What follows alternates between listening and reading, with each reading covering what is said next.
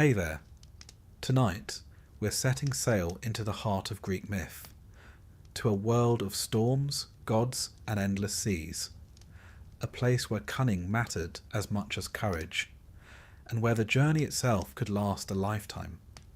This is the story of Odysseus, king of Ithaca, master of wit, and hero of the long voyage home. Known for his clever mind as much as his bravery, his tale is one of trickery, loss, resilience, and the enduring hope of return. From the wooden horse at Troy to the trials of the open sea, his name became a symbol of survival against impossible odds. If this kind of storytelling helps you rest, feel free to like the video and subscribe, but only if it truly brings you peace. And let me know in the comments where you're listening from and what time it is right now. It's always strangely comforting to see who else is out there, drifting off to the same quiet story. So, dim the lights, let the waves quiet around you, close your eyes, and let's begin with the tale of Odysseus. Let us begin then with a man who was never entirely comfortable being ordinary. Odysseus of Ithaca, son of Laertes and Anticlea, husband to Penelope, father to Telemachus, and a fellow whom even the gods could not quite agree upon. Some called him cunning, others crafty, and more than a few used less polite terms. But in Homer's Odyssey, he is introduced with the word polytropos, a wonderfully Greek term that can mean of many twists and turns. This is fitting, not only because he would later endure the longest, twistiest journey home imaginable, but because his personality itself bent in every direction. A man of strategies, improvisations, disguises, and, occasionally, downright fibs. If there was ever a fellow who could talk his way out of a sticky situation, or indeed talk himself into one, it was Odysseus. Now, Ithaca itself was not much to look at compared with the sprawling kingdoms of the mainland. It was a rugged island, rocky, windswept, perched in the Ionian Sea. Travellers from elsewhere might have sneered that it was hardly worth ruling at all. Yet for Odysseus, it was everything. His home, his inheritance, his kingdom. The Greeks, like many ancient peoples, didn't measure wealth merely in gold or luxuries, but in the land one ruled and the household one maintained. Ithaca's soil might have been stubborn, but it grew enough olives and grapes to keep its king fed, and its hills provided the goats and sheep that formed the backbone of Greek subsistence. What made Odysseus remarkable, though, was not Ithaca's landscape, but his mind. In the stories, he was not a hulking warrior like Ajax, nor a demigod like Heracles. Instead, he became legendary because he thought differently. Ancient Greeks valued this trait immensely, even as they mistrusted it. The word metis, cunning intelligence, was seen as both admirable and dangerous.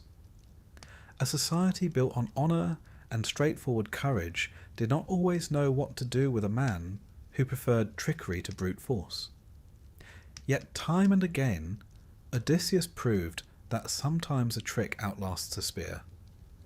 To understand him, it is useful to imagine the world in which he lived, the late Bronze Age Aegean, roughly the 12th century BCE, a time when powerful palatial centres dotted Greece, Mycenae, Pylos, Tiryns, Thebes, and traded with Egypt, Anatolia, and beyond.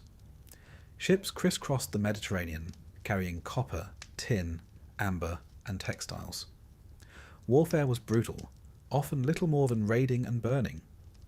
To survive, one needed not only strong arms, but also sharp wits.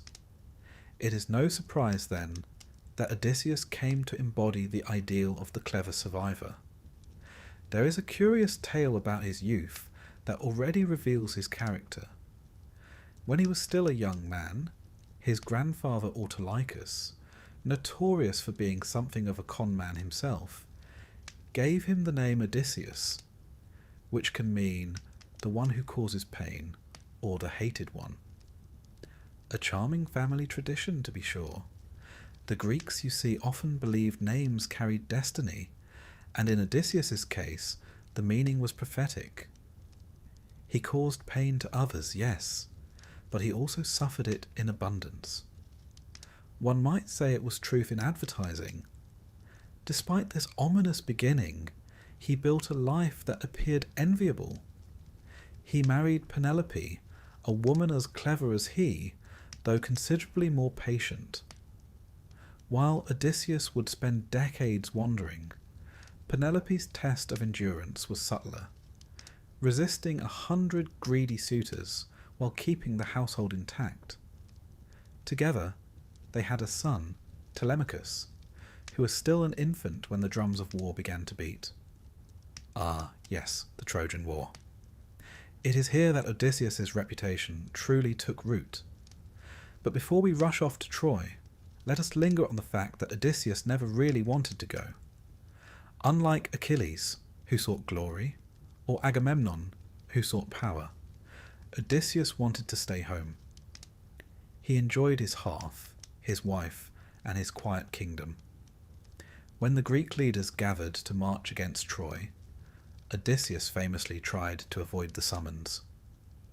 According to legend, he pretended to be mad, ploughing his field with an ox and a donkey yoked together, an absurd combination, and sowing salt instead of seed. A clever ruse, though perhaps not his finest.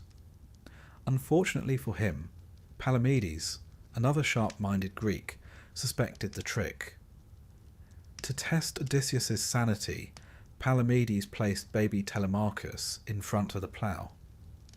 Odysseus, unwilling to kill his son, swerved aside, and his feigned madness was revealed. And so, reluctantly, he was bound for Troy. This episode tells us much about his character. Unlike many Greek heroes, Odysseus was not driven by blind passion or by the lure of Kleos, immortal fame, though he would later receive it. Instead, he was practical. He valued life at home over glory abroad, family over conquest. Yet he was also bound by the cultural web of obligation. The Greeks had sworn an oath years earlier to defend the marriage of Helen, the woman whose abduction by Paris sparked the war. Honour demanded that Odysseus join, no matter his personal preference. Now, as narrator, I must pause and note that much of this may be more myth than history. Scholars continue to debate whether the Trojan War was an actual conflict or a poetic exaggeration of smaller skirmishes.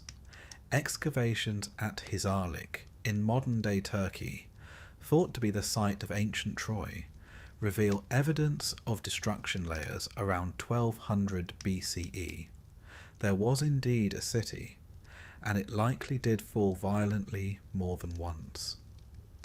Whether it was destroyed because of a runaway queen with a fondness for handsome Trojans, however, is a separate matter. But the Greeks, ever fond of storytelling, elevated the event into a myth of destiny, and in those stories Odysseus played a central role. His reputation grew throughout the war, not because he was strongest, but because he was indispensable. When Achilles sulked in his tent, Odysseus was the one who went to persuade him back to the battlefield. When the Greeks squabbled, Odysseus often acted as the diplomat. He was not above a bit of deception either, once sneaking into Troy disguised as a beggar to gather intelligence. One might call him the original spy, though perhaps without the tuxedo and martini. It is important to recognize how the ancient audience viewed such behavior. To the Greeks, heroes like Achilles embodied beer, force and sheer physical dominance. Odysseus, on the other hand, embodied metis, cunning intelligence, resourcefulness, adaptability. These two qualities were often seen in tension, but also as complementary. In fact, the gods themselves reflected this dichotomy. Athena, who became Odysseus's patron, was the goddess of wisdom and strategy, while Ares represented raw, often reckless violence. That Odysseus found favour with Athena is no accident. They were kindred spirits, both preferring brains over brawn. In this way, Chapter 1 of our tale establishes the central theme. Odysseus as the man of many turns, the mortal who survives not by being invincible, but by being clever. He begins as a man reluctant to leave home, thrust into a world of war and obligation, and soon to become the most famous wanderer in myth. Already we see the seeds of his fate. The gods will both aid him and hinder him, mortals will both admire and mistrust him, and through it all he will rely on that peculiar blend of quick wit and stubborn endurance. If you close your eyes now, you might almost picture him, standing on the shores of Ithaca, gazing out over the grey, wine-dark sea, knowing that his life would never again be simple. His mind, forever calculating, was already churning with schemes and strategies. He was about to embark on a journey that would test not only his body, but his very identity. And so, the man of many turns takes his first step into legend. And with that, dear listener, let us end this first chapter. For if Odysseus is anything, he is patient. He waited 20 years to return home. Surely we can wait until the next chapter to see how he fares, once war and gods take hold of his fate. The Trojan War is one of those stories that has been told so often, so widely, and in so many variations, that it is sometimes difficult to know where myth ends and history begins. Was it a single war at all? Or was it a long memory of many raids condensed into one dazzling tale? Scholars still debate it. But for the Greeks of Homer's time, it was no mere squabble. It was the defining conflict of an age, the stage upon which gods and mortals mingled, and where Odysseus, much against his own will, would carve out his legend. The war, as you likely know, began with a beauty contest. Yes, it does sound faintly ridiculous, but the Greeks had a talent for turning seemingly trivial quarrels into cosmic upheaval. The story goes that Eris, goddess of strife, who incidentally was never invited to parties for very good reasons, tossed a golden apple among the guests at the wedding of Peleus and Thetis. Upon the apple were the words to the fairest. Hera, Athena, and Aphrodite immediately claimed it. To settle the dispute, they selected Paris, a Trojan prince of dubious judgment, as judge. Each goddess attempted to bribe him. Hera promised political power. Athena promised wisdom and victory in battle. And Aphrodite promised the love of the most beautiful woman alive. Paris, with the impeccable foresight of a young man led by his hormones, chose Aphrodite. The trouble, of course, was that the most beautiful woman alive, Helen of Sparta, was already married to Menelaus, brother of Agamemnon. Paris carried her off, willingly or otherwise depending on which poet you prefer, and suddenly 1,000 ships were being launched across the Aegean. The Greeks rallied under Agamemnon's command, bound by the famous oath sworn years earlier when Helen first married. Every suitor of Helen had agreed that if ever she were taken, they would all come to her husband's aid. Honour, you see, is a dangerous glue. Once it sticks, it can drag everyone into catastrophe. Now, Where does Odysseus enter this grand pageant of egos, gods, and questionable decisions? As I mentioned before, he wanted no part of it. He valued Penelope and his infant son above the quarrels of kings. But the oath bound him as well, and once Palamedes exposed his feigned madness, there was no escape. And so, Odysseus prepared to leave his rocky Ithaca for the long, uncertain war at Troy. When the Greek armies gathered at Aulis, Odysseus quickly proved himself indispensable. He was not, by all accounts, the most charismatic commander. Agamemnon wore that dubious crown, but he had a gift for strategy and diplomacy. The Greeks were a fractious lot, each leader stubborn, proud, and not terribly inclined to follow another's orders. Odysseus often served as the voice of reason, persuading quarrelsome kings to work together. One can almost imagine him sighing, perhaps rubbing his temples, as yet another heroic hothead demanded his way. But the gods were watching. They always were in these stories, and they had their favourites. Athena, as mentioned, looked kindly on Odysseus, admiring his cleverness.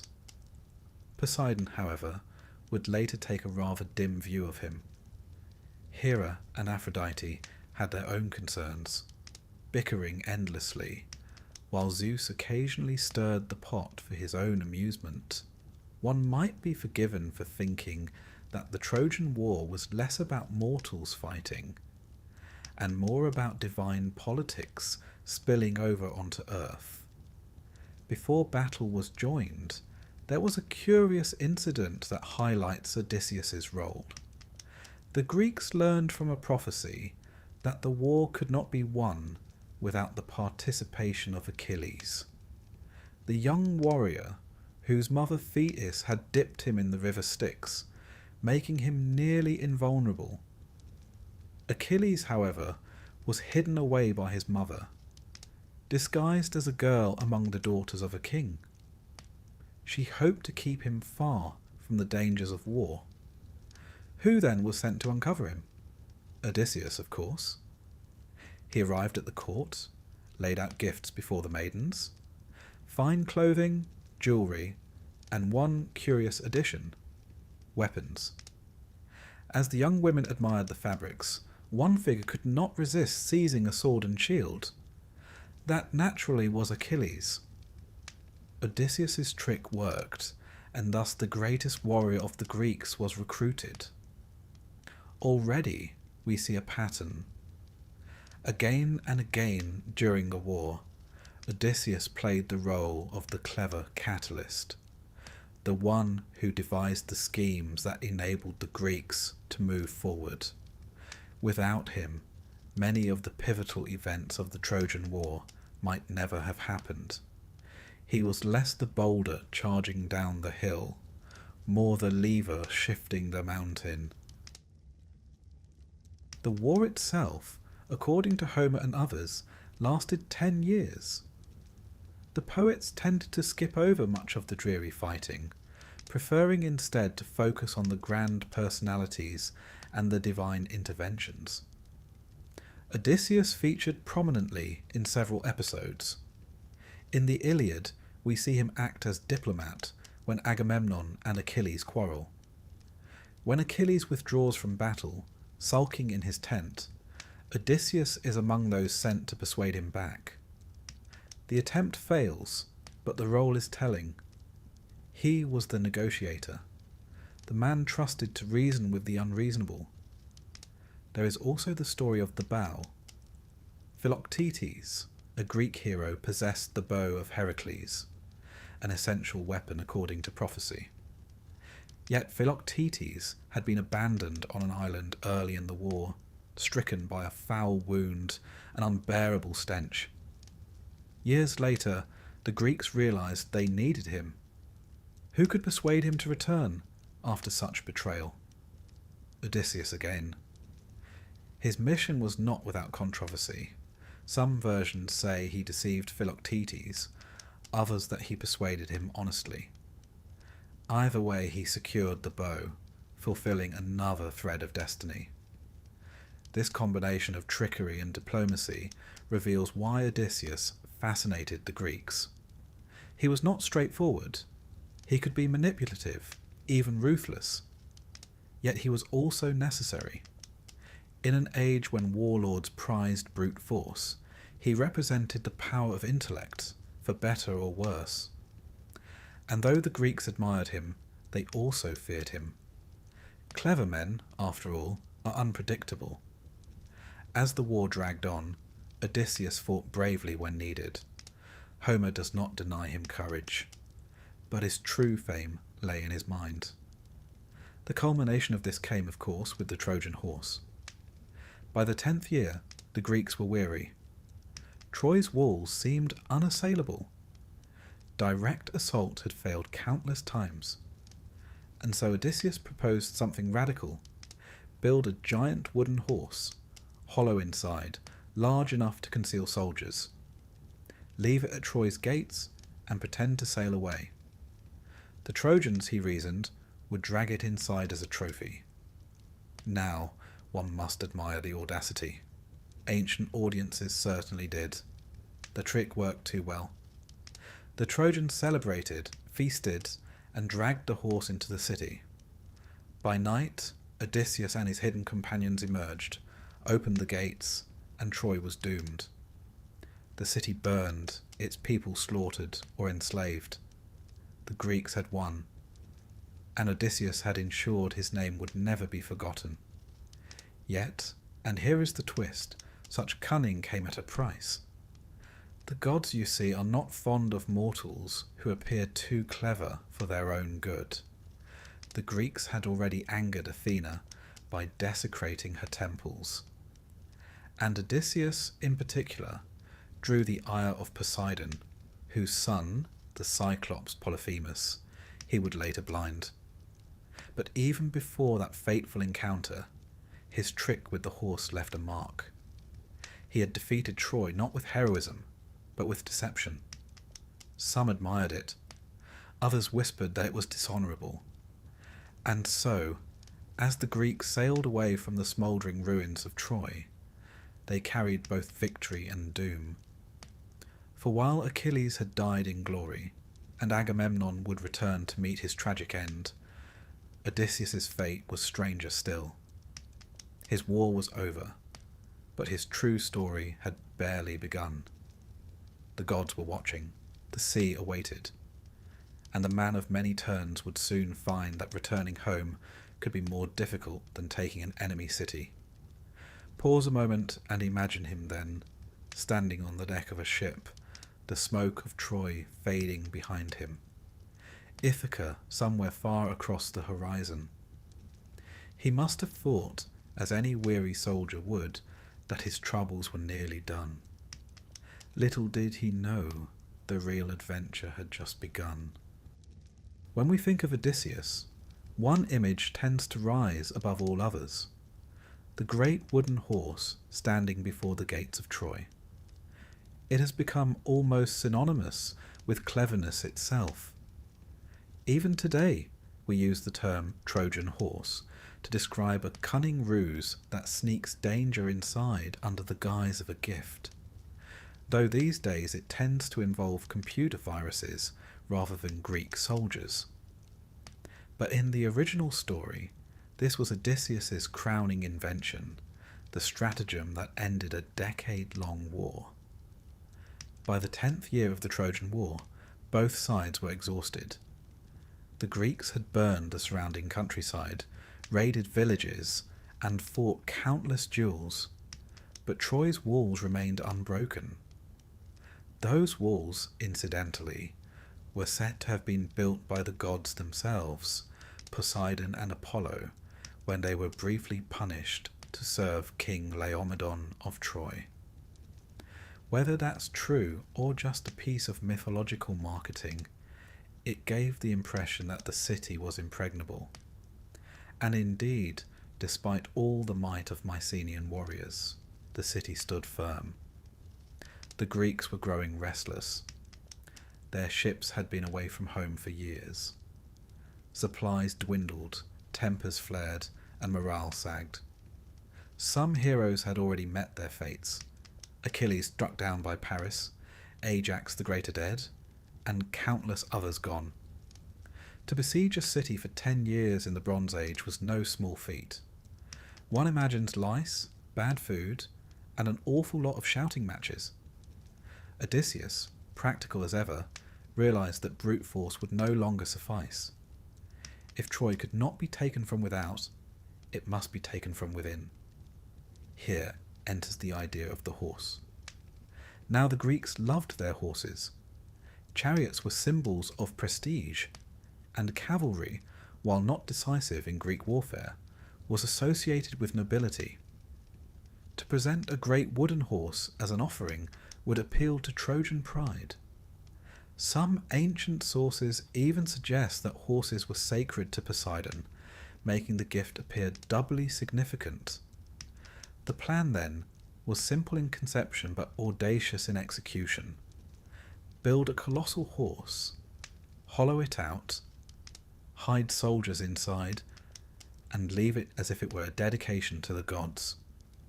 The Greeks would pretend to abandon the siege, sailing out of sight, while the Trojans, in their relief, would drag the trophy into their city.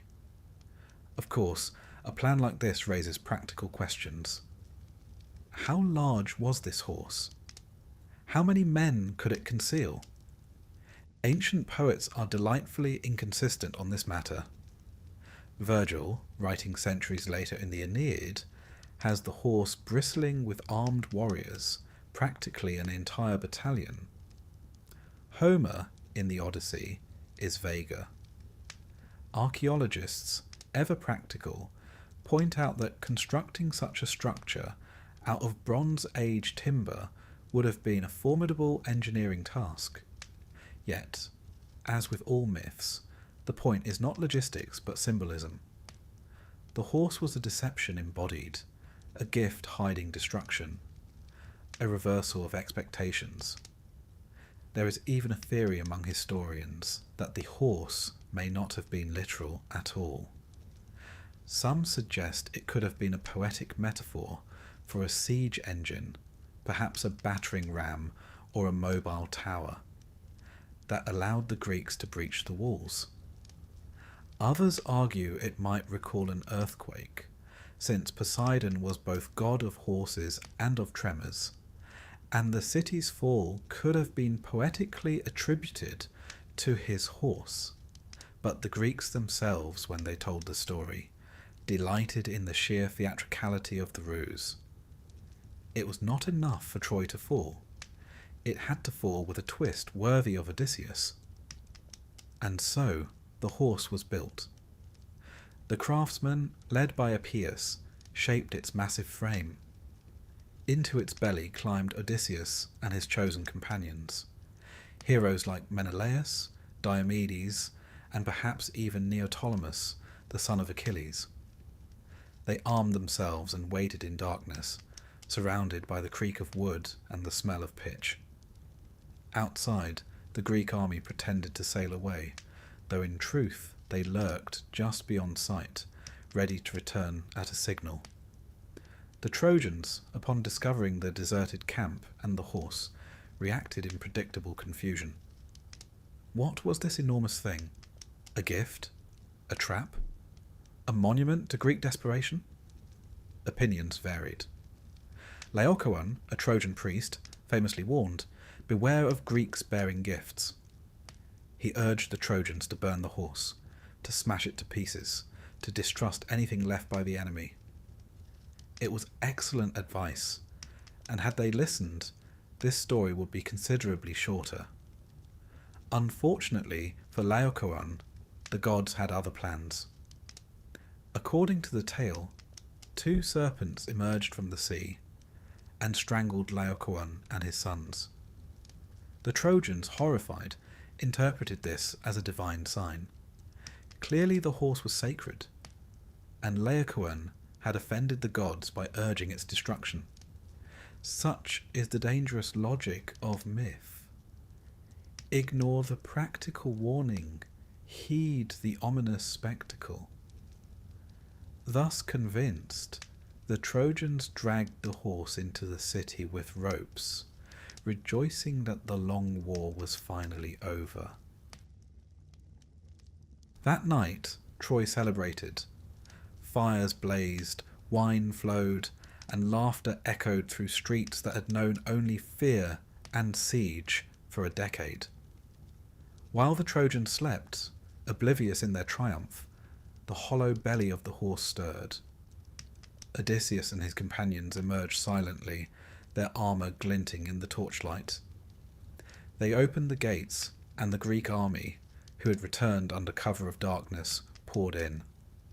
Troy was undone, the city burned. Priam, the aged king, was slaughtered at his altar. Women and children were taken captive. Cassandra, the prophetess cursed never to be believed, was dragged from the temple of Athena. Aeneas, in later Roman tradition, fled with his household to found a new destiny in Italy. But for the Greeks, the victory was total. The war was won.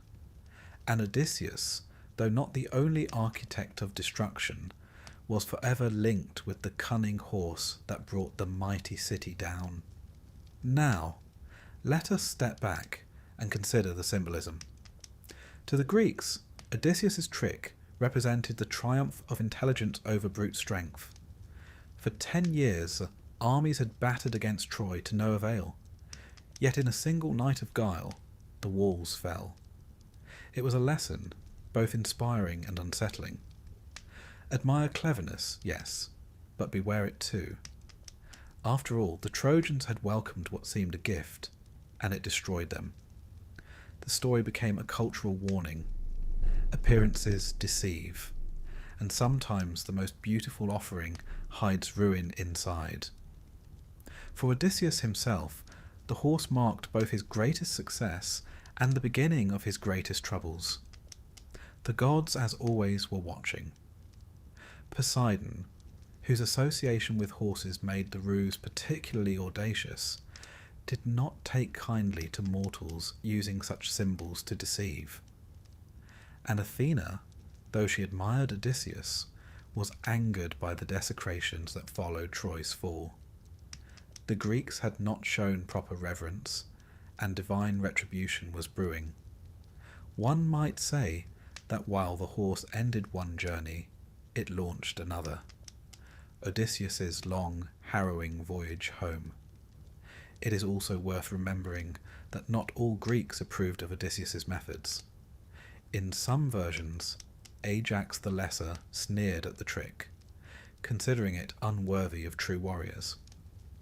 The tension between straightforward heroism and cunning strategy runs throughout Greek literature. Yet time and again, Odysseus proves that in a world governed by both men and gods, a sharp mind is often the most dangerous weapon. Picture him then, as dawn broke over the smoking ruins of Troy. Amidst the cries of the vanquished and the triumph of the victors, Odysseus must have felt a swell of satisfaction. His idea had worked. The war was finished. Soon, surely, he would return to Penelope and Ithaca, to the quiet life he had always preferred. But if he allowed himself that comforting thought, it was premature. For even as the ashes cooled, the gods were plotting, the sea was stirring, and Odysseus's true Odyssey was only beginning. It is one of life's small ironies that Odysseus, who had survived 10 years of war at Troy, was undone not by swords or spears, but by his own tongue. It wasn't an arrow that delayed him, nor the cunning of enemies, but rather the impulse to shout his name into the wind, like a man posting on social media after winning a minor argument. Pride, in the world of Greek myth, is a dangerous business. And when one's pride collides with the dignity of the gods, the results are rarely pleasant. Let us begin by remembering who Poseidon was. To the ancient Greeks, Poseidon was not a gentle seaside deity presiding over holiday paddles and seashell collections. He was the shaker of the earth, the god whose temper sent walls tumbling, whose trident could raise islands from the sea or swallow them whole. Fishermen, traders, and soldiers depended on the sea for survival, yet they feared it too. The sea was life and death in equal measure.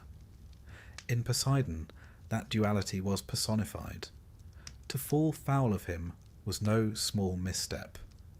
It was rather like irritating the weather itself.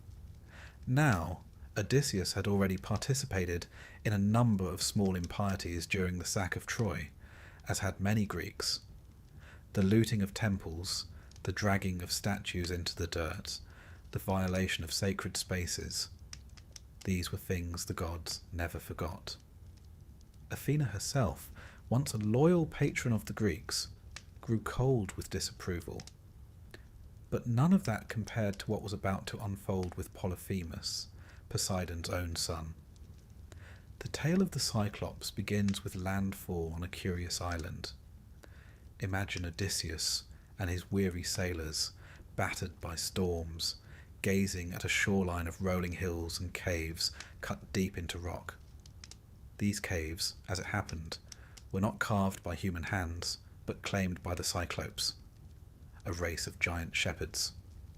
They had no ships, no agriculture, and no councils. Homer describes them as lawless, not in the sense of wickedness, but in the sense of isolation. Each man ruled his own household, and no one gave heed to neighbours. Civilization, in the Greek sense, did not touch them. For the Greeks, hospitality, or xenia, was sacred. A host was expected to welcome strangers, provide food and drink, and send them on their way with gifts. The guest, in turn, was expected to be respectful. This system was more than courtesy. It was bound up with religion. For Zeus himself was patron of strangers and travellers. To violate hospitality was to offend Olympus. Thus, when Odysseus and his men wandered into Polyphemus's cave and helped themselves to cheese and milk, they were testing the very boundaries of what was acceptable. Polyphemus, returning home, was not impressed. A giant of a man, or rather, a man in shape, but not in civility, he rolled a stone across the entrance that only he could move. Then, with no hesitation, he snatched up two of Odysseus's companions and devoured them raw. Homer is graphic here, as though to emphasize the sheer horror of lawlessness. To the Greek ear, Polyphemus was not just a monster, but an anti-citizen, one who knew nothing of laws, councils, or proper respect. Trapped in the cave, Odysseus faced a dilemma. Violence was useless, for the stone at the entrance required strength beyond mortal measure. Escape seemed impossible, and so he turned, as always, to cunning. Producing a skin of strong wine, a gift from earlier travels, he offered it to Polyphemus. The Cyclops, unused to such potent drink, consumed it greedily. His single eye drooped, his head swayed. When asked his name, Odysseus replied with calculated mischief, "Nobody." And so, when the sharpened stake was driven into Polyphemus's eye, and the giant roared in agony, calling his neighbours for aid, they asked who was harming him. "Nobody!" he screamed. And satisfied that he was suffering from some divine illness rather than mortal attack, they left him to his misery. The escape was another masterpiece of cunning. Odysseus tied his men beneath the bellies of sheep, so that when Polyphemus, blind, felt along their woolly backs as they left the cave, he never noticed the men clinging underneath. It was, one must admit, both ingenious and slightly undignified. Heroes in Greek myth are not always graceful in their triumphs. At this point, the story might have ended well. They had escaped a grisly death, fooled a giant, and reached the safety of their ships. But Odysseus, unable to resist the temptation, shouted back across the water. He mocked Polyphemus, taunted him, and most fatally revealed his name and lineage. "Tell them it was Odysseus of Ithaca who blinded you," he boasted. Polyphemus then lifted his arms to the sky and prayed to his father Poseidon. It was a simple prayer, but devastating, that Odysseus might never reach home, or if fated to do so, that he should come late, alone in misery, to find sorrow waiting. Poseidon heard, and thus the die was cast. From this point forward, every storm, every detour, every misfortune at sea was tinged with Poseidon's anger. One might view the Odyssey as a series of unfortunate accidents, but Homer makes it clear these were not accidents. They were the steady hand of a god offended, guiding the winds and waves to thwart a mortal. Historically, this story reflects something deeper about Greek life. To the Greeks, the sea was at once highway and hazard. Traders depended upon it, colonists spread across it, and soldiers sailed upon it to wage wars. Yet the sea was fickle. A journey meant for a week might take months. Pirates lurked in hidden coves. Sudden storms could smash a fleet. Poseidon embodied this unpredictability, and the story of Odysseus gave mythological form to the daily anxiety of sailors. There is also the matter of hubris. The Greeks told such tales not only for entertainment, but as cautionary parables. Odysseus's mistake was not the blinding of Polyphemus. After all, survival justified cunning. His mistake was in boasting afterwards, in placing his pride above his safety. To insult a mortal enemy is foolish enough. To insult a god's child is reckless beyond measure. As Odysseus's ships sailed away, the waves grew restless.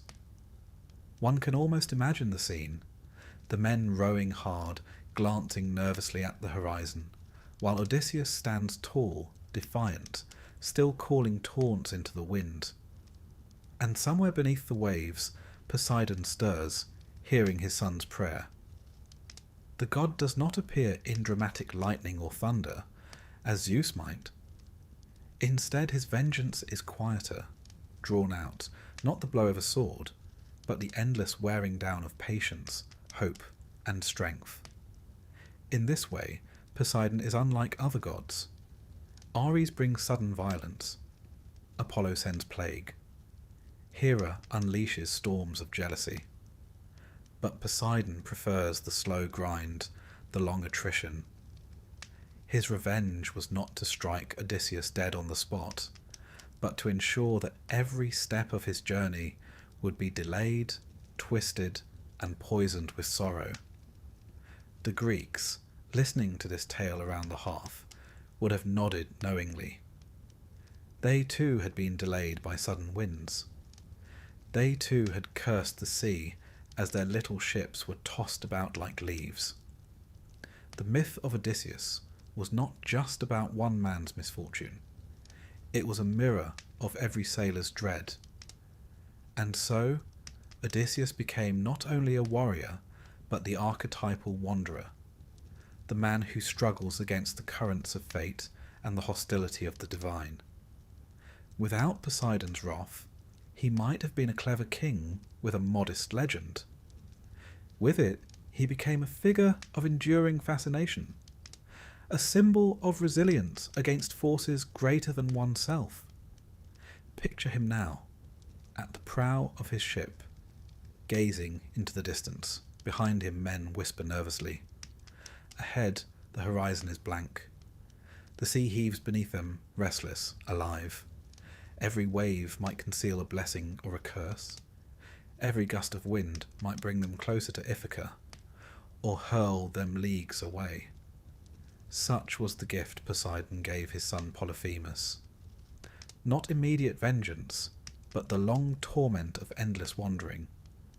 And so, the story of Odysseus, from this moment on, is shadowed by the sea god's anger. Each new landfall, each new trial, can be traced back to that moment of pride outside the Cyclops' cave. For once, a god has fixed his gaze upon a mortal. There is no easy escape, only endurance. It is said that temptation is the true test of a man, and Odysseus, poor fellow, never lacked for it. If the Trojan War proved his courage, and the Cyclops proved his cunning, then the long years that followed would test his endurance against softer, subtler forces, those that came not with spears and roars, but with gentle hands, sweet fruit, and whispers of forgetfulness. The first such trial came with the Lotus Eaters. Now, on the surface, the story seems almost laughably simple. Odysseus and his men land on a strange shore, encounter friendly locals who offer them fruit, and those who eat it promptly forget everything else. It sounds like a cautionary tale about sampling unfamiliar cuisine while abroad, but beneath the surface lies something much deeper, a meditation on memory, identity, and the human need for purpose. Let us set the scene. Imagine the weary ships of Odysseus gliding into a tranquil bay. The sun is warm, the air fragrant, the waves gentle. After storms and terrors, after the howling of Cyclopes, this place seems paradise. The inhabitants, described vaguely by Homer, are not hostile warriors but peaceful folk, living on the fruit of the lotus plant. They do not threaten the Greeks with swords. Rather, they welcome them with food. It is the softest kind of danger, the sort that seduces rather than strikes. The lotus fruit, according to Homer, had the peculiar property of making one forget home. To eat it was to lose all desire to return, to drift into contented apathy. No hunger, no ambition, no longing, just a pleasant stupor. To a Greek audience, this was terrifying. For the essence of Greek identity lay in one's obligations, to family, to household, to city, to gods. To abandon those was to cease being truly human. Here, Odysseus' role as leader is revealed in a new light. When his men tasted the fruit and begged to remain, he did not join them. He did not scold them either. Instead, with a mixture of firmness and compassion, he dragged them bodily back to the ships and bound them to the benches until the intoxicating spell wore off. It was not cruelty, it was protection. He knew that to surrender to forgetfulness was to lose themselves entirely. Historically, scholars have puzzled over the lotus plant. Some suggest it may have been a reference to the date palm, others to a type of jujube fruit, or even a kind of narcotic herb. Whatever the real inspiration, the meaning is clear. It symbolized escape through forgetfulness, a temptation as dangerous as any spear. In the wider cultural sense, this episode speaks volumes. The Greeks valued memory. Their epics were sung, their histories recited, their genealogies traced carefully. To forget one's past, to abandon the struggle for glory or return, was unthinkable. Even in death, heroes sought remembrance, for to be forgotten was a second death. Thus, the Lotus Eaters represented not merely laziness, but the erasure of self. One can almost hear the drowsy voices of the sailors. Why return to Ithaca? Why endure storms, monsters, and the anger of Poseidon? Here, the sun is warm, the fruit sweet, the days easy. Why suffer when one can drift? And Odysseus, shaking his head, must have thought of Penelope weaving by her loom, of Telemachus growing into manhood, of Ithaca's rocky hills waiting for his tread. He could not yield, not even to this soft oblivion.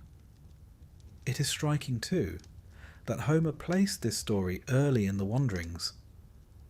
Perhaps he wished to remind his listeners that the real challenge of life is not always in battle, but in resisting the gentle slide into forgetfulness.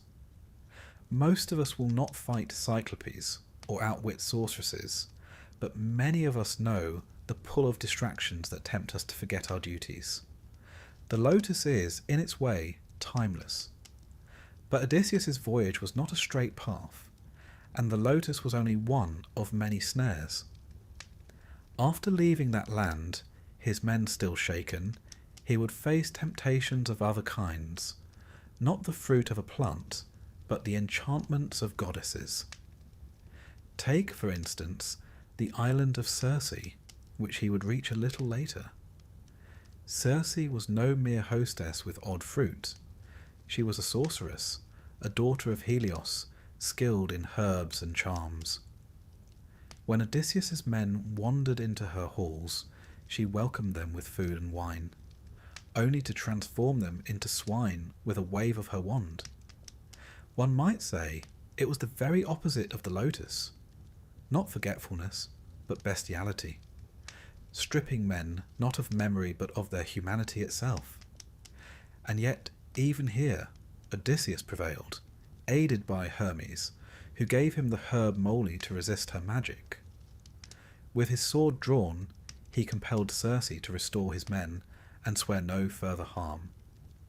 But what followed is curious. He did not leave at once. Instead, he and his men remained for a full year, feasting, resting, and, dare one say, enjoying themselves rather more than was strictly necessary. Here lies another layer of temptation: comfort.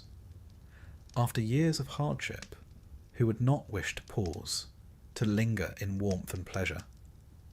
But once again, it was Odysseus who reminded his men, and perhaps himself, that their true goal was not endless banquets, but home.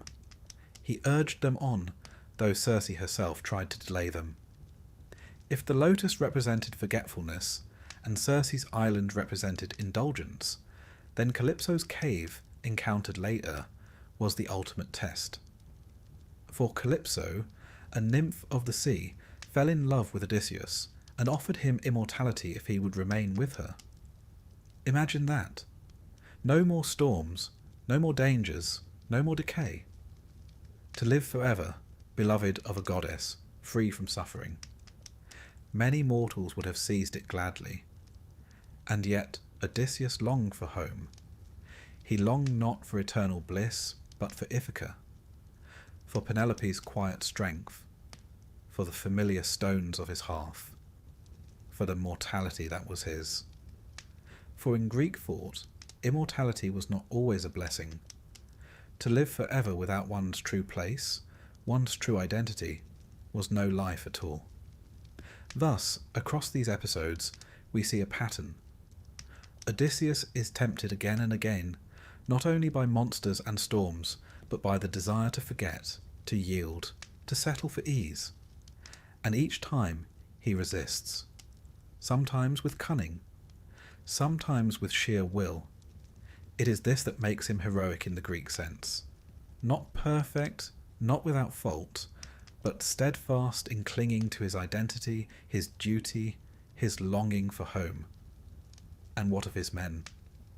They were less steadfast. Again and again they faltered, eating the lotus, succumbing to Circe, slaughtering the cattle of Helios. In them we see the frailty of mortals, in Odysseus the determination of one man. It is little wonder that, in the end, he alone returned. One can almost imagine Homer's audience nodding knowingly as they heard these tales. For life itself was full of lotus fruits, chances to drift, to abandon toil, to forget obligations.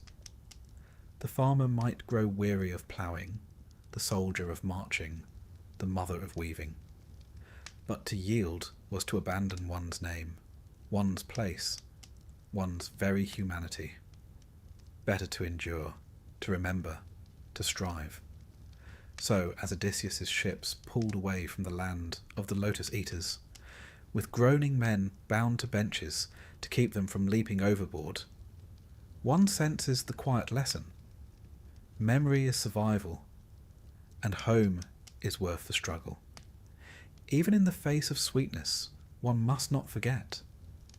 And from that tranquil but dangerous shore, they sailed once more into Poseidon's seas, carrying with them not only the memory of temptation resisted, but the heavy knowledge that far greater tests still lay ahead.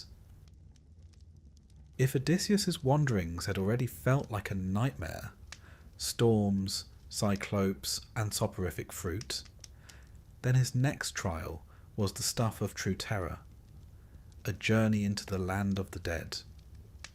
For most men, death marked the end of travel. For Odysseus, it was just another destination on the itinerary. The descent into the underworld is one of the most haunting episodes in the Odyssey, not merely because of the shades he encounters, but because it reveals the Greek imagination of death itself.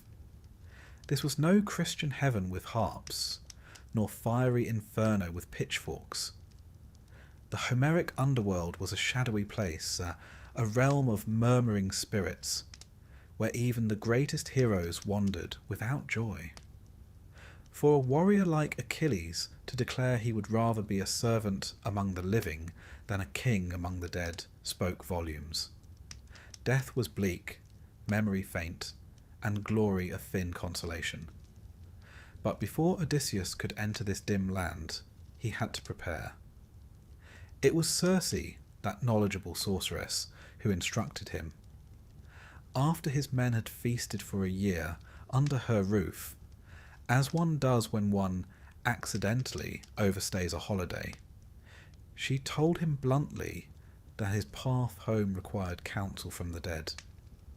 Specifically, he must seek Tiresias, the blind prophet of Thebes, who retained wisdom even beyond the grave. The journey began with sacrifices.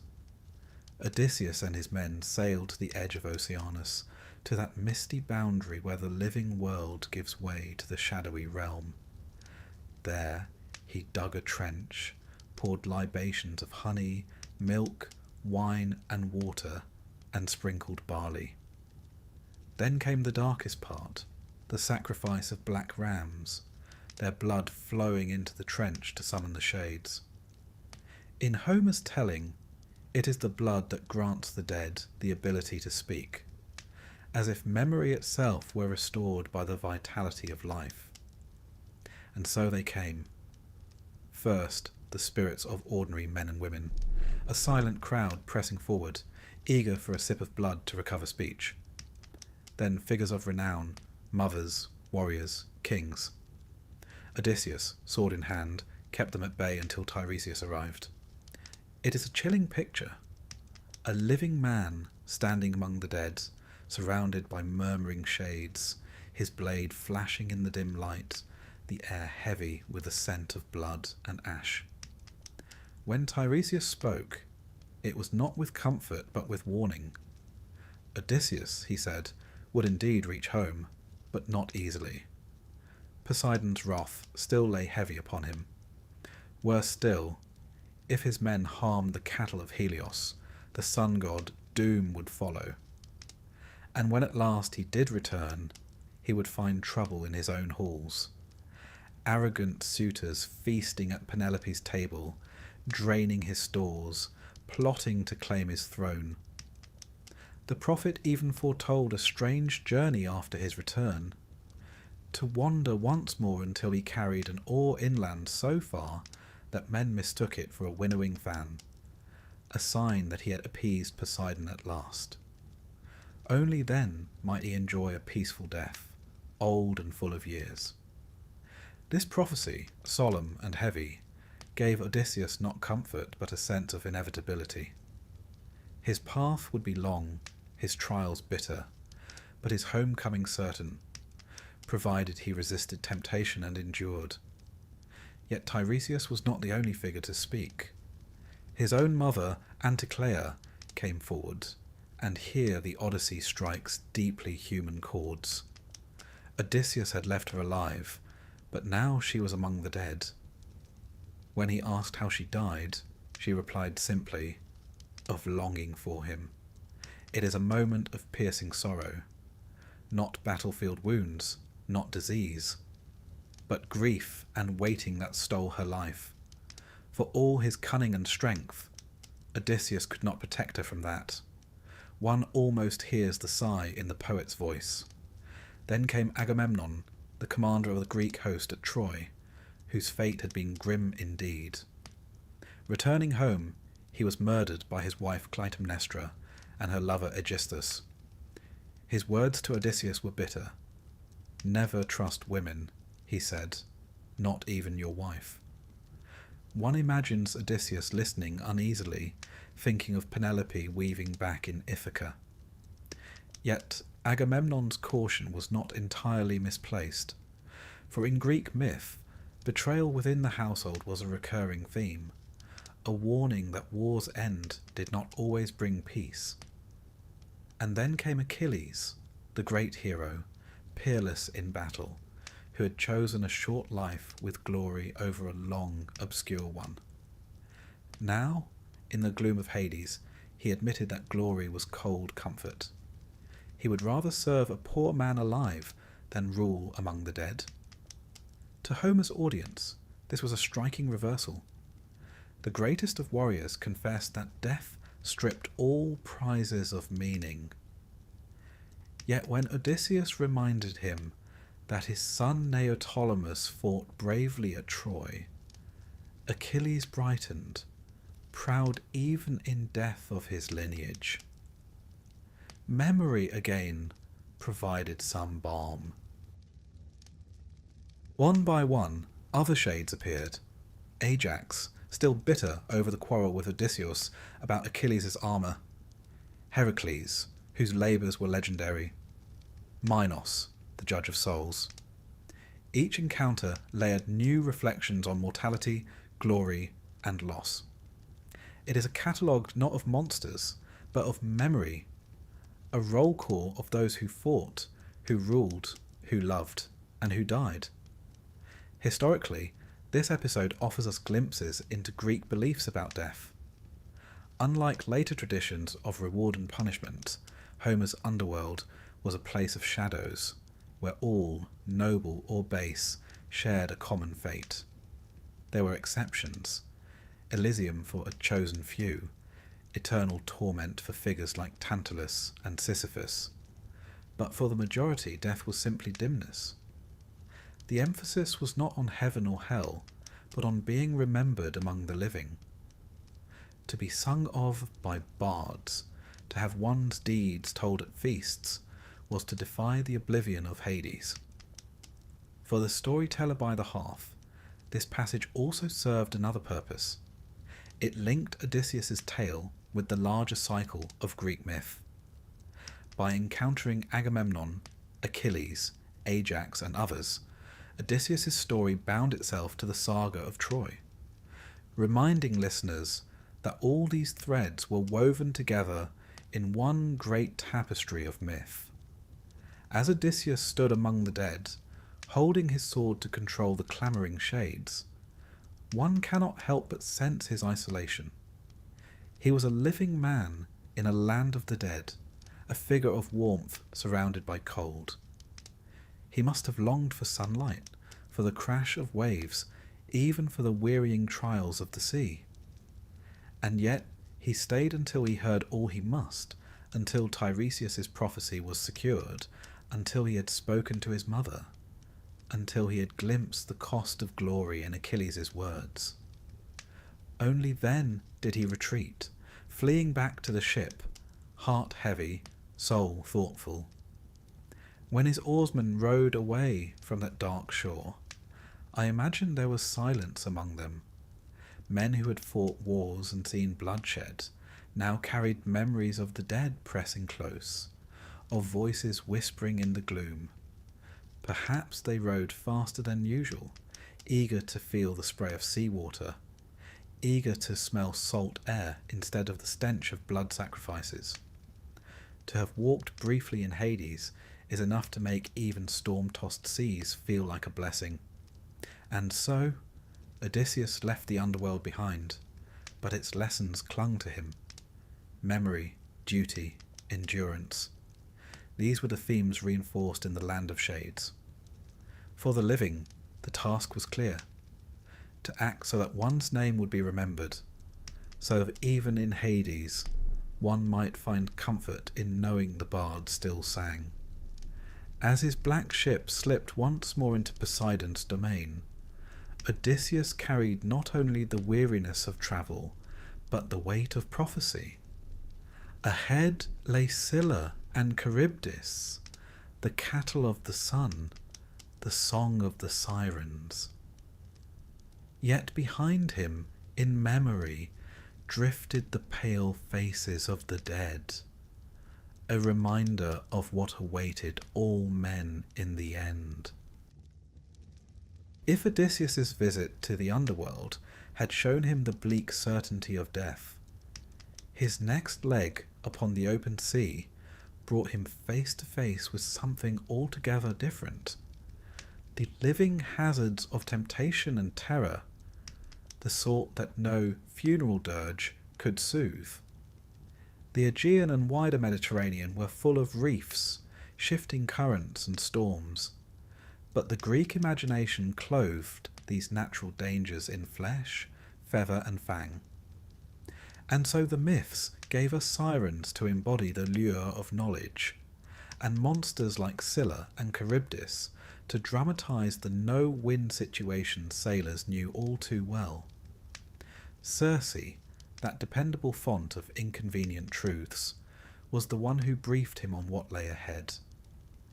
Having just helped him speak with the dead, she did not sugarcoat matters. In fact, her tone, at least as Homer presents it, is rather matter-of-fact, as though one always prepares houseguests by listing off monsters, whirlpools, and murderous cliffs. She warned Odysseus of three things: the Sirens, whose songs no man could resist; Scylla, a six-headed horror that would devour men whole; and Charybdis, the great maw of the sea, a whirlpool capable of swallowing an entire vessel. For a modern listener, one might think, surely this is an exaggeration, the stuff of poetic fancy. But for ancient Greek sailors, these tales reflected lived anxiety. The Mediterranean, though beautiful, was also treacherous. Narrow straits, sudden storms, and strong currents made the sea as much an adversary as a pathway.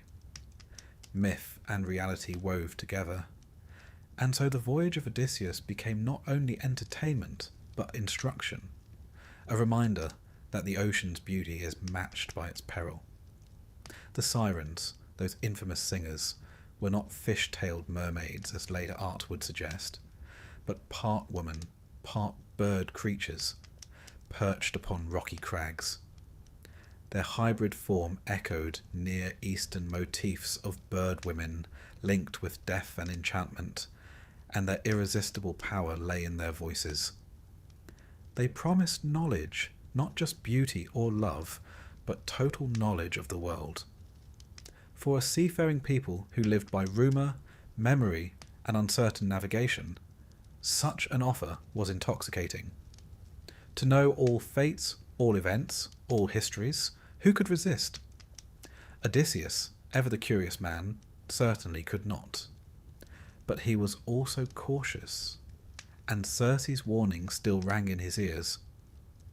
He ordered his men to plug their ears with beeswax, softening it with their hands and pressing it into place, a sight that must have looked comical if not for the deadly seriousness of the task. Then, with the solemnity of a man preparing for temptation, he instructed them to lash him tightly to the mast, and no matter what he shouted, they were not to untie him. His men obeyed, no doubt with the faint amusement of soldiers who rarely get to tie up their own commander.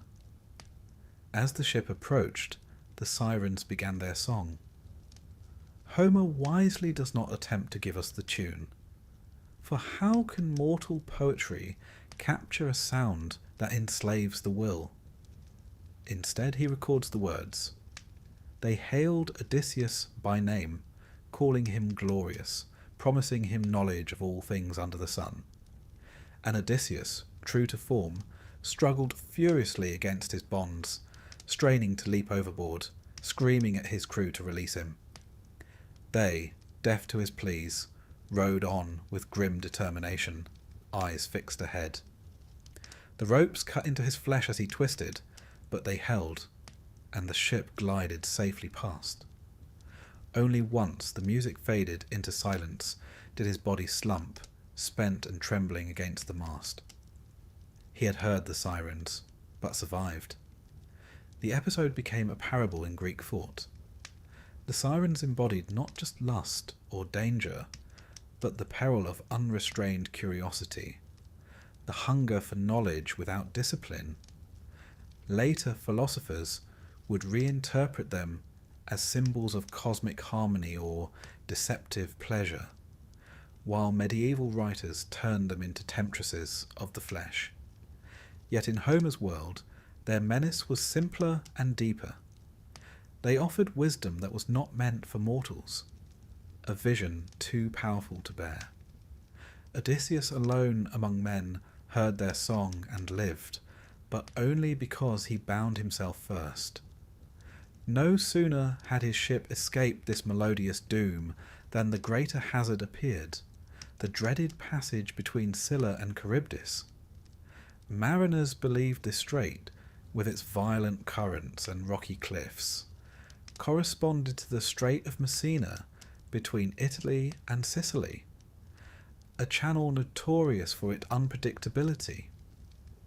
To sail through it was to face two perils side by side, each capable of destruction. On one side was Charybdis, the whirlpool, imagined as a monstrous mouth in the sea. 3 times a day she sucked down the waters and belched them out again in thunderous surges. Any vessel caught in her pull would be swallowed whole. On the other side crouched Scylla, half hidden in her cliffside cave. From her waist sprang 6 necks, long and snake-like, each ending in a savage head with triple rows of teeth. At a ship's passing, each head would dart out, snatching a sailor into the air and devouring him alive. Circe had advised a cruel pragmatism, better to pass nearer Scylla. She would take 6 men, no more, no less, while Charybdis might swallow all. The logic was sound, but it offered no comfort to a leader who valued his men. Odysseus must have wondered which 6 faces would be lost, which voices would be silenced forever in screams. Yet he had no choice but to steer toward her cliff. The description of the strait is one of Homer's most vivid. The sea roared and seethed, the air shook with the thunder of Charybdis drawing down the waves. Above, jagged rocks jutted like teeth, and the shadows of Scylla's cave loomed. The men rowed hard, muscles straining, sweat pouring, eyes wide with fear. Odysseus, in full armour, gripped his spear, though Circe had warned him it would be useless. Perhaps he hoped by defiance alone to shield his men. And then it came, sudden, merciless. 6 necks lashed out from the cave, 6 gaping jaws seized 6 men. Their screams echoed as they were lifted from the deck, flailing helplessly, calling their comrades' names. In a heartbeat they were gone, devoured before their companions' eyes. Odysseus wept openly, admitting later that it was the most dreadful sight he ever endured. He could do nothing. His cunning, his strength, his leadership were all powerless in that moment. Sometimes even heroes must simply endure. This harrowing passage struck a deep chord with Greek audiences. The sea was their highway, but also their terror, and Scylla and Charybdis gave form to the dangers of narrow straits and unpredictable tides. To this day, the phrase between Scylla and Charybdis endures, capturing the essence of being caught between two unavoidable dangers.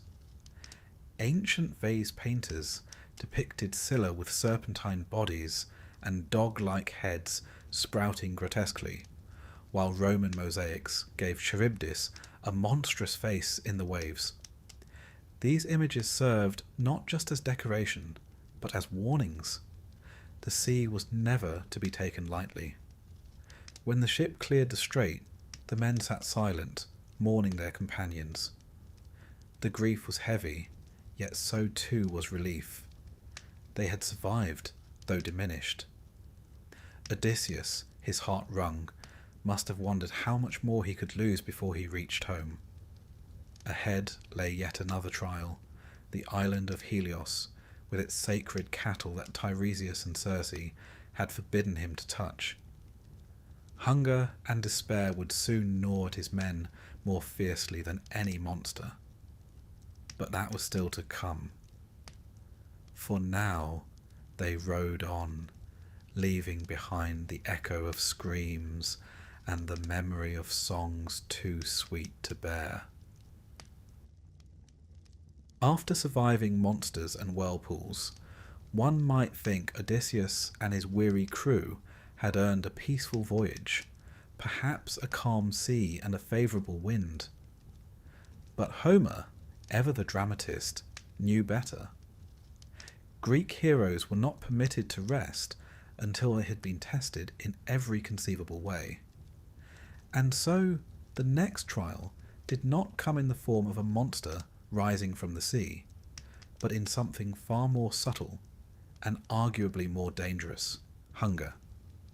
The ship carried the men to the island of Thrinacia, sacred to Helios, the sun god himself. This island was not just a dot of land in the middle of the sea. In Greek imagination, it was one of those uncanny places where divine and mortal spheres overlapped, where every step risked trespass. Helios, unlike Zeus or Poseidon, was not a god to be taken lightly or ignored. His power was absolute and daily visible. He drove his blazing chariot across the sky, illuminating all beneath him. Nothing escaped his notice, which is rather inconvenient if you're hoping to sneak a bit of supper from his sacred herd. Odysseus had been warned not once but twice about this very island, first by Tiresias in the underworld, then again by Circe when he returned to her shores. Both warnings were explicit. Do not harm the cattle of the sun, no matter how dire the hunger. To do so would invite ruin, for Helios would demand vengeance, and Zeus himself would oblige. It was, in essence, the mythological equivalent of a "do not touch" sign, written in fire and thunder. And yet, as history has repeatedly shown, humans have a terrible habit of testing such signs, particularly when their stomachs are empty. Odysseus, at least, took the warning seriously. As they approached Thrinacia, he solemnly instructed his men to avoid the cattle entirely, reminding them of the fates that befell those who ignored divine warnings. His tone, one imagines, carried the weary exasperation of a man who has seen too much folly already. Yet leadership is not only about giving instructions, it's about keeping men alive long enough to follow them. And this, unfortunately, was where matters went awry. The weather, that most ancient of plot devices, turned against them. Zeus sent a storm that pinned the ship on the island for an entire month. The men built huts, rationed what food they had, and prayed for mercy. But as days became weeks, their supplies dwindled, and the gnawing ache of hunger began to twist their thoughts. Homer is careful here, reminding us that the human body, when deprived of food, can drive even disciplined men to desperation. It is no coincidence that ancient Greek culture regarded hospitality, the giving of food and shelter, as a sacred duty. To deny a man bread was to push him closer to dishonour, even madness. At first, the crew obeyed Odysseus's instructions. They hunted fish, dug for roots, even chewed on what scraps they could gather. But hunger is a relentless persuader.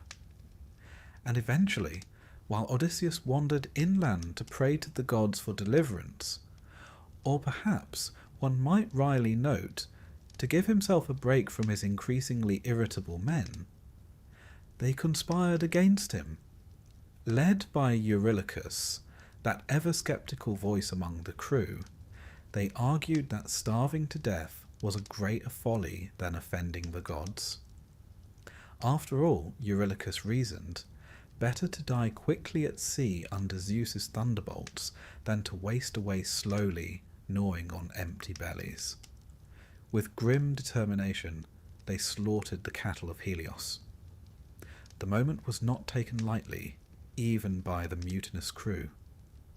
Homer tells us they performed makeshift rites, attempting to justify their act as a kind of offering. But one suspects this was more about easing their consciences than appeasing Helios. After all, roasting divine cattle is rather difficult to disguise as a sacrifice when one also eats the offering. The smell of roasting beef filled the air, a fragrance both delicious and damning.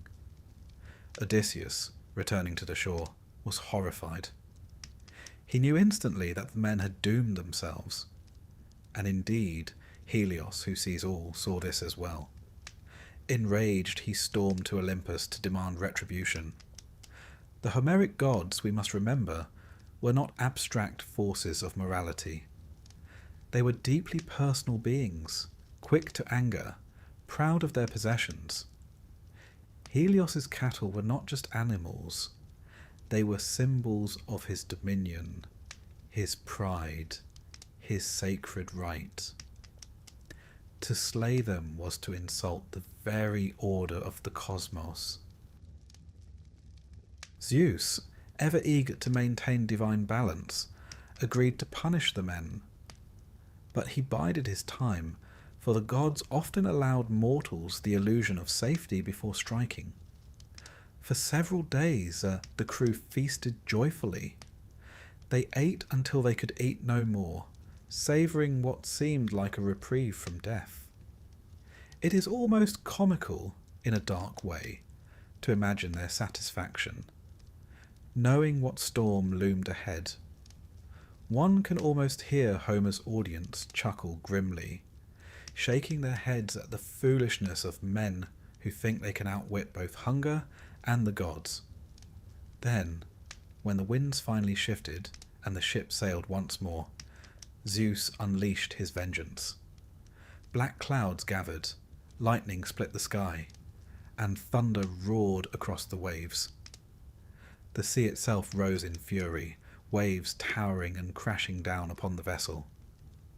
A bolt of lightning struck the ship, splintering the mast and tearing the hull apart. Men were thrown into the sea, their cries swallowed by the storm. One by one, they disappeared beneath the waves, until only Odysseus clung to a fragment of timber, tossed about like a leaf in a tempest.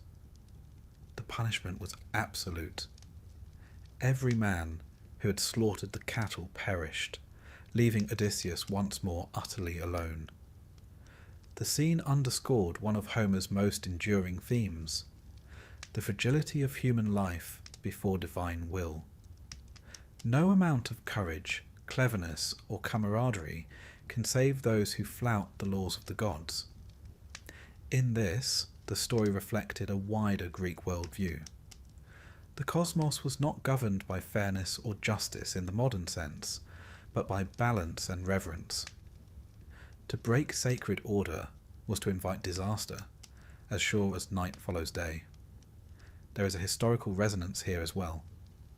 ancient Greek seafarers lived in constant dependence upon forces beyond their control. Winds, tides, storms. Sacrifices to gods like Poseidon and Helios were not empty rituals. They were expressions of both fear and gratitude. The slaughter of the cattle dramatized the ultimate taboo, consuming what belongs to the divine, and the consequences illustrated what happened when human desperation collided with sacred law.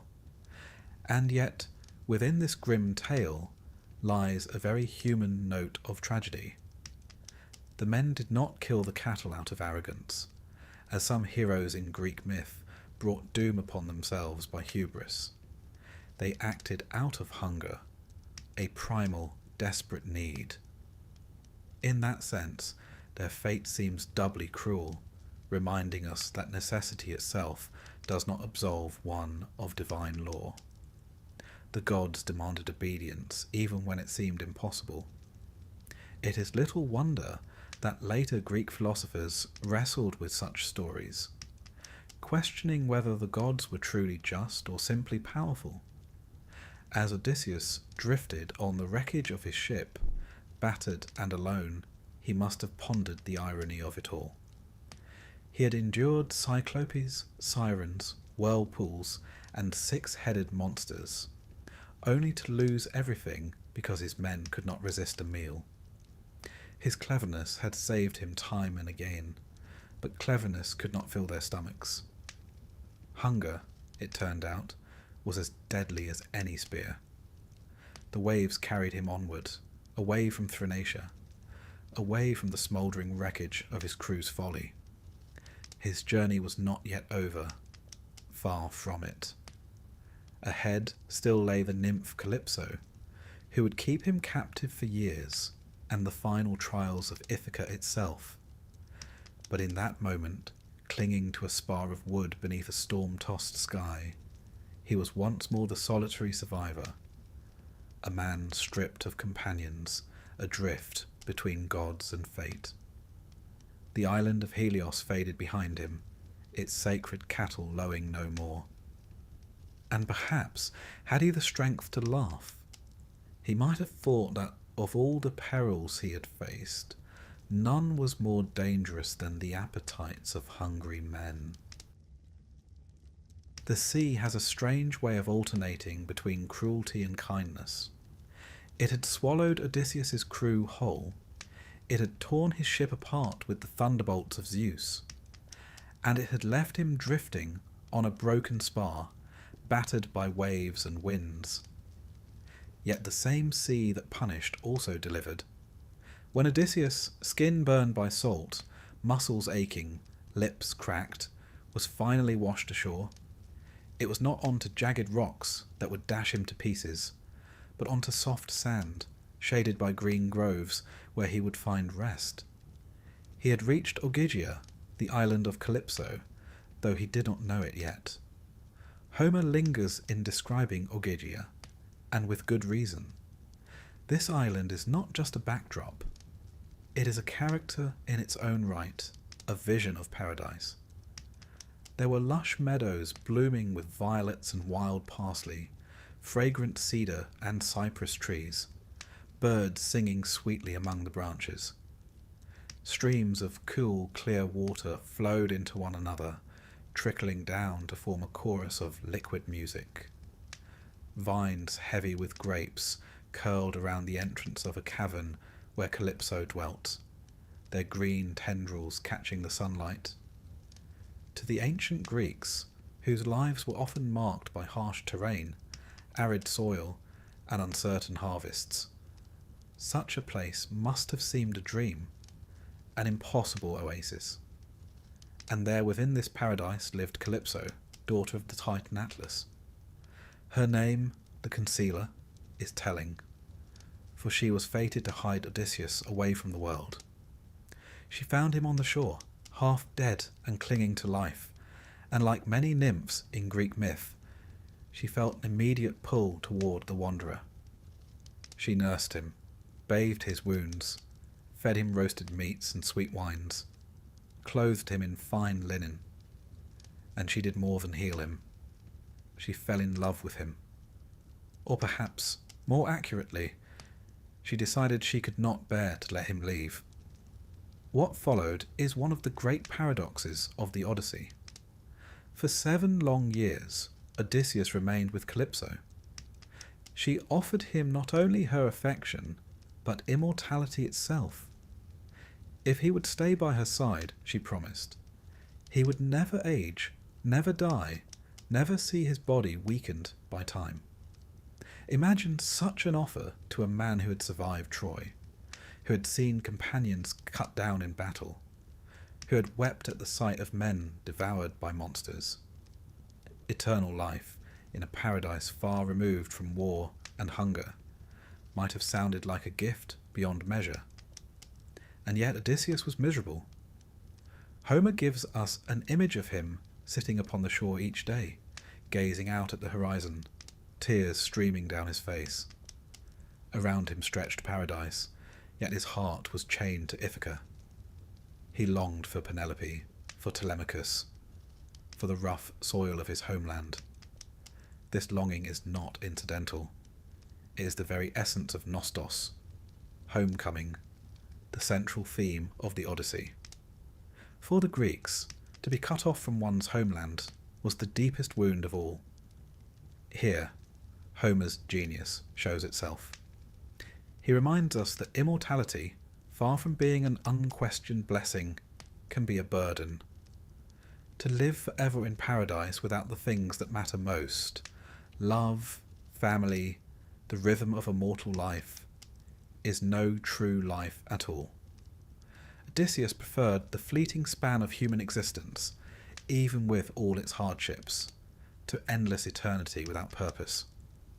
In this, he differed from many figures in myth who grasped at immortality. Tithonus, granted eternal life without eternal youth, withered into a shriveled husk. Others sought to become gods, only to be punished for their arrogance. Odysseus, by contrast, chose mortality, and, in doing so, revealed a very Greek wisdom. It is the limits of life that make it meaningful. But Calypso was not merely a captor. She loved him, or at least believed she did, and her island was both cage and sanctuary. One imagines her frustration as Odysseus wept day after day for Ithaca. She had offered him everything she could: food, love, even the defiance of death itself. Yet it was not enough. Love, when it demands surrender of the self, becomes a kind of imprisonment. Calypso's affection concealed as much as it revealed. The gods, too, watched all this unfold, and eventually it was Athena who intervened. She had been Odysseus's champion from the beginning, the goddess of wisdom and cunning who saw in him a kindred spirit. She petitioned Zeus to allow him to return home at last, and Zeus, after due deliberation, agreed. He sent Hermes, the swift messenger, with winged sandals, to carry the decree to Ogygia. Hermes' arrival on Calypso's island is described with characteristic detail. He found her in her cavern, weaving with a golden shuttle, the air around her filled with fragrance. It is an image that emphasizes her domesticity and her divinity alike, a goddess engaged in the timeless labor of women. When Hermes relayed Zeus's order that she must release Odysseus, Calypso was indignant. She accused the gods of hypocrisy, and with good reason. Male gods, she pointed out, were free to take mortal lovers, to father children with impunity, to keep companions as long as they pleased. Yet when a goddess dared to claim a mortal man, she was scolded and commanded to let him go. It was, she argued, a double standard. Her protest is one of the few places in Homer where a divine female voice challenges the inequities of the cosmos. Calypso's words resonate even today, for they reveal an awareness that the rules of the world, even the divine world were written to favour men. Yet for all her protest, she could not defy Zeus. Reluctantly, with wounded pride, she agreed to obey. When she told Odysseus, her tone was half bitter, half resigned. She framed it as her choice, though both knew it was the will of Zeus. Still, she did not hinder him. Instead, she gave him what he needed: tools to fell trees, an axe to shape them, augers to bore holes, and ropes to lash the timbers. With her guidance, Odysseus built a raft strong enough to withstand the sea. She provisioned it with food and drink, clothed him in garments fit for a traveller, and even gave him a favourable breeze at his departure. For a captor, she proved surprisingly generous in farewell. It is worth pausing here to consider what Ogygia represented to Homer's audience. Geographically, it was nowhere, a mythic place, perhaps imagined on the far western reaches of the world, beyond the Pillars of Heracles, where the known Mediterranean ended. Symbolically, it was the very edge of existence, a limbo between life and death, mortality and immortality.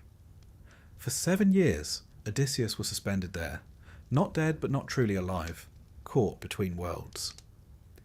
His departure was less an escape than a rebirth, a return to the mortal struggle that defined his existence. There is also a cultural lesson embedded in the tale. Greek sailors venturing beyond familiar waters often imagined islands of wonder at the margins of the sea. These were places where time seemed to stop, where gods mingled with mortals, where one might be trapped in luxury forever. To the Greeks, such places were as much warnings as fantasies. They spoke of the danger of forgetting one's purpose, of losing oneself in comforts that strip away the drive to return.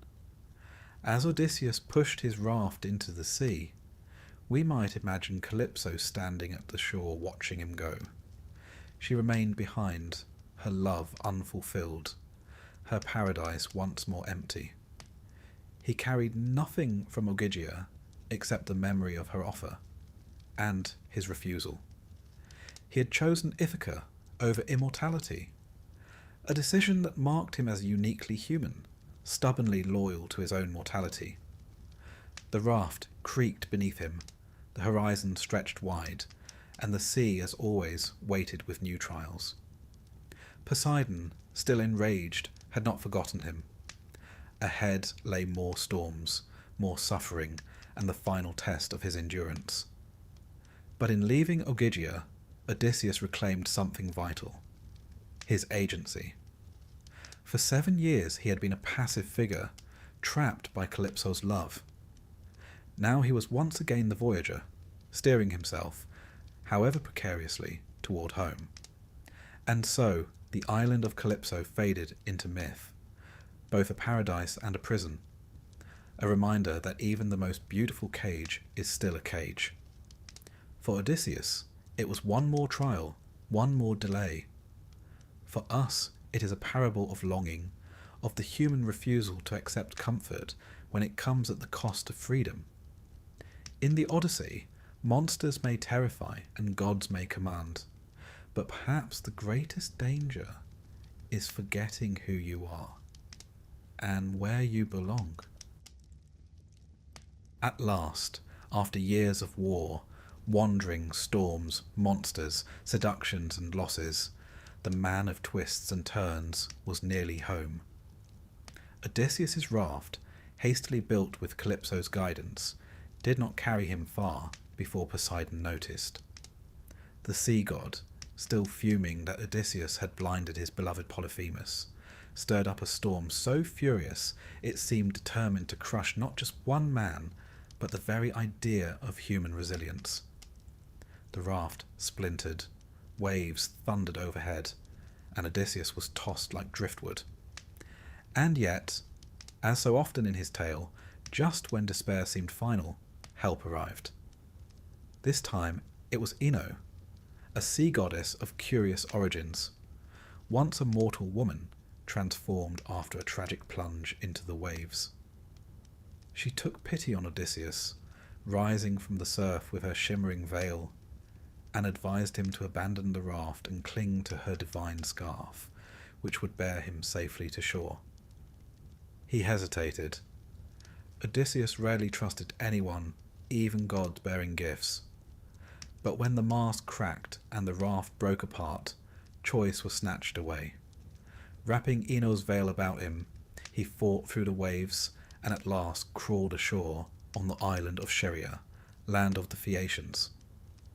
If Ogygia was timeless paradise, Scheria was civilization perfected, a vision of how the Greeks imagined a prosperous and just society might be. Its king, Alcinous, ruled with fairness, its queen, Arete, was wise and respected, and its people were skilled sailors whose ships moved as swiftly as thought itself. Here Odysseus would find rest, but also the means to complete his journey. Homer lingers lovingly on his reception. Exhausted, naked, salt-encrusted, Odysseus collapsed under an olive bush. In the morning, he was discovered not by warriors or kings, but by Nausicaa, the princess, accompanied by her handmaids. They had come to the river to wash clothes, a detail that reveals much about Greek life, for even royalty was not free from the domestic duties of the household. Nausicaa, unlike many of the women Odysseus had encountered, was both hospitable and modest. She guided him to her father's palace, advising him on how best to win favour with her parents. The palace itself is described in almost architectural ecstasy. Walls gleaming with bronze, doors made of silver and gold, orchards heavy with fruit that never ceased bearing. To the Greeks, such abundance must have seemed near divine, the kind of prosperity that bordered on immortality. And here, at last, Odysseus told his full tale. Up to this point, much of his wanderings had been implied, but now he recounted them in full. The Cyclops, Circe, the Sirens, Scylla and Charybdis, Calypso. One imagines the Phaeacians listening, wide-eyed, as though hearing the very blueprint of myth itself. Alcinous, moved by his story, promised to help. The Phaeacians placed Odysseus on one of their magical ships, loaded with treasures, a generosity that would, ironically, doom them. For when Poseidon saw what they had done, he punished them by petrifying the very ship that carried Odysseus, turning it to stone as it entered their harbour. Thus, even kindness to the wanderer had its price. But Odysseus at last set foot upon Ithaca, though not in triumphal fanfare. Athena, ever his ally, cloaked him in mist and disguised him as an old beggar. Why? Because Ithaca was no longer safe. In his absence, suitors had overrun his halls, feasting on his livestock, wooing his wife, plotting to seize his throne. These were not noble rivals, but greedy opportunists, arrogant in their consumption and disrespectful of Xenia, the sacred code of hospitality. To the Greeks, violating Xenia was not merely rude, it was sacrilege, and the suitors had gorged themselves on it for years. So Odysseus crept into his homeland in rags, unrecognized by all but his faithful old dog, Argos, and here Homer breaks hearts. Argos, once swift and strong, lay neglected on a dung heap, too weak to move. Yet when he heard his master's voice, his ears pricked, his tail gave a feeble wag, and he died, at peace at last, having waited 20 years to see his master return. It is a moment of devastating simplicity, a reminder that loyalty outlives strength. Disguised still, Odysseus sought out allies. He revealed himself to his son, Telemachus, who had grown into a man during his absence. The reunion between father and son is tender but strategic. They weep together, but soon turn to plotting vengeance. With Athena's guidance, they prepare for the reckoning. Penelope, meanwhile, remained the image of patience and wit.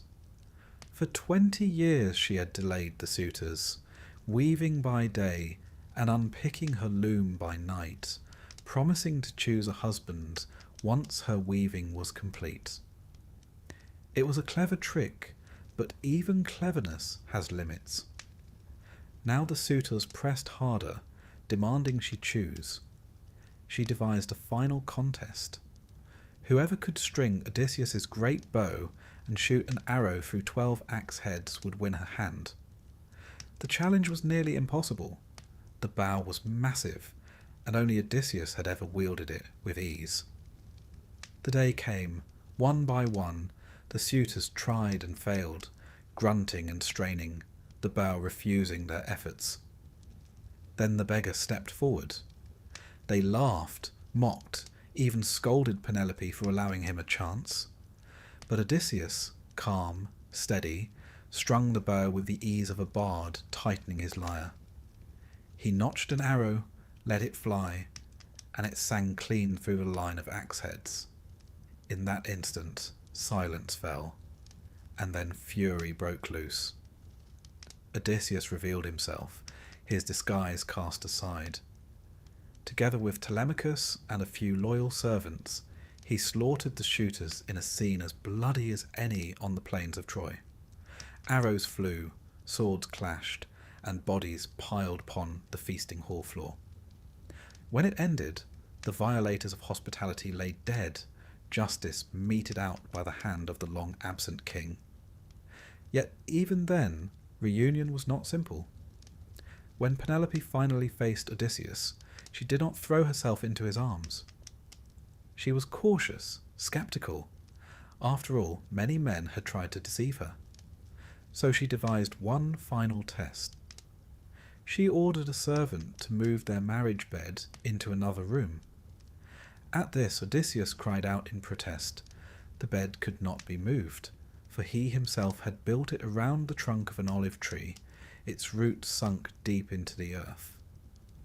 Only he could know this secret, and with that, Penelope knew beyond doubt that her husband had returned. At last, after 20 years, they embraced. The Odyssey could end there, but Homer lingers. The suitors' families clamoured for revenge, and bloodshed threatened to plunge Ithaca into civil war. Yet Athena, descending in a blaze of divine authority, declared peace. Her word was final, for even vengeance has its limits when the gods demand closure. Thus, with order restored, Odysseus was truly home. What do we make of this ending? It is not the fairy tale resolution one might expect. Odysseus does not return to a throne untouched, but to a land scarred by absence, a family worn by grief, a kingdom unstable. The lesson is not that homecoming erases suffering, but that endurance, wit, and loyalty can survive it. For the Greeks, this was enough. Nostos was not about happy endings, but about the unyielding pull of belonging, the refusal to surrender to exile. The Odyssey closes with Odysseus where he always longed to be, beside Penelope, in his own bed, within his own walls. Yet we sense that his journey never truly ends. Heroes of Greek myth are not allowed quiet retirements. They remain restless, marked by the trials they have endured. For Odysseus, the sea will always whisper, the gods will always watch, and the memory of wandering will always linger. But for one moment at least, he had achieved what seemed impossible. He had come home. So, the war was over. Troy had burned, its once proud towers now reduced to crumbled stone and smouldering ash. The Greeks had done what they came for. though it had taken 10 years, a wooden horse, and no small amount of divine interference. They stood victorious, weary and weathered, clutching the spoils of war and preparing for home. But of course no one ever said getting home would be simple. One might assume that after 10 years abroad, a warrior could simply board his ship and sail back to the comforts of hearth and wife. That was rarely the case. This was ancient Greece, after all, a place where the gods were fickle, the seas treacherous, and even the stars occasionally refused to cooperate. The journey home, or nostos as the Greeks called it, would prove just as storied and sorrowful as the war itself. Let us begin with the most infamous of these journeys, that of Odysseus. King of Ithaca, famed for his cunning, inventor of the Trojan Horse, or at least the best PR for it, and very much unprepared for how long a simple boat ride could take when Poseidon was in a foul mood. You see, Odysseus made a rather unfortunate decision upon departing Troy. He didn't thank the gods properly. A small omission, but one that would stretch a short voyage into a 10-year Odyssey. Poseidon, god of the sea, was particularly offended. It didn't help that Odysseus had blinded his son, the Cyclops Polyphemus, along the way. In fairness, Polyphemus had eaten several of his crew and didn't respond well to reasoned discussion. Still, the sea god was not the forgiving type. So Odysseus was tossed from island to island, seduced by nymphs, shipwrecked repeatedly, and even made to visit the land of the dead, just in case things weren't miserable enough already. But Odysseus was not alone in his troubles. The Greeks had split into various homeward-bound contingents, each facing their own ill luck. Menelaus, husband of Helen, the woman allegedly responsible for all this carnage, took a rather indirect route home. He wandered as far as Egypt, which, even by heroic standards, is rather off course. There he wrestled with the shape-shifting sea god Proteus, as one does, in order to gain the knowledge of how to appease the gods and calm the winds. This required holding Proteus tightly while he transformed into a lion, a snake, a tree, and a stream of water, before finally surrendering his secrets. There were no shortcuts in Bronze Age travel. Historical records, well, as much as we can call them that, do suggest that Greek sailors at the time weren't especially equipped for reliable maritime navigation. They hugged coastlines, avoided night travel, and interpreted weather patterns through a mixture of guesswork and prayer. Their ships were sturdy enough for the Aegean, but the open Mediterranean posed significant challenges.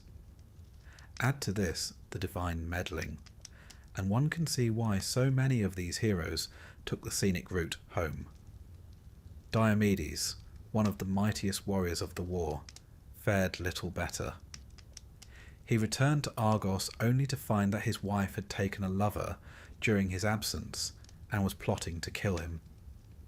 To her credit, 10 years is a long time.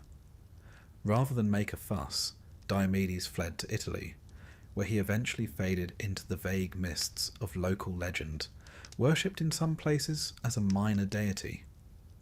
A rather anticlimactic ending for a man who once wounded both Ares and Aphrodite in battle.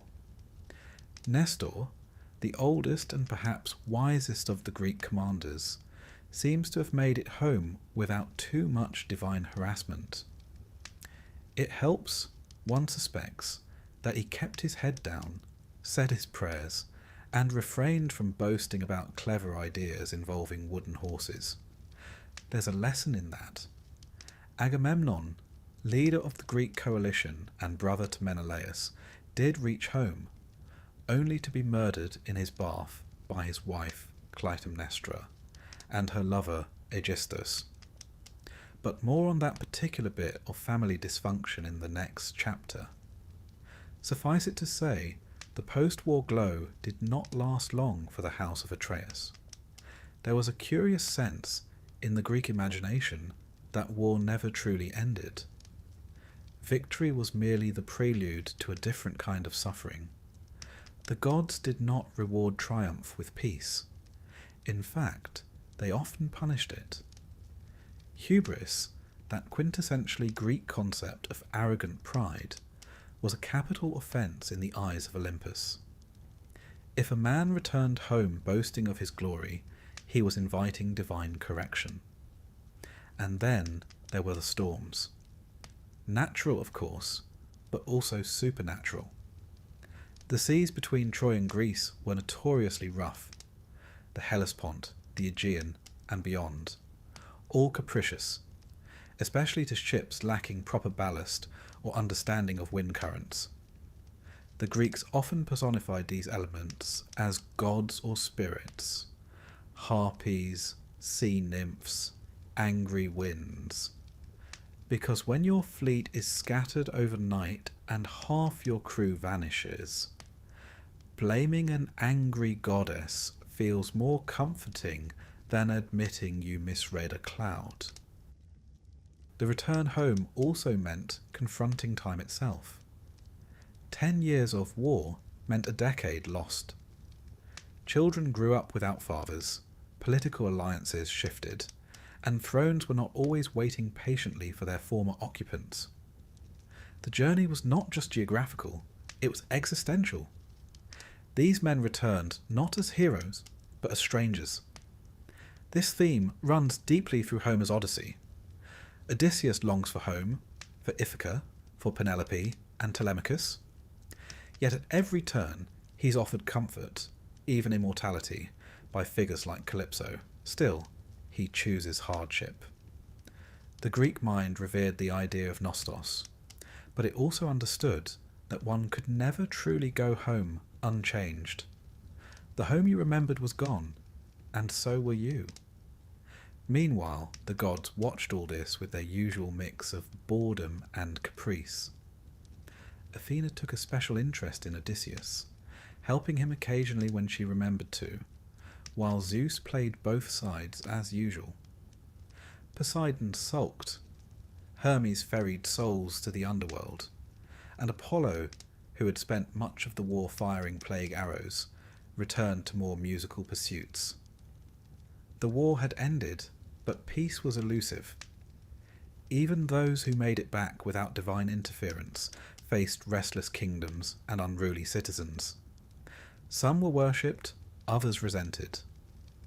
The line between hero and troublemaker blurred easily. And what of the ships themselves? Ancient Greek ships, primarily pentaconters and biremes, were long, narrow, and powered by both sails and oars. They weren't built for comfort. There were no cabins, no galleys, no protection from the elements. Sailors slept where they could, ate cold rations, and relied on wind and muscle. Navigation was by stars, sun, and intuition. That so many even attempted long voyages is a testament to their stubborn optimism. Or perhaps their lack of alternatives. Many of the ships were lost, scattered in storms or dashed against unfamiliar shores. The sea claimed them silently. No epic poems were written for those whose names did not survive, but their ghosts, one imagines, lingered along lonely beaches and under wine-dark waves. In the centuries that followed, Greek poets and playwrights would return again and again to these post-war stories. The nostoi, as they came to be called, were an entire genre. The war was a given, brutal but glorious. The return, though, was where the real drama lay. That's where men broke, or bent, or found meaning. We're used to thinking of myths as grand, flashy things. Monsters, magic, climactic battles. But the Greeks understood that the quiet aftermath was where tragedy bloomed. The war ended with a horse and fire. But the real stories began when the sails went up, and home became a dream somewhere on the horizon. Even in the archaeological record, there are hints of this turbulent return. Many Mycenaean palaces show signs of sudden destruction around the same period: burned walls, toppled columns, abandoned treasures. Was it invasion, rebellion, or simply the long echo of a war that refused to stay on foreign soil? Historians debate, as they always do, but the myth has its own answers. The gods were not finished yet, so the Greeks sailed home, slowly, painfully, circuitously. They were shipwrecked, seduced, cursed, and forgotten. Some never arrived. Others returned only to find they were no longer welcome, and a few, like Odysseus, clung to the memory of home like a compass, trusting that however long the journey, there was still something waiting at the end. Whether there was or not, well, that's another story. So, let us now drift back into the murky waters of post-war homecomings. If you were hoping that at least one Greek king had a cheerful reunion with his family after 10 years away, I'm afraid you've wandered into the wrong epic. This is the tale of Agamemnon, commander of the Greek forces at Troy, brother to Menelaus, and a man whose homecoming can be summed up in 2 words: unfortunately brief. Agamemnon had led the 1,000-ship fleet to Troy and played his part with ruthless efficiency. He sacrificed his own daughter to appease the winds, squabbled with Achilles over a slave girl, and generally made himself disagreeable to gods and men alike. He did, however, win the war, which you might think would count for something, but his victory came at a price, one that followed him all the way back to Mycenae, where his wife, Clytemnestra, was waiting. Now, the story of Clytemnestra is not a cheerful one, but she is often painted far too simply, as a vindictive woman with a grudge. In truth, she had good reason to be angry. Years before, Agamemnon had sacrificed their daughter, Iphigenia, to ensure favourable winds for the Greek fleet. No warning, no consultation. Just a priest, an altar, and a quiet murder dressed up as a divine necessity. Clytemnestra, understandably, took it personally. While Agamemnon was away playing war hero, she had not exactly remained idle. She took a lover, Odysseus, a man with his own reasons to loathe the house of Atreus, and together they plotted. It wasn't just revenge, it was justice, retribution, and perhaps a bit of long overdue housekeeping. And so, after years of war and an arduous return journey, Agamemnon finally sailed into the bay beneath his palace, the bronze towers of Mycenae gleaming in the distance. One can imagine him standing on the deck of his ship, sun-worn and grimy, dreaming of a warm bath and roasted lamb. Unfortunately, that bath would be the last comfort he ever knew. In Aeschylus's Agamemnon, the king arrives with Cassandra, the Trojan prophetess he had taken as a war prize. Now, bringing home a captive concubine might seem a rather bold decision when your wife is already displeased, but Agamemnon never was known for subtlety. Cassandra, cursed by Apollo to see the future, but never be believed, saw exactly what was coming. She walked into the palace like a woman entering a tomb, resigned, poetic, and ignored. The bath was drawn, the robes laid out, and there, amid the steam and ceremony of a long-awaited homecoming, Clytemnestra murdered her husband with an axe, or perhaps a sword. The details vary, as myths tend to do. In some versions, she entangles him in a net before the killing blow. In others, he's struck as he reclines, utterly unaware. But all agree on the outcome. Agamemnon, war hero and king, dead in his own house by his wife's hand. It wasn't just personal, it was political, symbolic, even ritualistic. The house of Atreus had long been a mire of curses, betrayals and bloodshed. Tantalus, Atreus, Thyestes. Each generation passed down a fresh scandal. Agamemnon's death was less a surprise than a grim inevitability. The Greeks, ever lovers of a tragic arc, saw this not merely as domestic drama, but divine rebalancing. You see, no crime went unpunished in the world of myth, especially not those committed against family. Agamemnon's sacrifice of Iphigenia had broken a sacred bond, and blood, as always, demanded more blood. Clytemnestra and Aegisthus ruled Mycenae together for several years after the murder. By some accounts, they were competent, even prosperous rulers. But the shadow of what they'd done lingered. And somewhere far away, growing older in exile, Agamemnon's son, Orestes, was watching, waiting, and nursing a very different idea of justice. Before we turn to him, it's worth pausing to consider the historical underpinnings of all this myth. Mycenae was indeed a real place, an imposing Bronze Age citadel with massive stone walls and a commanding view of the surrounding valley. The shaft graves of Mycenaean kings, discovered centuries later, revealed a world of wealth, weaponry, and ceremonial grandeur. One grave contained a golden death mask, once romantically dubbed the Mask of Agamemnon, though the identification is largely wishful thinking. Still, the myths do seem to echo something real, that returning warriors found their homes changed, their families distant, and their power unstable.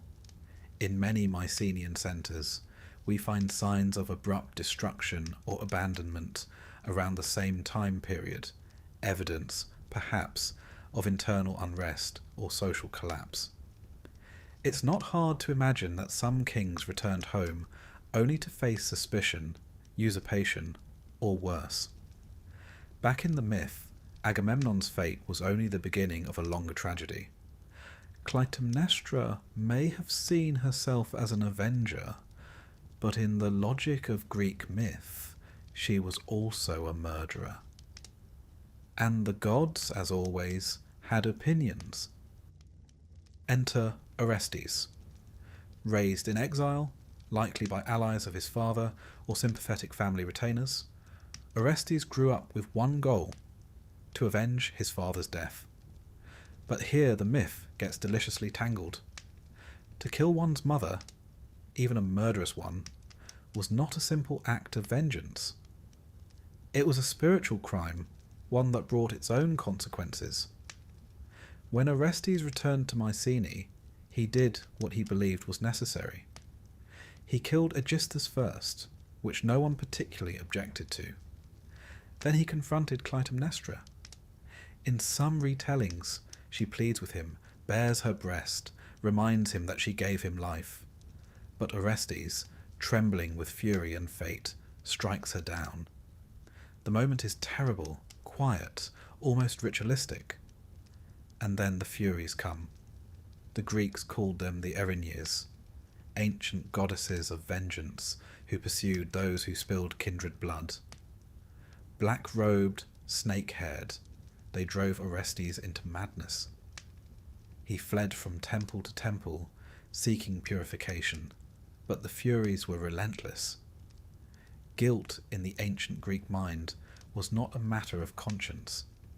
It was an external force, almost a physical illness, stalking the sinner until justice was done. Eventually, Orestes found sanctuary in Athens, where the goddess Athena intervened. In a trial on the Areopagus, a rocky outcrop used for real-life criminal cases, she declared that the cycle of blood vengeance must end.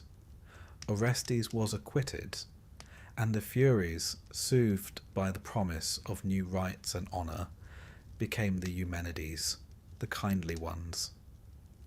It's a tidy mythological solution to the messy business of familial revenge. The story of Agamemnon and his family was endlessly retold in Greek tragedy. Aeschylus's Oresteia, Euripides' Electra, Sophocles' Electra. Each playwright offered their own shading. Was Clytemnestra a villain, or a mother driven to desperate justice? Was Orestes a hero, or a victim of divine contradiction? These were not tales with clear morals, but rather mirrors for the Greeks to reflect on law, loyalty, and the dangerous gravity of blood. From a cultural perspective, the myth encapsulated deep anxieties about power and homecoming. The idea that a king, triumphant abroad, might return only to fall in his own bath. It struck a chord. Greece was no stranger to political upheaval. City-states were rife with coups, assassinations, and shifting loyalties.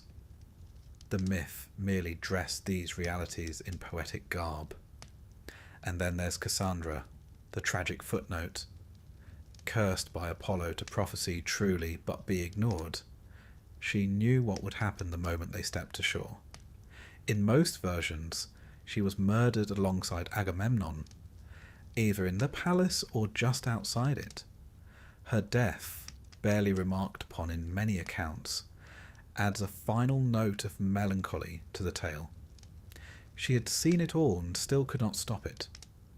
Cassandra's curse is one of those mythic touches that feels eerily modern. To know the truth and be disbelieved, there's something timeless about that. She becomes a symbol not just of doomed foresight, but of the loneliness that comes with clarity. The home of Agamemnon thus became a kind of mythological crime scene, revisited again and again by poets, playwrights, and priests. It was a cautionary tale, a tragic cycle, and a puzzle box of competing ethics. Was Agamemnon a villain for killing his daughter? Was Clytemnestra right to kill him? Was Orestes justified in avenging his father? Each answer led to another question. But for our purposes, here in the soft, slow hours of night, it is enough to say that Agamemnon came home and died. That a bath, which might have been warm and soothing, became a tomb. That behind palace walls, the real war continued, quieter but no less brutal. And that even kings, even the great and bronze-clad, were not spared the price of their choices. So the torch of vengeance passed from hand to hand, from Clytemnestra to Orestes, from gods to mortals and back again. And in the quiet corridors of Mycenae, the stones remembered it all. Tomorrow, perhaps, we'll visit Odysseus again. But for now, let us rest in the ruins of a palace where the echoes of footsteps, long silence, still murmur their ancient regrets. Let us now turn to a man who, more than any other, came to embody the very concept of nostos, the homecoming. Odysseus, king of the modest island of Ithaca, veteran of the Trojan War, and possessor of a famously complicated relationship with the gods. His story, immortalized in Homer's Odyssey, is less a journey and more an endurance test, a 10-year sequence of delays, detours, distractions, and divine punishments. In truth, if he'd just taken the ferry and kept his head down, he might have been home in a week. But where would the poetry be in that? Odysseus had a reputation for cleverness. He devised the idea of the Trojan Horse, after all, though how much of that was his idea and how much poetic license, we'll never know. Regardless, it was a decision that ensured the city's fall and secured his place in history, and Poseidon's grudge list. The trouble began shortly after he and his men set sail from Troy. The gods were, let's say, less than pleased. In some versions, Odysseus forgot to thank them. In others, he was simply caught up in the divine fallout of the war. Most notably, he had offended Poseidon by blinding the Cyclops Polyphemus. A necessary act of survival, yes, But when the giant turns out to be the sea god's son, well, you can expect choppy waters ahead. And so the long voyage began. One might imagine that the journey from Troy to Ithaca, roughly 1,000 kilometres, wouldn't take a decade, even in a boat powered by oars and optimism. But then, Odysseus had a particular knack for getting lost in spectacular ways. The first stop was the land of the Cicones, where his men made the classic mistake of raiding a village, overstaying their welcome, and being driven off by the locals. Not exactly an auspicious start. Then came the Lotus Eaters, a rather dreamlike group who offered Odysseus's crew a plant that made them forget all desire to return home. A tempting proposition that, and one might argue, more peaceful than anything that came after. Still, Odysseus, annoyingly responsible, dragged them back to the ships and sailed on. Next was the infamous encounter with the Cyclops. Trapped in a cave with Polyphemus, Odysseus introduced himself, cleverly, as nobody, got the giant drunk on strong wine, and blinded him with a red-hot stake. When the Cyclops screamed for help, shouting that nobody is hurting me, his fellow giants presumably shrugged and went back to napping. It was ingenious, really. Unfortunately, before sailing off, Odysseus made the crucial mistake of shouting his real name back at Polyphemus. This allowed the injured Cyclops to pray to Poseidon for vengeance, and Poseidon, being a rather involved parent, obliged. Now firmly on the god's naughty list, Odysseus continued his zigzagging path across the wine-dark sea.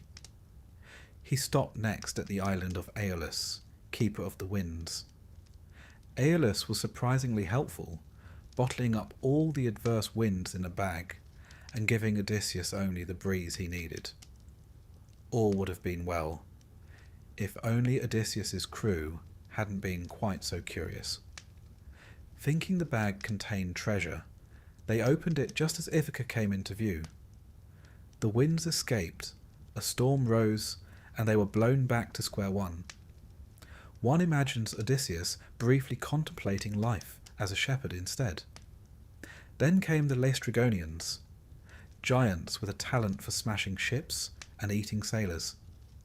Most of Odysseus's fleet was destroyed here, leaving him with just one vessel. It's the sort of incident that tends to dampen morale, though one suspects Odysseus had already adjusted to lowered expectations. From there, it was on to the island of Circe, enchantress, sorceress, part-time pig farmer.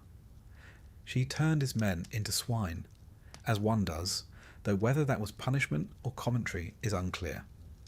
Hermes, ever helpful, gave Odysseus a magical herb called moly to protect him. With it, he resisted Circe's magic, and depending on the version, either threatened her or charmed her into restoring his men. He then spent a year there, comfortably ensconced in her company.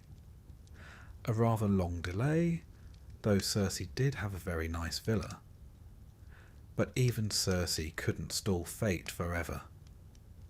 Before he could leave, she told him he would need to visit the underworld and consult the spirit of the blind prophet Tiresias. It was the sort of thing Greek heroes were expected to do on long journeys, a little necromancy between islands.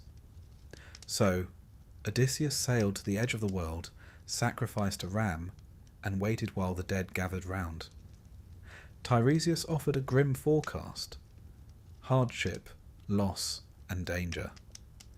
But eventually, if he was careful, Odysseus might reach home. He also saw the shades of his mother, Achilles and Agamemnon, who, you may recall, had recently had a very bad bath. Emerging from the land of the dead with no small amount of existential baggage, Odysseus returned to Circe, who provided more advice. Avoid the Sirens, she said, seductive singers who lured sailors to their deaths. Odysseus, ever the curious one, had his men plug their ears with wax while he had himself tied to the mast, just so he could hear their song without succumbing. It was, admittedly, a very Odyssean solution.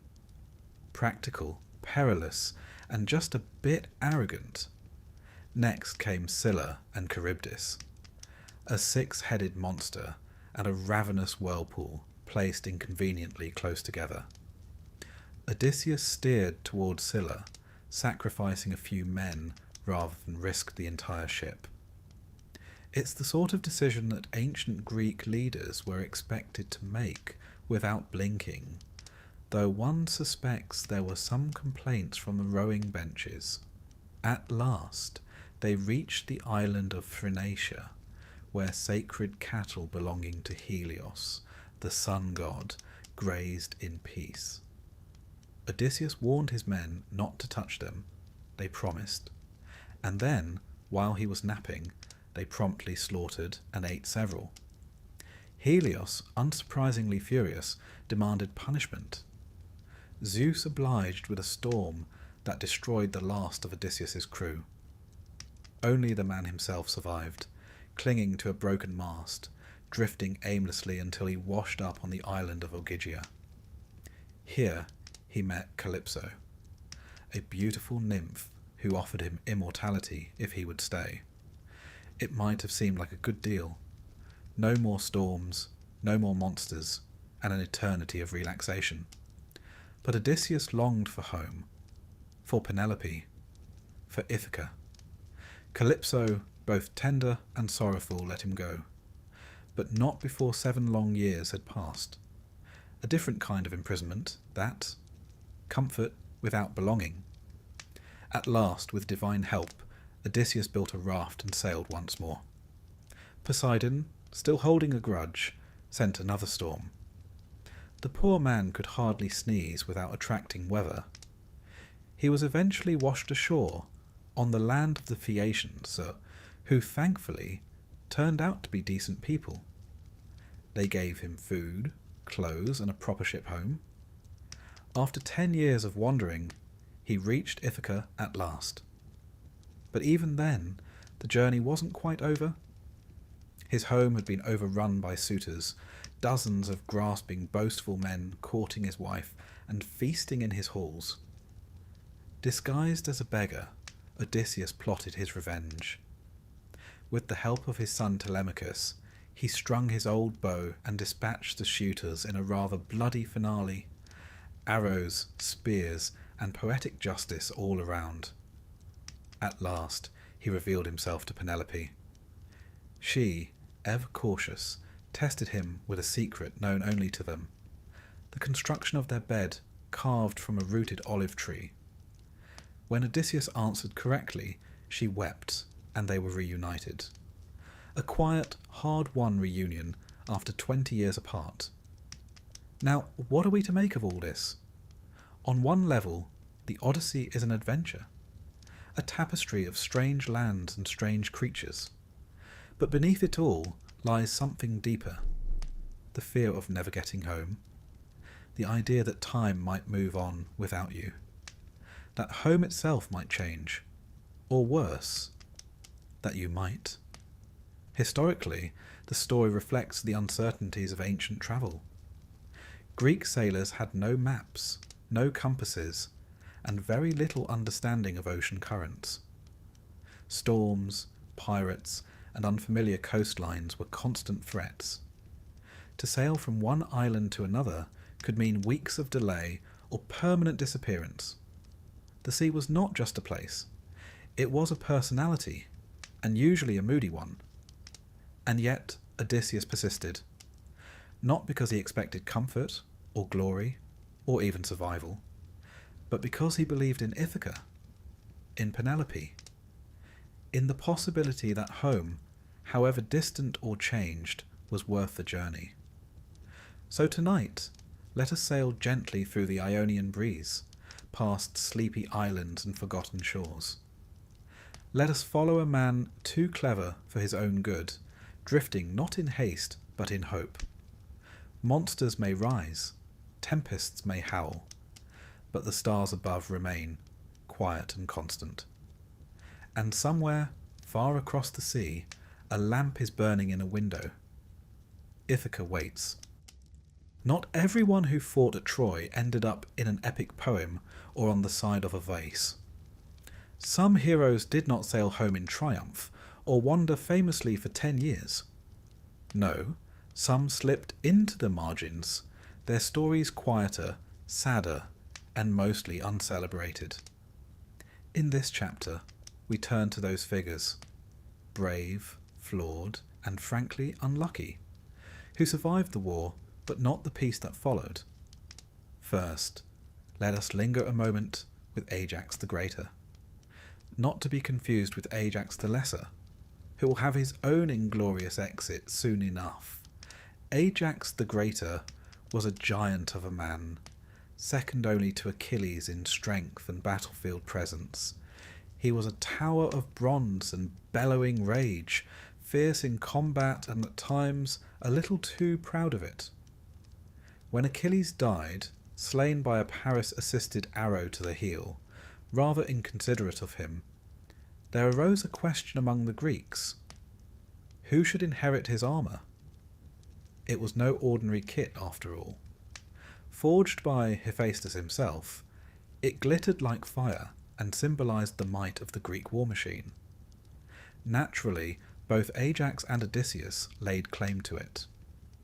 Now, Ajax had the stronger argument.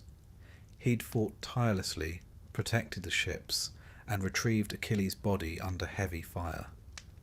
But Odysseus had the sharper tongue. In a public debate, essentially an early Greek talent show for war resumes, Odysseus spun a more persuasive tale, citing strategy, diplomacy, and the favour of the gods. The audience, swayed by words more than wounds, awarded him the armour. Ajax did not take the loss well. According to Sophocles and later mythographers, Ajax spiralled into a state of humiliated fury. At night, he planned to kill the Greek leaders responsible. But Athena, protective of Odysseus, muddled his mind. In a haze of madness, Ajax slaughtered livestock, thinking they were his enemies. When he awoke and realised what he had done, surrounded by the bloodied corpses of sheep and cattle, he was overcome with shame. He walked away from the camp, planted his sword in the ground, and fell upon it. A brutal, silent end for a man who had fought so loudly. There's something deeply Greek in this. The idea that the true wound is not death in battle, but dishonour in peace. Ajax was not killed by sword or spear, but by a loss of standing, of meaning. A hero without recognition is, in the Greek imagination, barely a man at all. The gods gave him strength, but they did not give him a second act. His death was mourned by many, but especially by his half-brother Teucer, an archer and a steadfast companion throughout the war. Teucer tried to give Ajax a proper burial, but Menelaus and Agamemnon initially forbade it. Proof that even corpses had politics in those days. Eventually, Odysseus himself intervened, arguing that Ajax, whatever had happened, was still a great warrior. A small act of decency in a war mostly lacking in them. Teucer, exiled for failing to bring his brother home, wandered off and eventually settled in Cyprus, founding the city of Salamis. Or so the legends say. It's a quieter legacy, no monsters, no divine wrath, just a man trying to put something in the ground that wasn't a weapon. Then there's Philoctetes, perhaps the most reluctant of the heroes. His tale begins not at Troy, but on the way there. He possessed the bow of Heracles, gifted to him as a reward for lighting the funeral pyre of the great hero. This bow, it was foretold, would be needed to win the war. Unfortunately, Philoctetes had a bit of a foot problem. At Lemnos, he was bitten by a snake, a minor thing in most stories, but in this case, the wound festered. It stank. It wept. It made the journey unbearable. His cries disturbed the other warriors, and his smell, well, apparently it was memorable. So, with all the empathy of a conquering army, the Greeks abandoned him on the island, leaving him with his bow, his pain, and a lot of time to think. For years he lived there, wounded and alone. But eventually, when Troy still refused to fall, a prophecy surfaced. The bow of Heracles was indeed required. Cue the awkward return of Greek diplomacy. Odysseus, naturally, was sent to retrieve the man he had once abandoned. He brought with him Neoptolemus, the teenage son of Achilles, another man with a complicated father-shaped shadow to fill. Different versions tell it differently. In some, Neoptolemus wins Philoctetes over with honesty and kindness. In others, he tricks him, only to be overcome with guilt and return the bow. But in the end, Philoctetes is healed, either by divine intervention or Greek medicine, and brought back to Troy.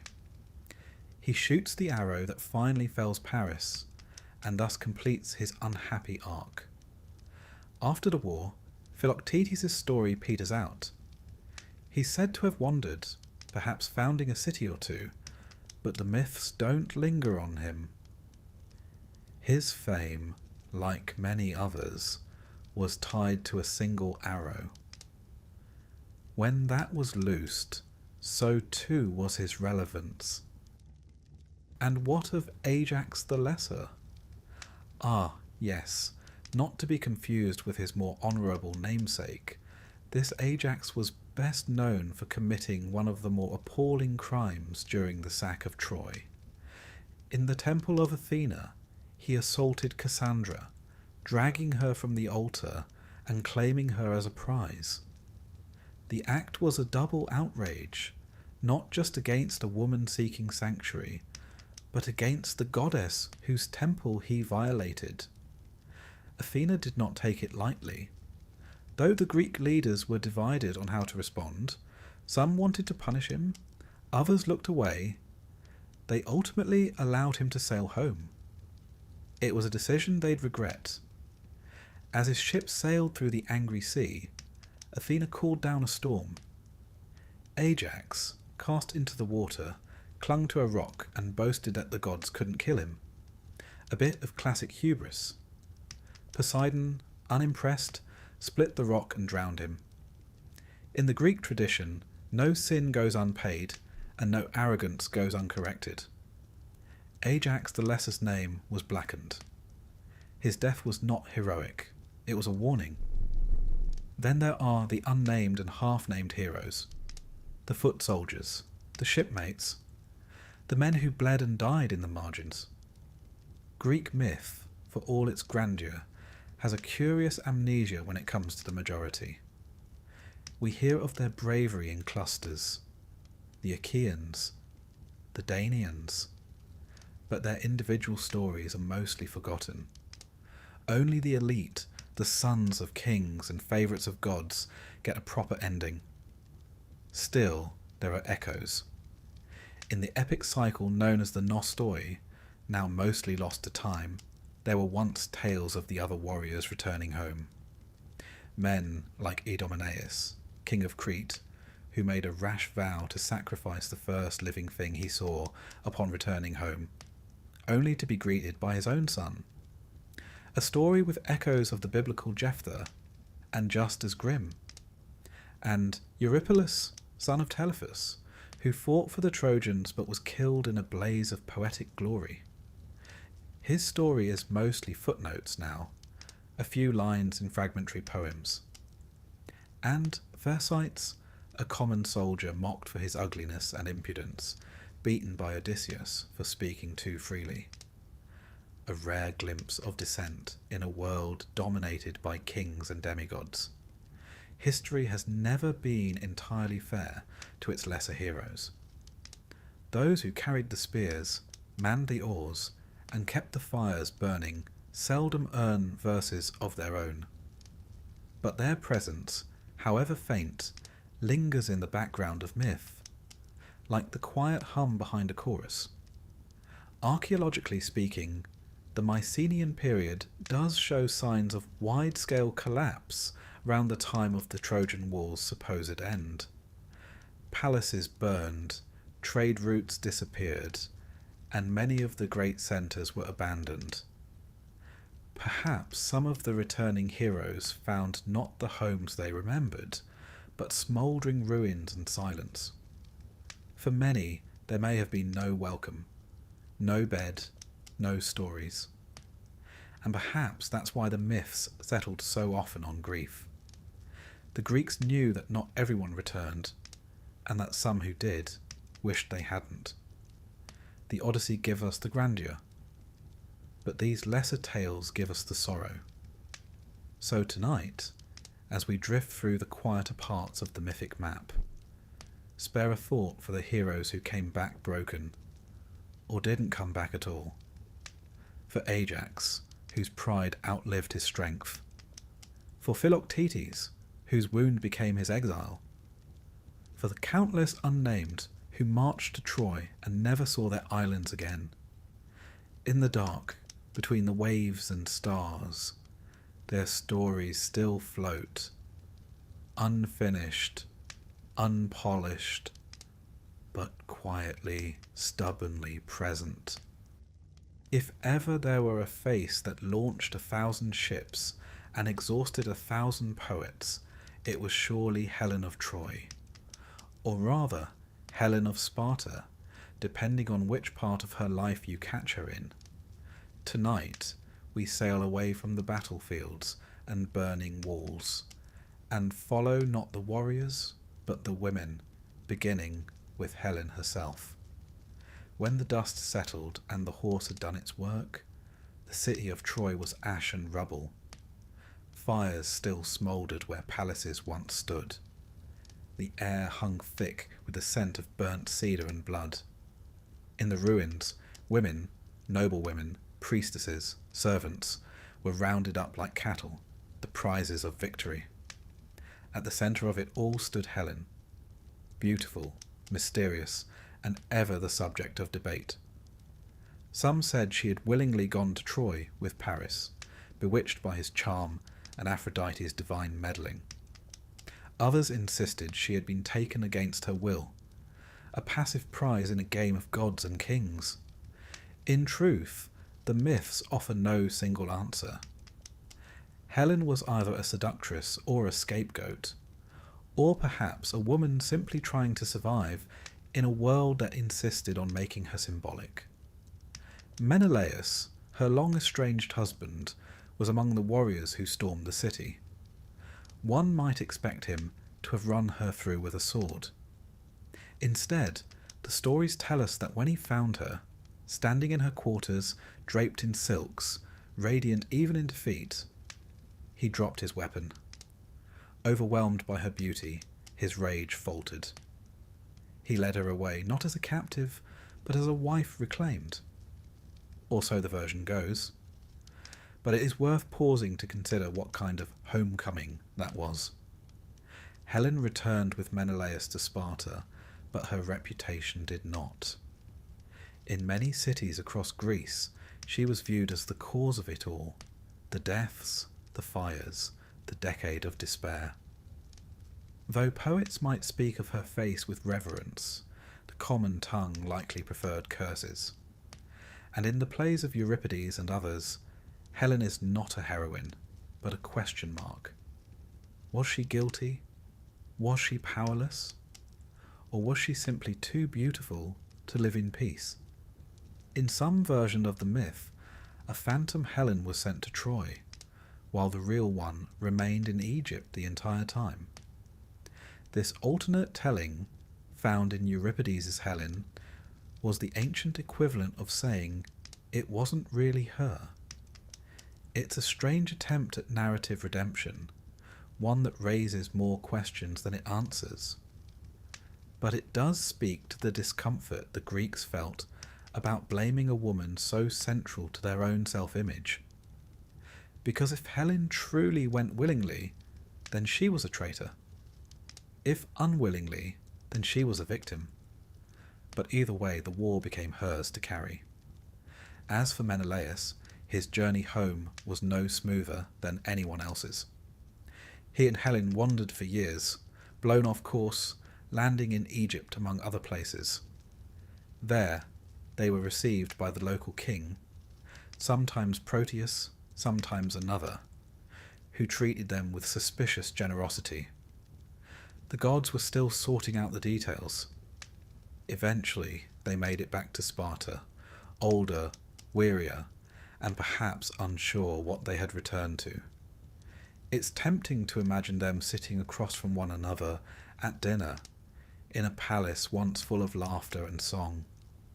Now they shared only silence, broken occasionally by the clink of goblets and the shuffle of memories best left undisturbed. In some myths, Helen became a goddess after death. In others, she was exiled, hounded by the Furies, or wandered alone through the mountains. One version even claims she ended her days in Rhodes, where she was hanged by the widow of a fallen Greek soldier. The myths rarely agree on her fate, only on her beauty and the trouble it brought. But Helen, for all her complexities, was not the only woman whose life was shattered by the war. Let us return to the ruins of Troy and speak of the others, those taken as spoils and shipped away to Greek cities where no songs were sung for them. First, Hecuba, Queen of Troy. Once a proud matriarch, she lost nearly all her sons in the war: Hector, Paris, Deiphobus, Troilus, and more. Her husband, King Priam, was butchered at the altar by Achilles' son. Her daughter Polyxena was sacrificed on Achilles' tomb.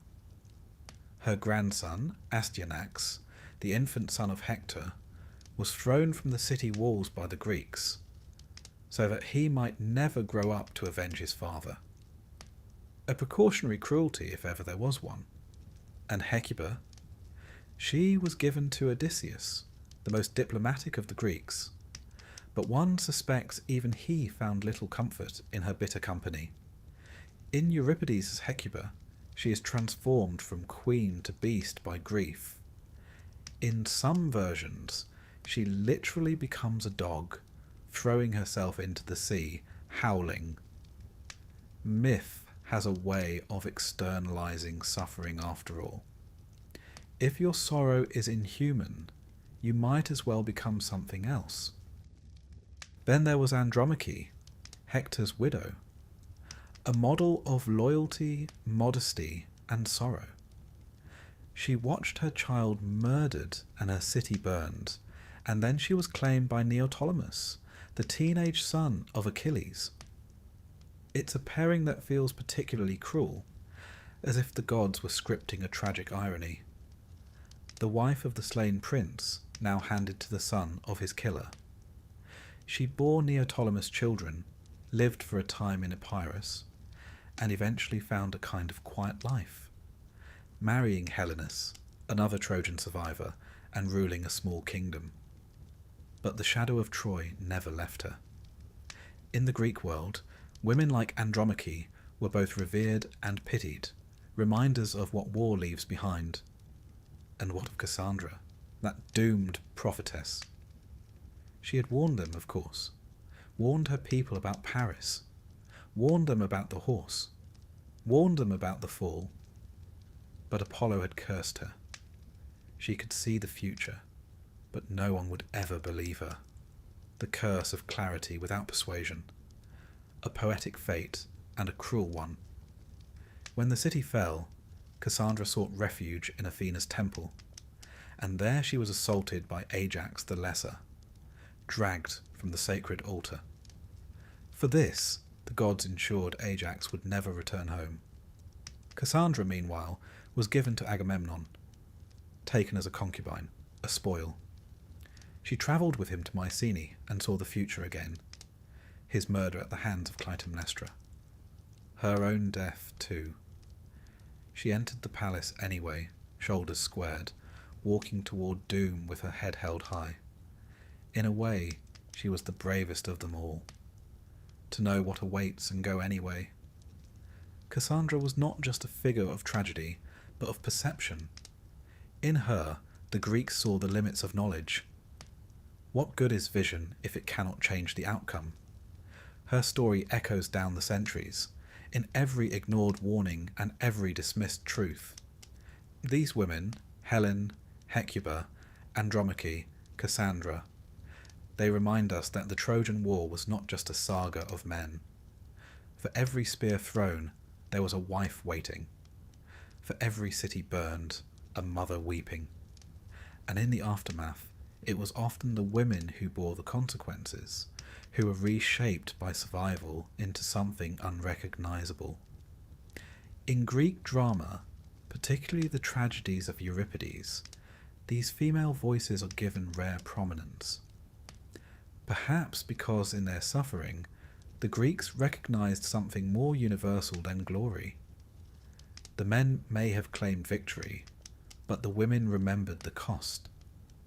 Historically, the treatment of captured women in ancient warfare was, as one might expect, grim. They were enslaved, traded, kept as concubines. The myths, for all their embellishment, reflect a painful reality. That in war, the fates of women were rarely their own. Their grief, however, became central to the Greek imagination. Even Helen, for all her elevation, remains a figure of ambiguity. She is honoured in some cities, reviled in others. She is remembered less for what she did, and more for what others did because of her. In Sparta, a cult of Helen emerged. Temples were built in her name. She became almost divine. Her beauty, her sorrow, her mythic weight, all transformed into ritual. There's something strange and slightly unsettling in the idea of worshipping a woman whose greatest legacy was a war. And in Troy? Well, there was no Troy anymore. The archaeological site we now call Hisarlik bears the layers of many cities, built and burned over centuries. Whether one of them was the Troy of Homer, we can't say for certain, but the ashes, the walls, the charred remnants, they are real. Someone's city burned. Someone's family was taken. So tonight, let us walk softly among the ruins, past the broken columns and the windswept stones, past the temple steps where Cassandra cried out, past the palace halls where Hecuba once ruled, where Andromache rocked her child to sleep, where Helen stared out over the sea, perhaps wondering what all the beauty had been for. These were not silent women. The myths may have tried to sideline them, but their voices echo, persistent and clear. They remind us that behind every war story lies another, quieter, lonelier, more enduring. And perhaps, if the gods are ever listening, it is these stories they remember best. Tonight we turn our gaze to a boy who entered the Trojan War at its end and departed the world not long after. Neoptolemus, son of Achilles, grandson of Peleus, and great-grandson, on his mother's side, of a man called Lycomedes, who mostly stayed out of the epics. Neoptolemus came late to the war, but made a remarkable impression. In many ways, he was everything his father was, and, perhaps, everything he wasn't. Born on the island of Sirens, Neoptolemus was raised far from the clatter of spears and war cries. His mother, Deidamia, had once known Achilles before he was famous, when he was hidden away by his mother Thetis in an attempt to prevent his doomed fate. Dressed as a girl among the daughters of Lycomedes, Achilles in disguise found love and a son. as one does, apparently, during such awkward arrangements. But destiny has a way of tracking down those who try to avoid it. By the time Neoptolemus was old enough to hold a spear, the Greeks had been at war for nearly a decade. Troy still stood. The warriors were weary, and Achilles was already dead, felled by a poetic arrow guided by Apollo and shot by Paris, who, as we've noted before, rarely did anything without divine assistance. Now, a new prophecy emerged. The Greeks would not win unless they brought the son of Achilles to the battlefield, as if the gods, having taken the father, demanded the child in his place. So Odysseus, ever the recruiter, sailed to Sirus and fetched the boy. Neoptolemus arrived in Troy not as a soldier, but as a symbol, a vessel of inherited wrath. And indeed, he seemed to carry that wrath with great enthusiasm. While Achilles had moments of introspection, hesitation, even grace, Neoptolemus often lacked such subtlety.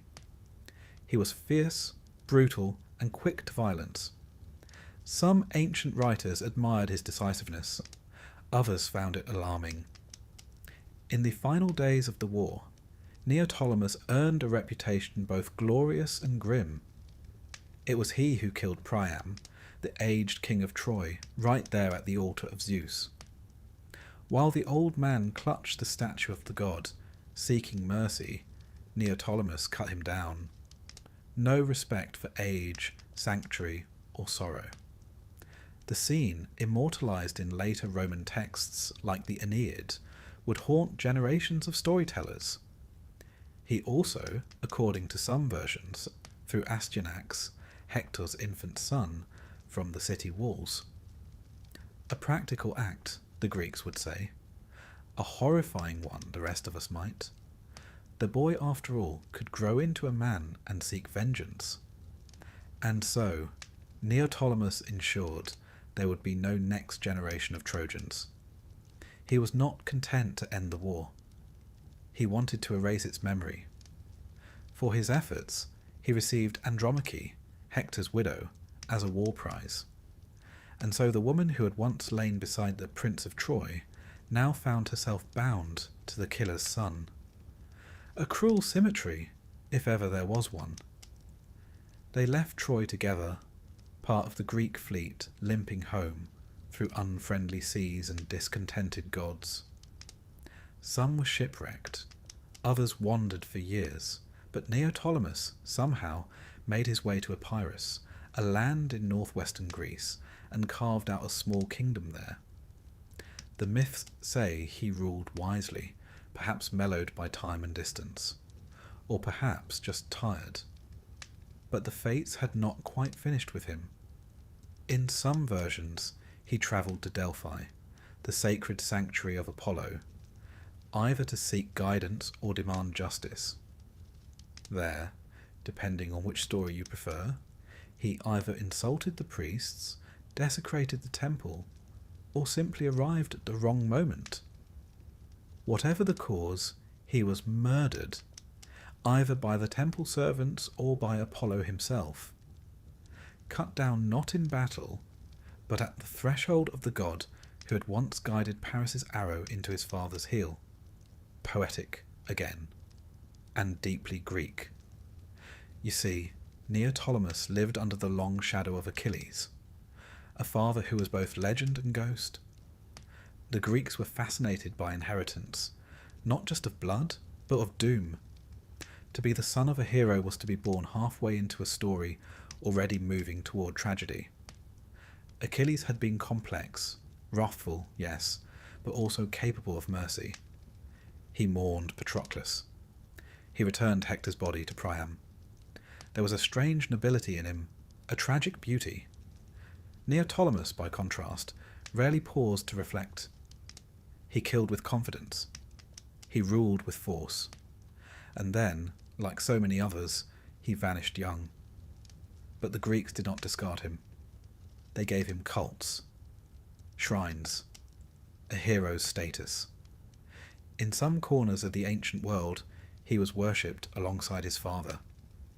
Perhaps the Greeks, ambivalent as they were about violence, respected someone who didn't hesitate. Still, his legacy is uneasy. Even the playwright struggled with him.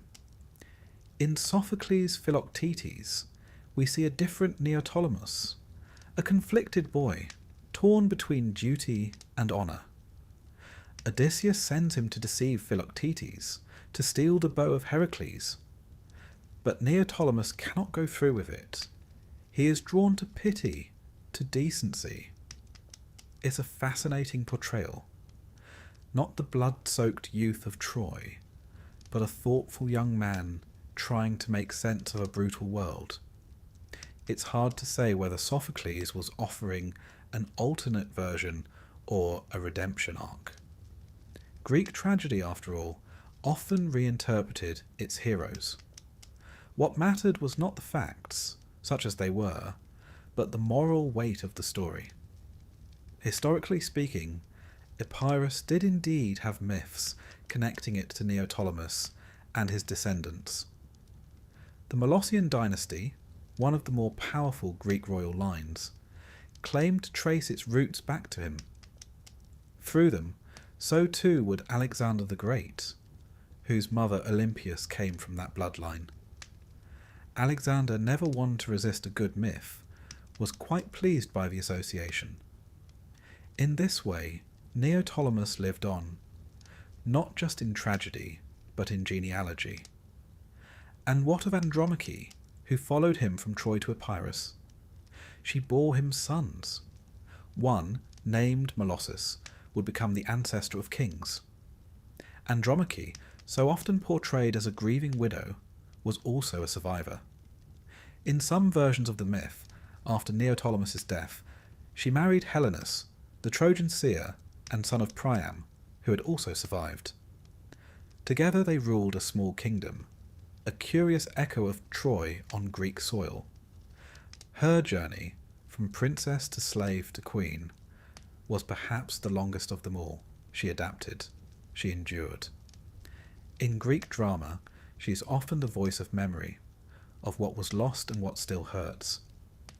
The aftershocks of Neoptolemus' brief life rippled far. In Rome, Virgil gives us the Aeneid, where a wandering Trojan, Aeneas, meets Andromache in Epirus. She tells him her tale. A tale of ruins, exile, and quiet resilience. It is a sobering moment, buried in a poem otherwise full of triumphal destiny. Even the Romans, who admired conquest, seem to pause at her story. And then, as ever, there's the matter of legacy. Neoptolemus left no epics of his own, no Neotolia. He exists as a sequel, an epilogue to Achilles, a footnote to Troy. But in that short space, he managed to kill a king, win a city, and father a dynasty. Not bad for a teenager. And yet, one cannot help but wonder, what if he had lived longer? Would he have grown into a wise king? Would the rage have softened? Or would the fire that burned so brightly simply have burned everything near it? The Greeks were fond of such questions. In their myths, youth is often equated with danger. The young are full of force, but lack temperance.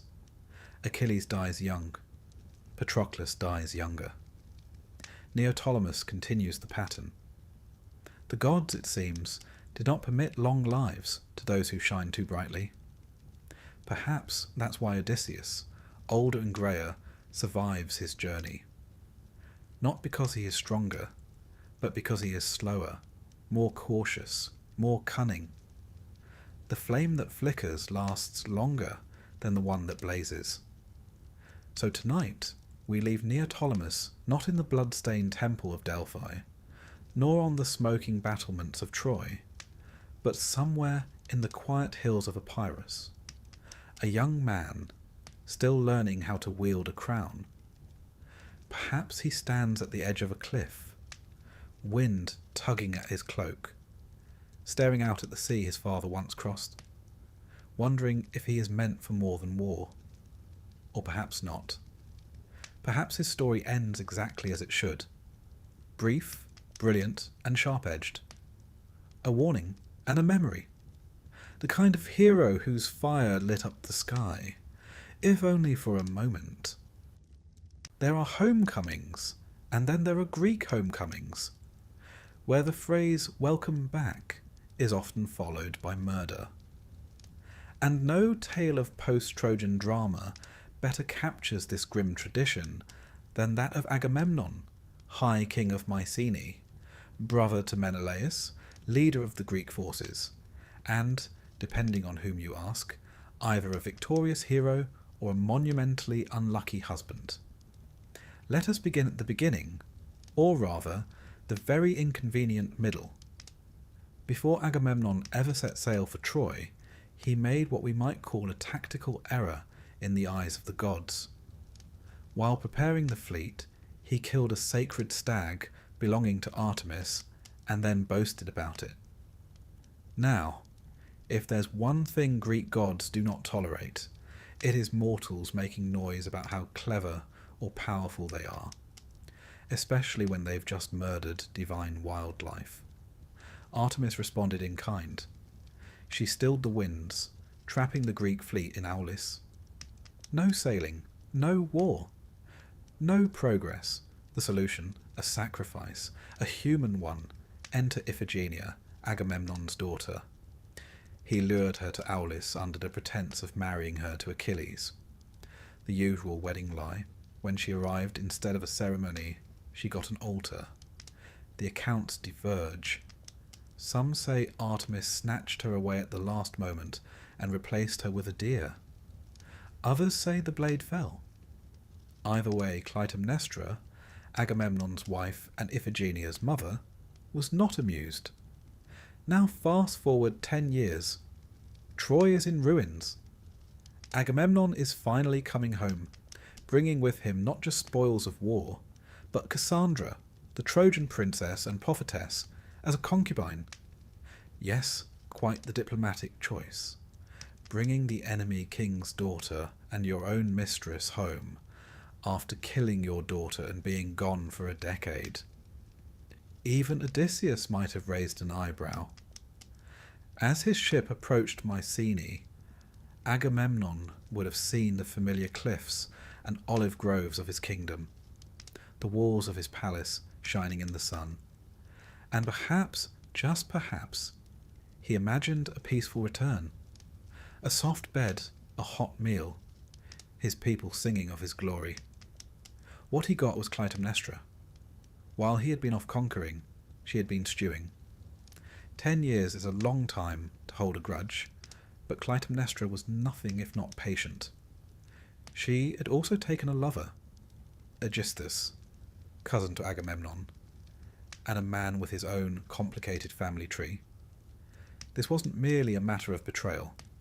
It was lineage, revenge, and domestic theatre, all in one.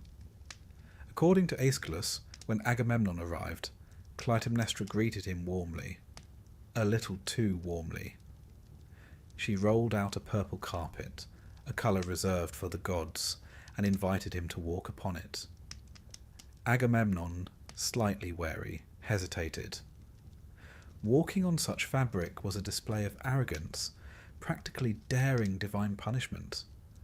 But eventually he relented and entered the palace. He never walked out again. There are several versions of his murder.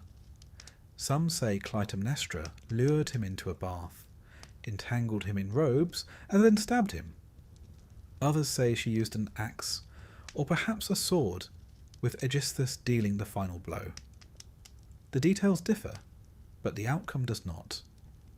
The High King, triumphant in Troy, died naked and unguarded in his own home, cut down not by enemy swords, but by a vengeful wife and a jealous cousin. And Cassandra? She had foreseen all of it.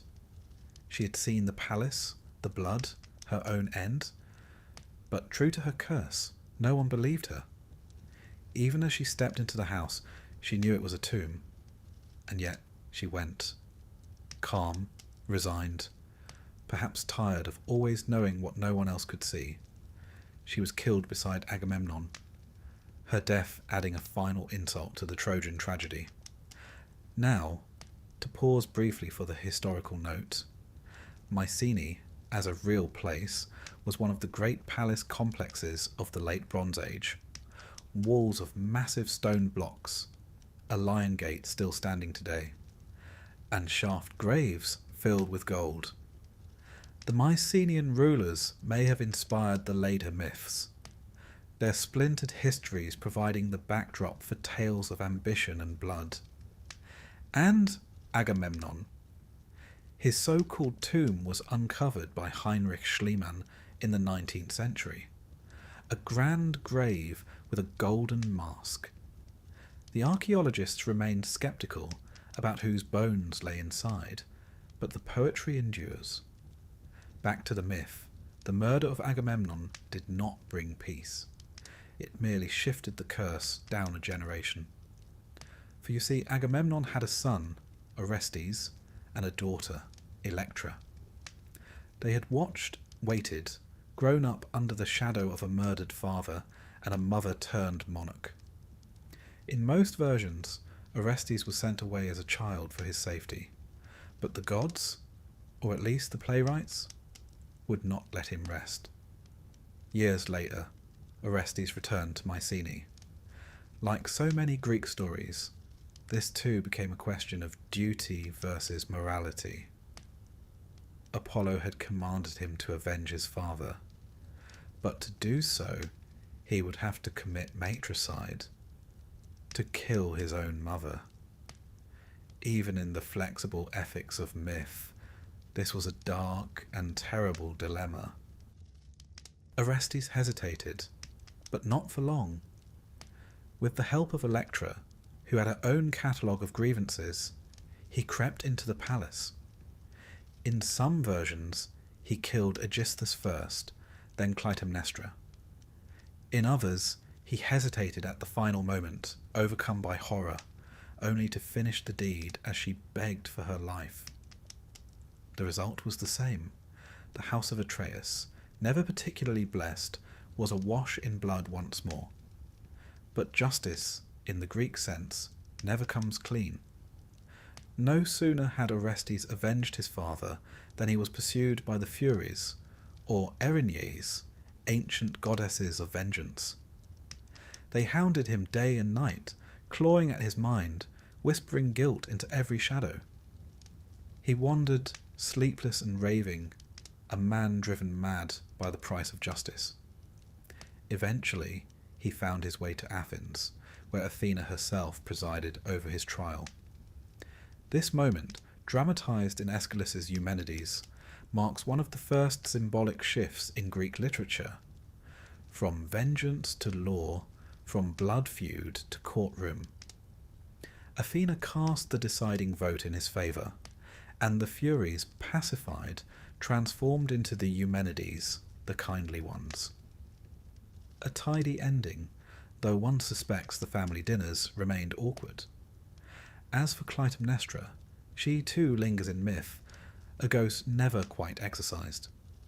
Some saw her as monstrous, a wife who betrayed her king. Others, especially in later literature, cast her as tragic, a woman who had suffered too long, too deeply to remain silent. Her act was unforgivable, yes, but perhaps also inevitable. Greek myth was never terribly interested in happy marriages. They were stories of passion, betrayal, revenge, the kind of things that made for good theatre and terrible family life. In Agamemnon and Clytemnestra, we see the collision of power and pain. A king who sacrificed his daughter for wind, a queen who waited 10 years to strike, and a son caught in the middle. Even the name House of Atreus carries weight.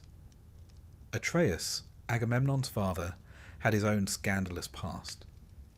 He once murdered his brother's children and fed them to him at a banquet. Yes, a family dinner where the main course was revenge. The curse that followed them all, Agamemnon, Orestes, and even Electra, was said to have begun there, in blood and deceit. It's almost as if the Greeks were trying to tell us something about inheritance. To the ancient mind, families could carry curses as surely as they carried wealth. The sins of the father, and grandfather, and great-uncle were not easily forgotten. The gods might forgive. The Furies would not.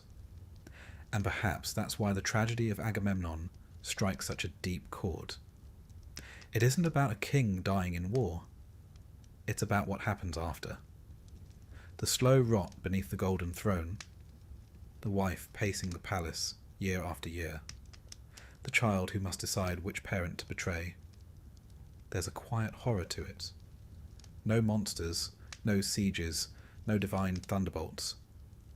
Just the simple terror of returning home to find everything waiting, and none of it good. Tonight, then, let us walk through the palace halls of Mycenae. The hearths are cold. The walls still smell faintly of cedar and blood. Shadows flicker where once kings dined and children played. Perhaps we hear the echo of Cassandra's warning, or the creak of purple carpets beneath sandaled feet.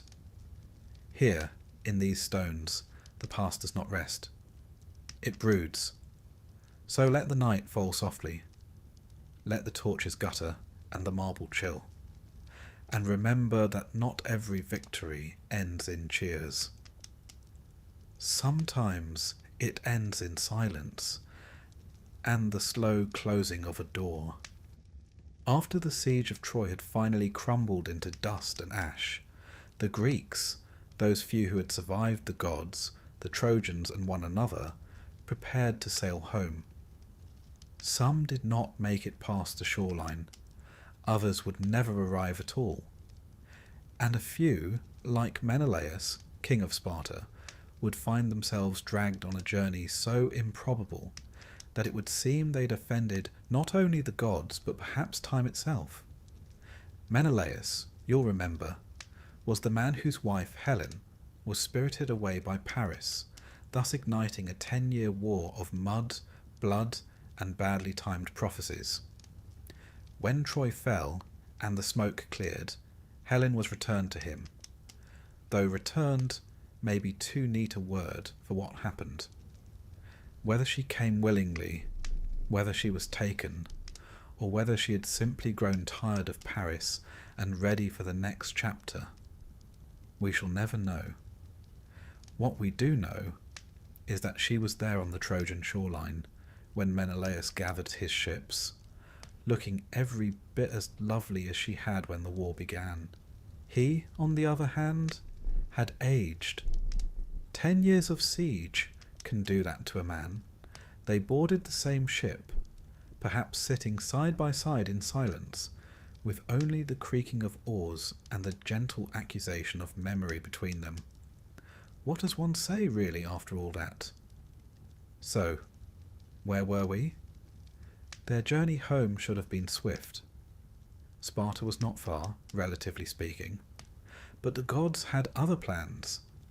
The Greeks had committed various crimes on their way out of Troy, looting temples, killing supplicants, desecrating sacred spaces. Athena, in particular, had been slighted, and her wrath hung over the fleet like a thundercloud. While some ships were wrecked outright and others scattered, Menelaus's took a more circuitous route, an accidental grand tour of the Mediterranean, if you like, with storms, shipwrecks, and sea monsters included. One of the more exotic stops on this journey was Egypt.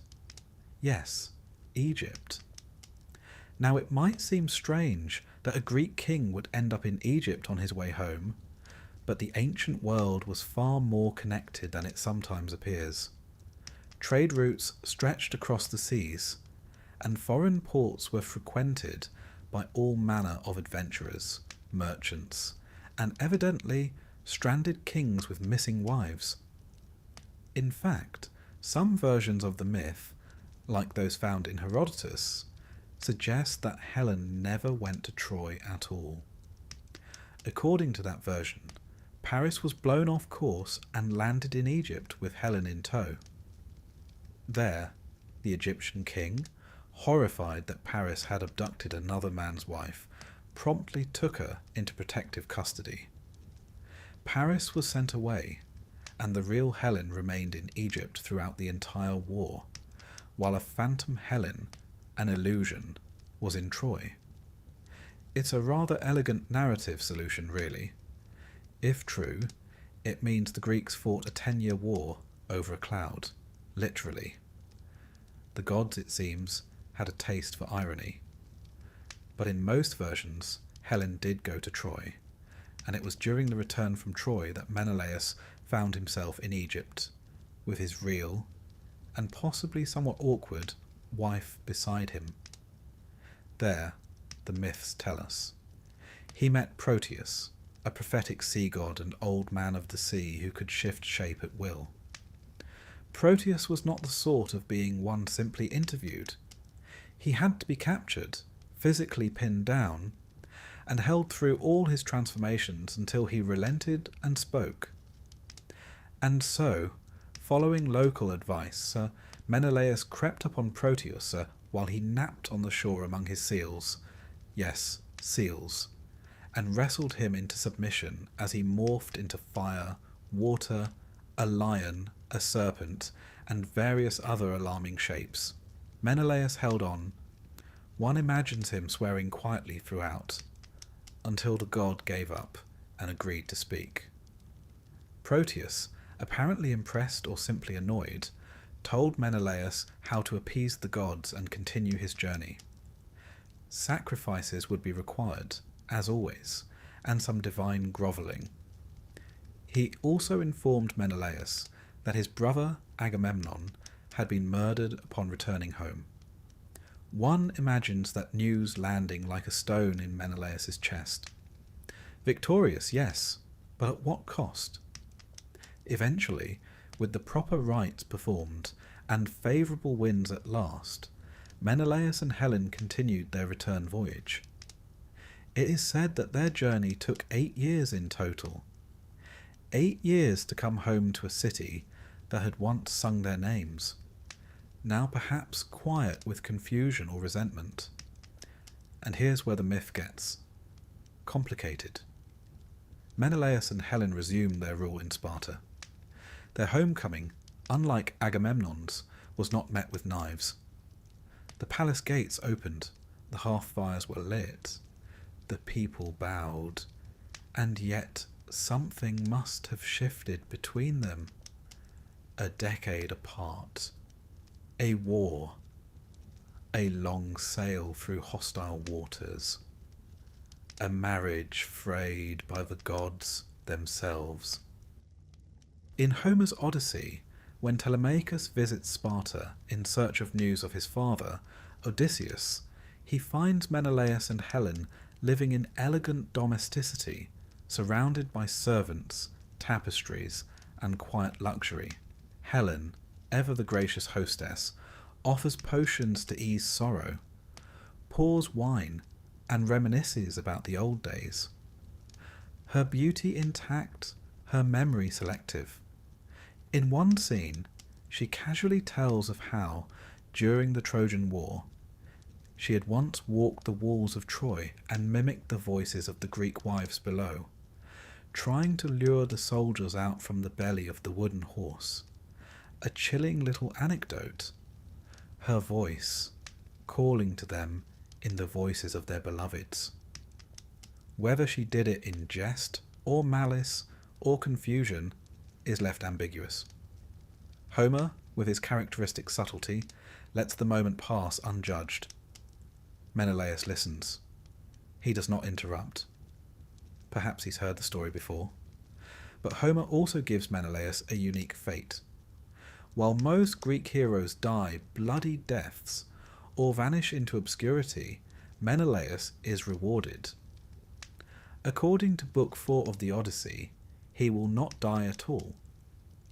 Because he is the husband of Helen, daughter of Zeus, he is destined to be sent at the end of his life to the Elysian fields, a sort of Greek paradise at the edge of the world, where the air is always mild, the sun never too hot, and heroes may relax without fear of divine punishment. It's an odd reward, given how much trouble he endured, but perhaps the gods felt he'd earned it. As for Helen, her later fate is as inconsistent as ever. In Sparta, she was worshipped after her death, or perhaps even before it. A temple to Helen stood there, and offerings were made in her name. Some said she had been taken to Olympus, made divine by Zeus himself. Others claimed she fled to Rhodes, where she was hanged by the widow of one of the Greek warriors who died at Troy, a bitter form of justice. And in some strange accounts, she even married again to Achilles himself in the afterlife, reunited in the Isles of the Blessed, where mythologies merge and old enmities are forgotten. But the Menelaus-Helen saga remains one of the most enigmatic. There are no great battles in their post-war tale, no wrath of Achilles, no suitors slain, just the slow, strange return of two people bound together by fate, reputation, and possibly very little else. And what do we make of Menelaus then? He is not the most glamorous of the Greeks, not the strongest, not the cleverest. He does not give stirring speeches or launch dramatic solo attacks. But he endures. He reclaims his wife. He survives the gods. He returns home. He is, in some ways, the everyman of the epic. Less radiant than Achilles, less sly than Odysseus, but steady. Slightly bewildered, often wrong-footed, but never broken. In the Iliad, he fights bravely but without glory. In the Odyssey, he rules with calm dignity. He is both cuckold and king, hero and husband. A man who simply wants his home, his wife, and a little peace. Which, given the state of the Greek mythological world, is quite the ambition. Historically, Sparta in the late Bronze Age may indeed have been the seat of a powerful ruler.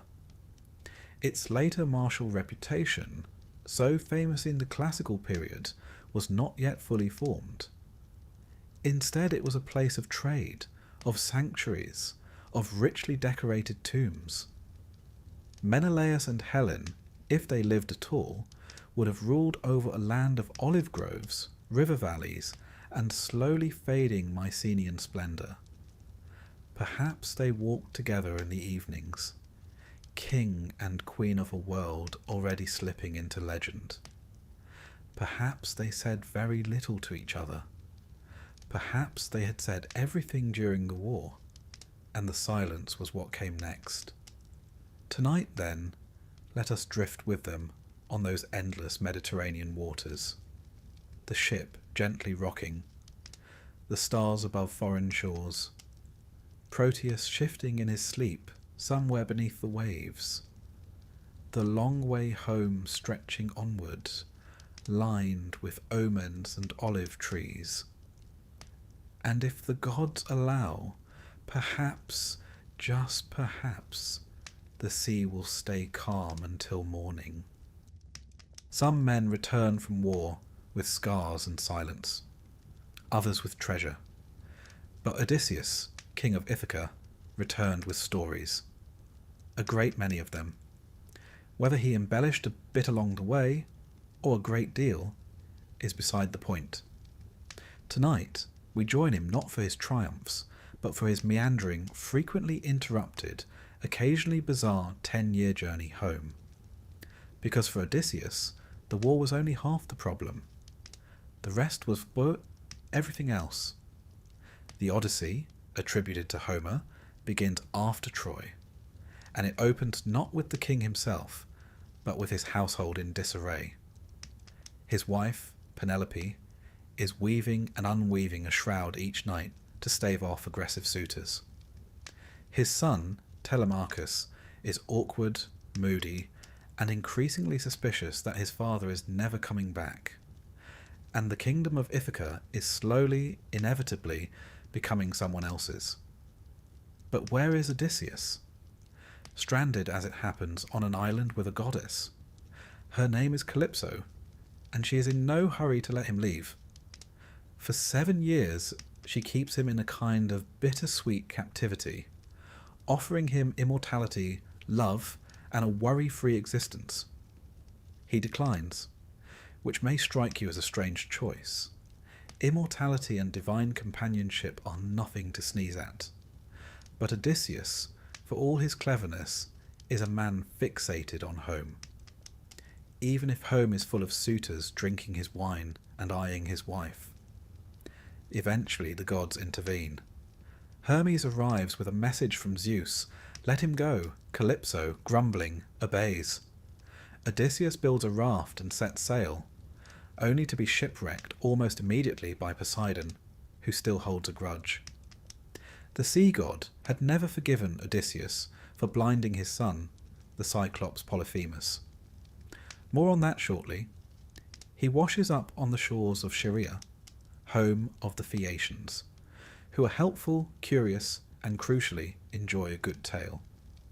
Here, Odysseus finally begins to recount what's happened since Troy. His adventures unfold in a long, winding flashback, a kind of dinner party storytelling session with a side of trauma. It begins with his first detour, Ismarus, land of the Cicones, where his men plunder a town only to be ambushed in return. A tactical misstep, if we're being generous. Next, the Lotus Eaters. Harmless, dreamy folk who offer his crew fruit that makes them forget everything, including the desire to return home. Odysseus has to physically drag his men back to the ships. It's the first hint that homecoming, for some, might not be as appealing as advertised. Then comes the Cyclops. Odysseus and his crew stumble upon the cave of Polyphemus, a one-eyed shepherd of considerable size and poor manners. They help themselves to his cheese and wine, rude, and are promptly trapped inside. Polyphemus begins eating them one by one. Odysseus, ever the schemer, tells the Cyclops his name is nobody, gets him drunk, and drives a sharpened stake into his eye while he sleeps. The next morning, when Polyphemus howls for help, the other Cyclopes ask who's hurting him. "Nobody," he bellows, and so they leave him alone. A clever trick, but one that comes with a price. As they flee, Odysseus shouts his real name back to the blinded Cyclops, because of course he does. Pride.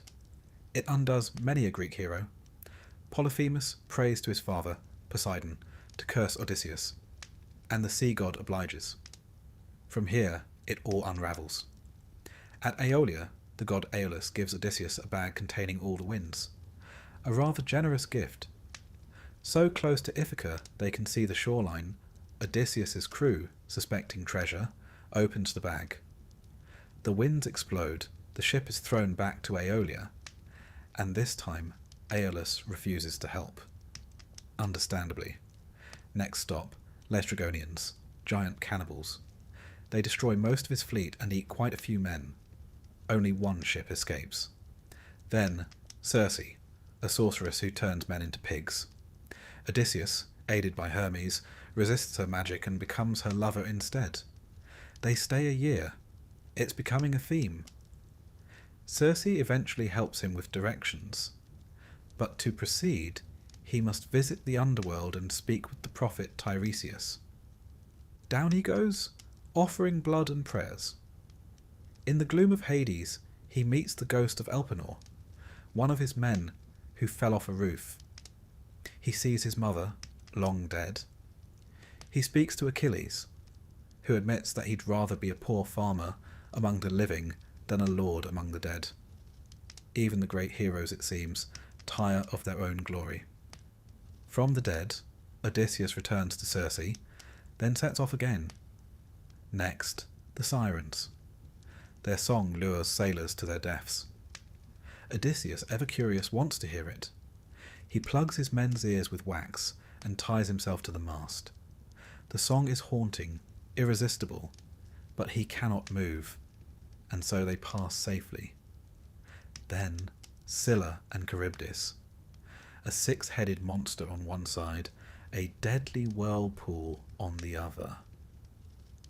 They sail between the two, losing men to Scylla's snapping heads.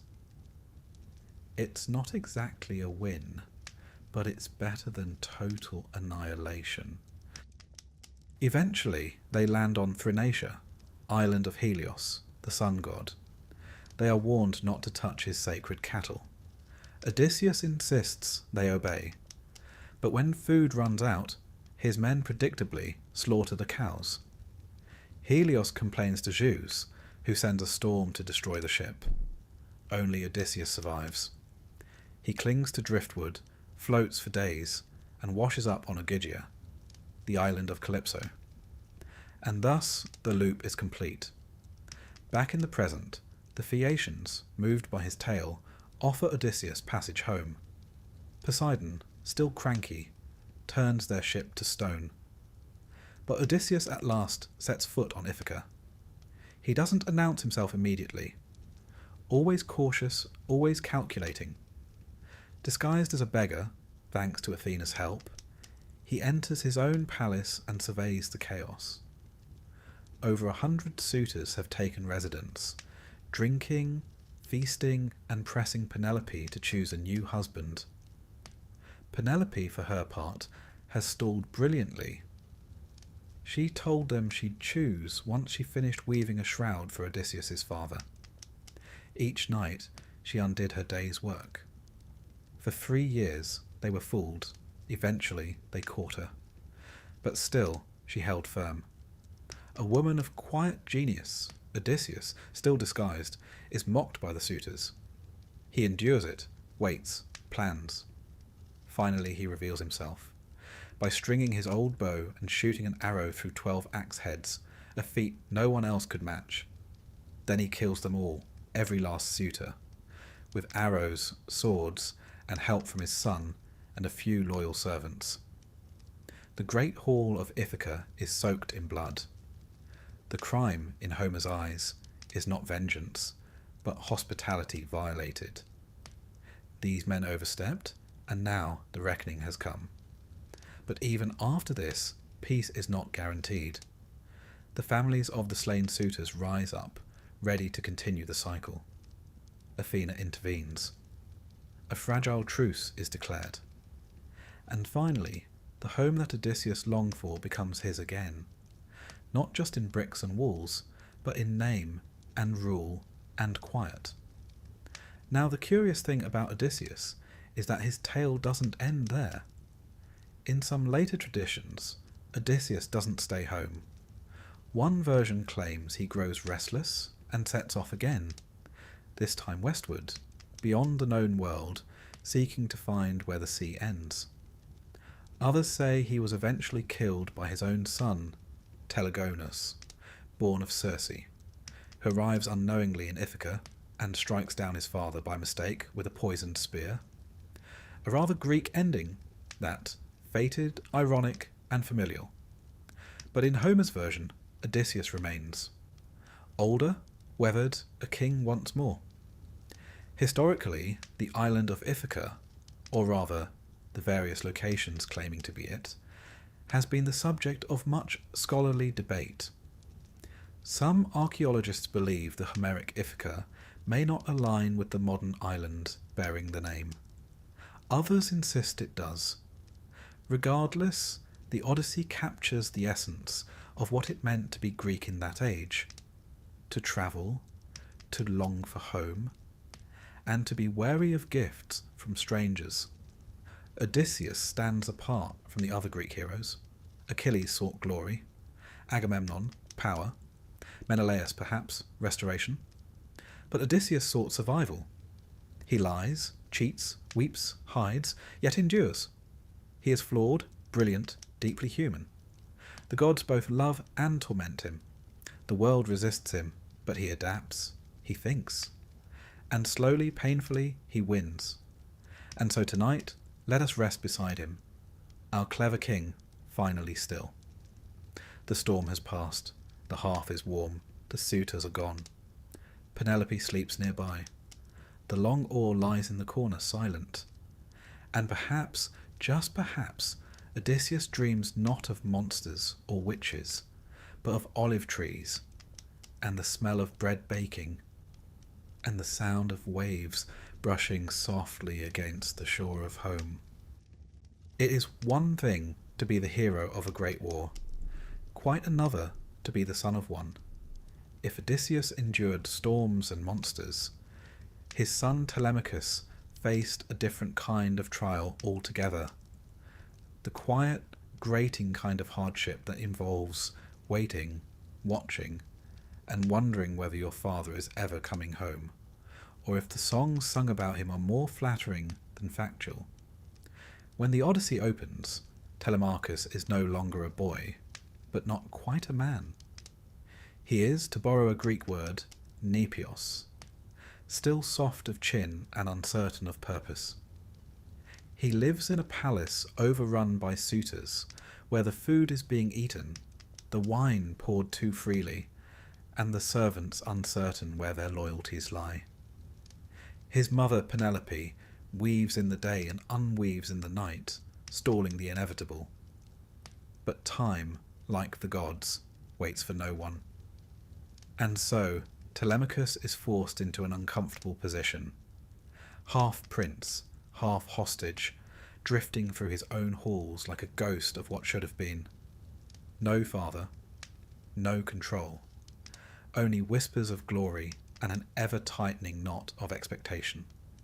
Eventually, Athena, as is often the case when men are floundering, steps in, disguised as mentor, a name which would later be borrowed for the role of any wise advisor, though here it's quite literal. She encourages the lad to do something positively un-Greek. Talk about his feelings and make a plan. Telemachus, emboldened by divine pep talk, sets off on a small but significant voyage. He sails to Pylos to visit Nestor, the venerable king and veteran of Troy, and then to Sparta, where Menelaus and Helen are holding court in relative serenity. In both places, he asks the same question: "Have you seen my father?" The answers are vague, scattered. Odysseus is alive, perhaps, or dead, or something in between. But the journey itself is more important than the destination. For the first time, Telemachus acts.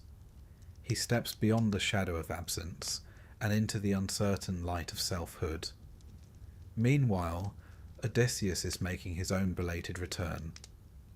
When the two are reunited in Ithaca, it is not the tearful embrace of storybooks. Odysseus, in disguise, reveals himself carefully. Telemachus does not know what to believe. The man has been gone for 20 years. He has, perhaps, become more myth than father. But belief once lit is hard to extinguish. They scheme together, they strike together, and in the end they stand side by side over the corpses of the shooters. Father and son united not in words, but in shared purpose and spilled blood. Yet what happens after the vengeance? After the hall has been cleaned, the bow hung, and the island quiet once more?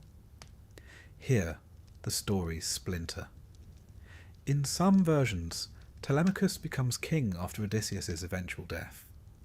In others, he leaves Ithaca behind entirely. One tradition, found in later Greek sources, claims that Telemachus marries Circe. Yes, that's Circe, the enchantress who once turned his father's men into pigs.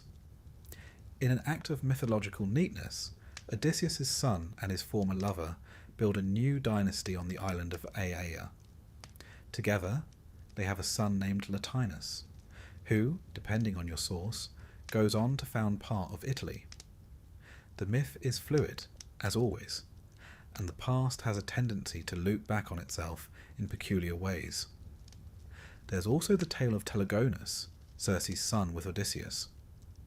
In one particularly ironic telling, Telegonus grows up unaware of his father's identity, sails off to find him, and accidentally kills him with a spear tipped with the venom of a stingray.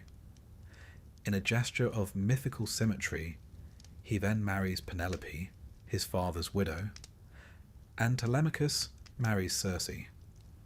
And so the entire family becomes a kind of mythological Rubik's Cube, scrambled, reconfigured, but somehow still functional. Let's take a moment to exhale. These tales, shifting and contradictory, are not meant to be consistent. The Greeks didn't worry about canon the way we do. Instead, they allowed their myths to breathe, expand, and change with the needs of each city, each poet, each generation. Telemachus, then, isn't a single character. He is an idea, a young man caught between legacy and identity, between the weight of his father's name and the pressure to make his own. Historically, the role of sons in ancient Greece was a serious business. Inheritance passed from father to son. The son was expected to honour the household gods, to maintain the family reputation, and to perform the funeral rites without fail. A man without sons was, in a sense, erased from the ongoing story of his oikos, his household, his lineage. Yet, as in myth, the position of sons was rarely simple. Take Orestes, son of Agamemnon, who we discussed in chapter 7. He avenged his father by killing his mother. Not exactly a tale you'd want performed at your birthday feast. Or Neoptolemus, son of Achilles, who went to war after his father died, took a central role in Troy's final destruction, and eventually met a murky end, killed in some stories by Orestes no less. Greek myth is a tangled net, and everyone gets caught eventually. These sons often inherited not only lands and titles, but the consequences of divine feuds, ancestral curses, and badly timed oracles.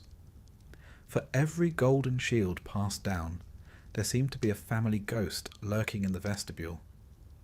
Even Aeneas, a Trojan rather than a Greek, fits this mould.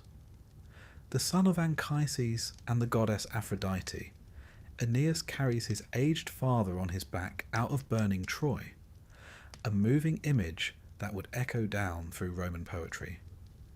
He is the dutiful son, chosen by fate to found what will one day become Rome.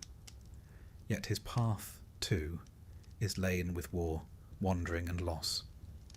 These sons, like Telemachus, grew up not in the warmth of victory, but in the cold ash of aftermath.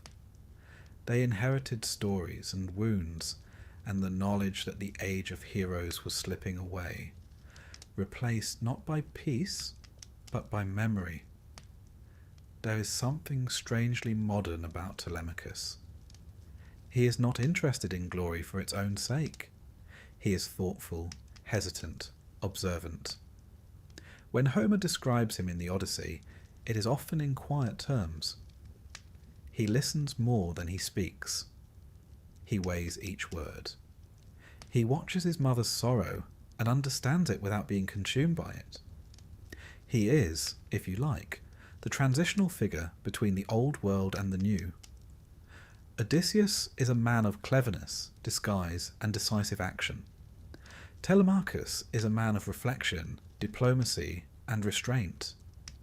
He stands at the threshold of myth and history, a figure shaped by the echoes of war, but not beholden to them. In this way, he speaks to the later Greeks, those of the classical period, who looked back on the Age of Heroes as a time of both splendour and savagery. Telemachus becomes a bridge, linking the impulsive blood feuds of the past with the more measured civic virtues of the present. And yet, he is still a son, still waiting for a father, still learning, as all sons must, that the man you idolize is rarely the man you get. Odysseus returns not as a shining hero, but as a weary, wily stranger who must be relearned, retrusted, reloved. Their relationship is not forged on battlefields, but around the slow rebuilding of a life interrupted. What remains of Telemachus in the end is not his name in epic songs, nor his slaying of suitors, nor his potential marriage to a sorceress. What lingers is the quiet dignity of his arc, a young man growing up in the long shadow of war, and finding, however haltingly, his own way forward. And perhaps that is the final message of these post-Trojan tales, that while the heroes crashed and burned in spectacular fashion, stabbed in bathtubs, drowned at sea, cursed by gods, their children carried on. They endured. They inherited not just the chaos, but the slow business of healing, of ruling, of remembering. For myth is not just the story of how wars are won, it is the story of what happens after. The rebuilding, the forgiveness, the inevitable forgetting. Telemachus, and others like him, remind us that every heroic age must end, and when it does, it falls to quieter hands to pick up the pieces. So tonight, let us imagine Telemachus in Ithaca, not the awkward boy scanning the sea for a sail, but the man walking the halls of a repaired palace. The roof mended, the suitors gone. The name of his father still spoken, but no longer clung to. Penelope weaving not in dread, but in peace. The wind outside is gentle, the stars indifferent. And somewhere in the corner, the great bow of Odysseus gathers dust. The age of heroes has ended. The age of men and memory has begun. Settle yourself now. Let your thoughts quieten like a tide going out to sea. Tonight, we turn to the beginning of a story that is as old as the rocks, the waves, and the thunder beneath our feet. The story of Poseidon, the god of the sea.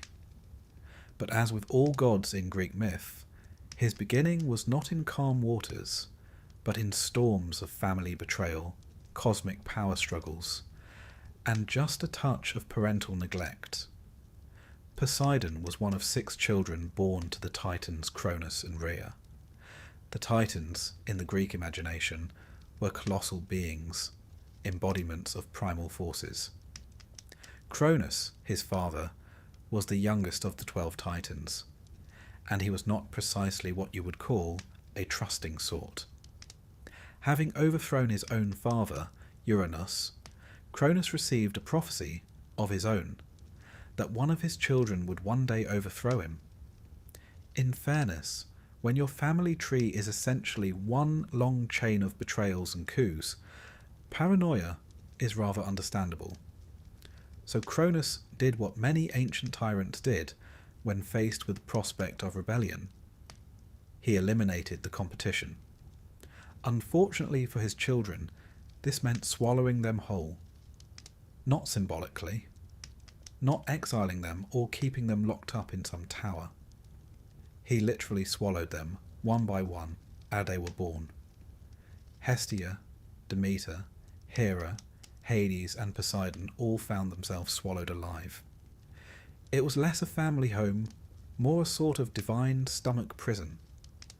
The Greeks loved these images of reversal and disorder. The womb replaced by a stomach, creation replaced with consumption. To them, it was more than cruelty. It was a reminder that order and chaos were always fighting for control of the world. Not every child met the same fate, however. When the youngest Zeus was born, Rhea had had quite enough of her husband's eating habits. She spirited Zeus away to a cave in Crete, and, in his place, offered Cronus a swaddled stone. Cronus, not being the brightest star in the heavens, swallowed the rock without suspicion. One imagines this made for a rather crunchy meal. Zeus grew to manhood in hiding, and when the time came, he returned to challenge his father. With the help of his grandmother Gaia, and a potion supplied by the goddess Metis, Cronus was forced to disgorge his swallowed children. Out spilled Poseidon, Hades, Hera, Demeter, and Hestia, alive and understandably quite cross about the whole business. From this peculiar beginning, the three brothers, Zeus, Hades, and Poseidon, became the great powers of the cosmos. But before that division came the Titanomachy, the great war between the younger Olympian gods and the older Titans. Poseidon fought alongside his brothers in that cosmic conflict, armed with the trident crafted for him by the Cyclopes. Now, you might imagine a trident as a simple three-pronged spear, useful for spearing fish. In mythology, however, it was something else entirely. A divine weapon capable of shaking the earth and stirring the seas into fury. To the Greeks, who lived in a land regularly shaken by earthquakes, and dependent upon seas that could turn treacherous without warning, this made perfect sense. What better weapon for the god of the sea than one that could command the chaos of nature itself? When the war was won, the three brothers cast lots to decide their domains. Zeus received the sky, Hades the underworld, and Poseidon, fittingly, the sea. Some versions of the myth note that Poseidon was not entirely pleased with this division. After all, the skies seemed brighter and more glorious, while the sea was unpredictable, stormy, and dark.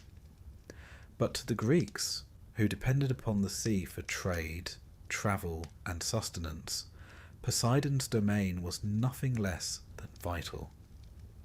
Without the sea, there was no Greece.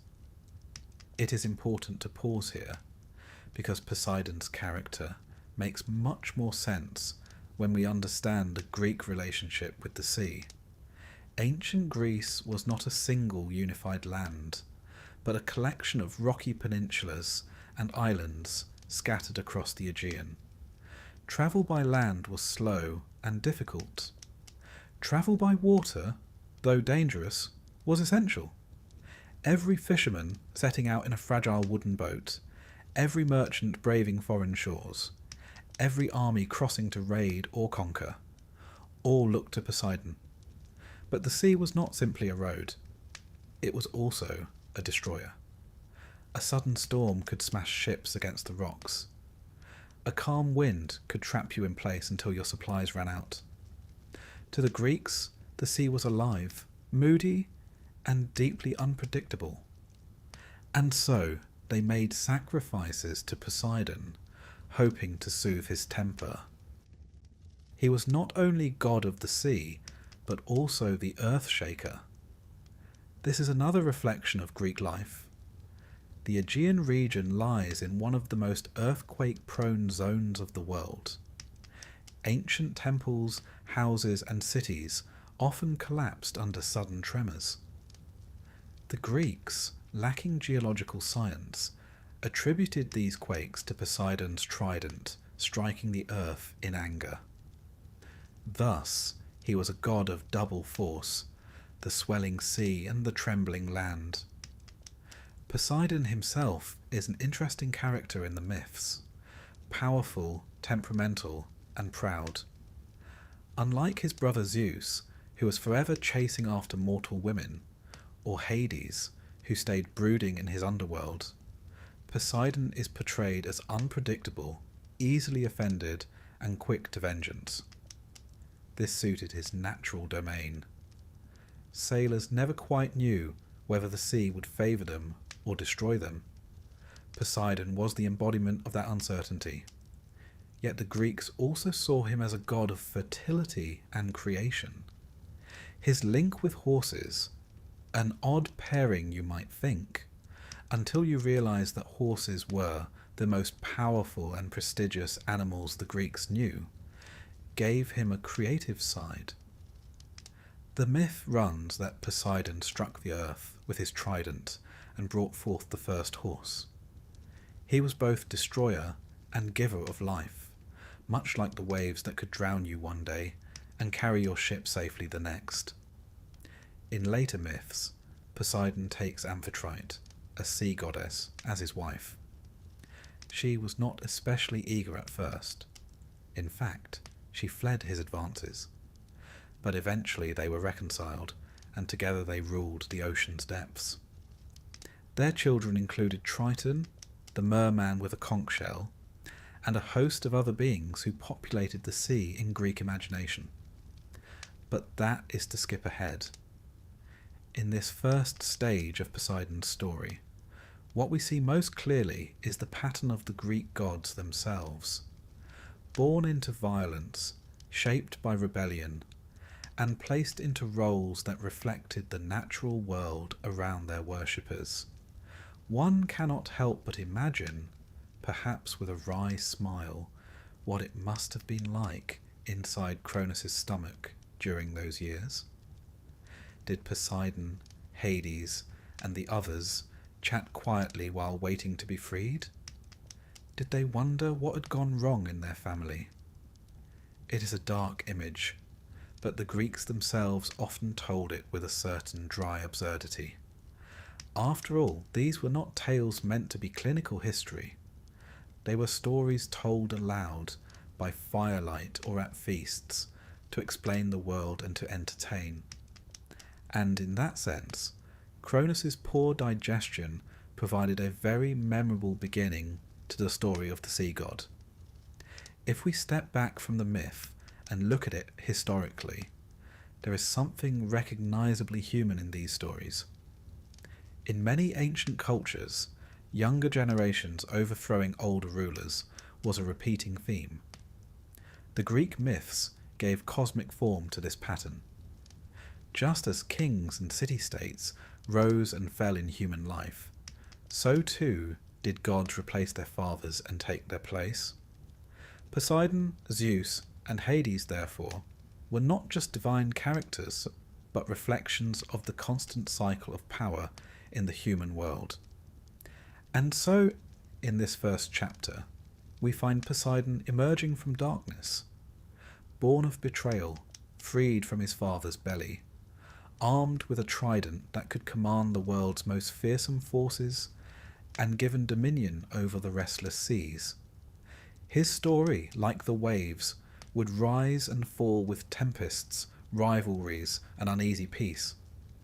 But before we drift further into the storm of his myths, the contests, the monsters, and the quarrels, we pause here, letting the sea rest in our imagination. The sound of waves, eternal, rocking us gently towards sleep. Poseidon has been born, and his trident gleams, ready to stir the waters of history. When we last left Poseidon, he had been rather unceremoniously swallowed by his father, spent some uncomfortable years in divine indigestion, and finally spilled back out into the world alongside his siblings. Hardly the most dignified beginning, but the Greeks rarely gave their gods smooth starts. Now freed, the children of Cronus faced a world still ruled by the Titans, the older generation of gods who had shaped the cosmos since the dawn of time. The stage was set for one of the greatest battles in mythology, the Titanomachy, the war between the old order and the new. It is difficult to imagine what such a war looked like, and perhaps that is the point. The poets and storytellers never described it with the neat ranks of mortal armies or the simple clash of spears. They spoke instead of elemental violence, mountains hurled like pebbles, thunder cracking the sky, rivers boiling, and the very earth shaking under divine feet. Poseidon, trident in hand, stood beside his brothers Zeus and Hades in this struggle, the three united against their father and his generation. It was no family quarrel. It was a cosmic reshaping, the passing of power from one age to another. The Cyclopes, grateful to be freed from their imprisonment in Tartarus, forged weapons for the brothers. Zeus received the thunderbolt, that great flash of divine authority which would forever be his symbol. Hades was given a helm of invisibility, allowing him to move unseen even among gods. And Poseidon, of course, received the trident. It was more than a spear. In the hands of a god, it was a device that could split rock, stir oceans, and send shock waves through the crust of the earth. To later Greeks, accustomed to tremors shaking their homes and seas rising in sudden tempests, the symbolism was painfully clear. The very disasters they feared were nothing less than Poseidon's weapon at work. The war raged for 10 years. For a decade, the cosmos was unbalanced, caught in a struggle between the Titans and the Olympians. Ancient poets told of the Titans hurling mountains across the sky, and of the Olympians fighting back with storm and flame. Poseidon's role is less frequently detailed than Zeus's, but we can imagine him casting his trident into the churning seas, raising monstrous waves to crash against Titan strongholds. And though the stories are myth, they speak to the way the Greeks viewed natural catastrophe. An earthquake that split the ground, a tidal wave sweeping away a coast, a thunderstorm roaring overhead. All of these were remembered as echoes of that first great war. Eventually the younger gods triumphed. Cronus and the Titans were cast down, bound, and hurled into Tartarus, that deepest abyss of the underworld. The world was theirs, but having won it, they faced the difficult question of what to do with it. Who would rule? How would power be divided? It is a question that has plagued victorious allies throughout history. One thinks of the division of empires after great wars, or the uneasy treaties between once allied states. The Greeks projected the same dilemma onto their gods. The Olympians could not all reign together in harmony. Such is not the way of myths. There had to be roles, territories, boundaries. And so the three brothers drew lots. To Zeus fell the sky, that vast realm of clouds, thunder, and sunlit heights. To Hades fell the underworld, a shadowy kingdom of the dead. And to Poseidon fell the sea, endless, unpredictable, and profoundly necessary. Some versions of the myth suggest Poseidon was not entirely pleased with this outcome. The sea, after all, was treacherous and unstable, whereas the sky seemed to glitter with brilliance and authority. Hades received a kingdom all his own, where no one could question his sovereignty. Poseidon's realm, meanwhile, was constantly crashing against the shores of his brother's domain, never quite still, never quite certain. Yet it was his lot, and from that moment forward, the sea belonged to him. Here, the myths touch something deeply true about Greek life. Unlike the landlocked peoples of other regions, the Greeks were bound to the sea. Their world was a scattering of rocky peninsulas and islands that stretched like stepping stones across the Aegean. Travel by land was slow and awkward, but the sea offered highways, dangerous ones, but highways nonetheless. Every ship setting sail from Corinth or Athens, every fisherman daring the waves at dawn, every trader bound for Egypt or Sicily, knew they were placing themselves in Poseidon's hands. To live as a Greek was to depend upon the sea for life, wealth, and survival, and at the same time to fear its sudden moods. In Poseidon, they saw the embodiment of that paradox. Even earthquakes were tied to his name. The Greeks called him the Earth Shaker.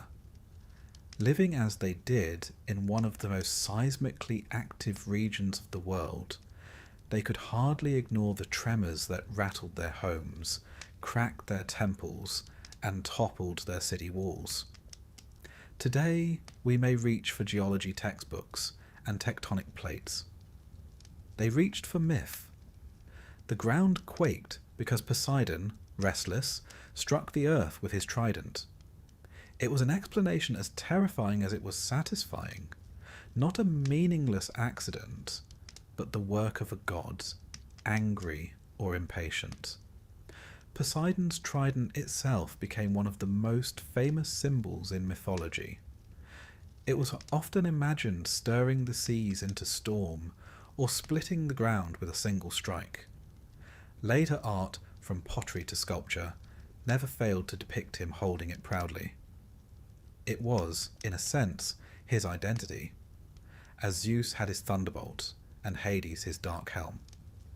To the Greeks, gods were not abstractions. They were beings with visible, recognizable traits, and Poseidon without his trident would have seemed incomplete. Yet there is also a more curious side to Poseidon's new role. He was not merely a god of destruction. The myths often describe him as a giver as well. He was linked to horses, for reasons that might strike us as odd at first. But to the Greeks, who valued horses as symbols of power, prestige, and speed, the connection made sense. One myth tells that Poseidon, striking the earth with his trident, brought forth the first horse. Others describe him as a tamer of steeds, their divine patron. Perhaps there was some practical association too. The rolling waves compared to galloping horses, the sea imagined as a herd of creatures charging endlessly against the shore.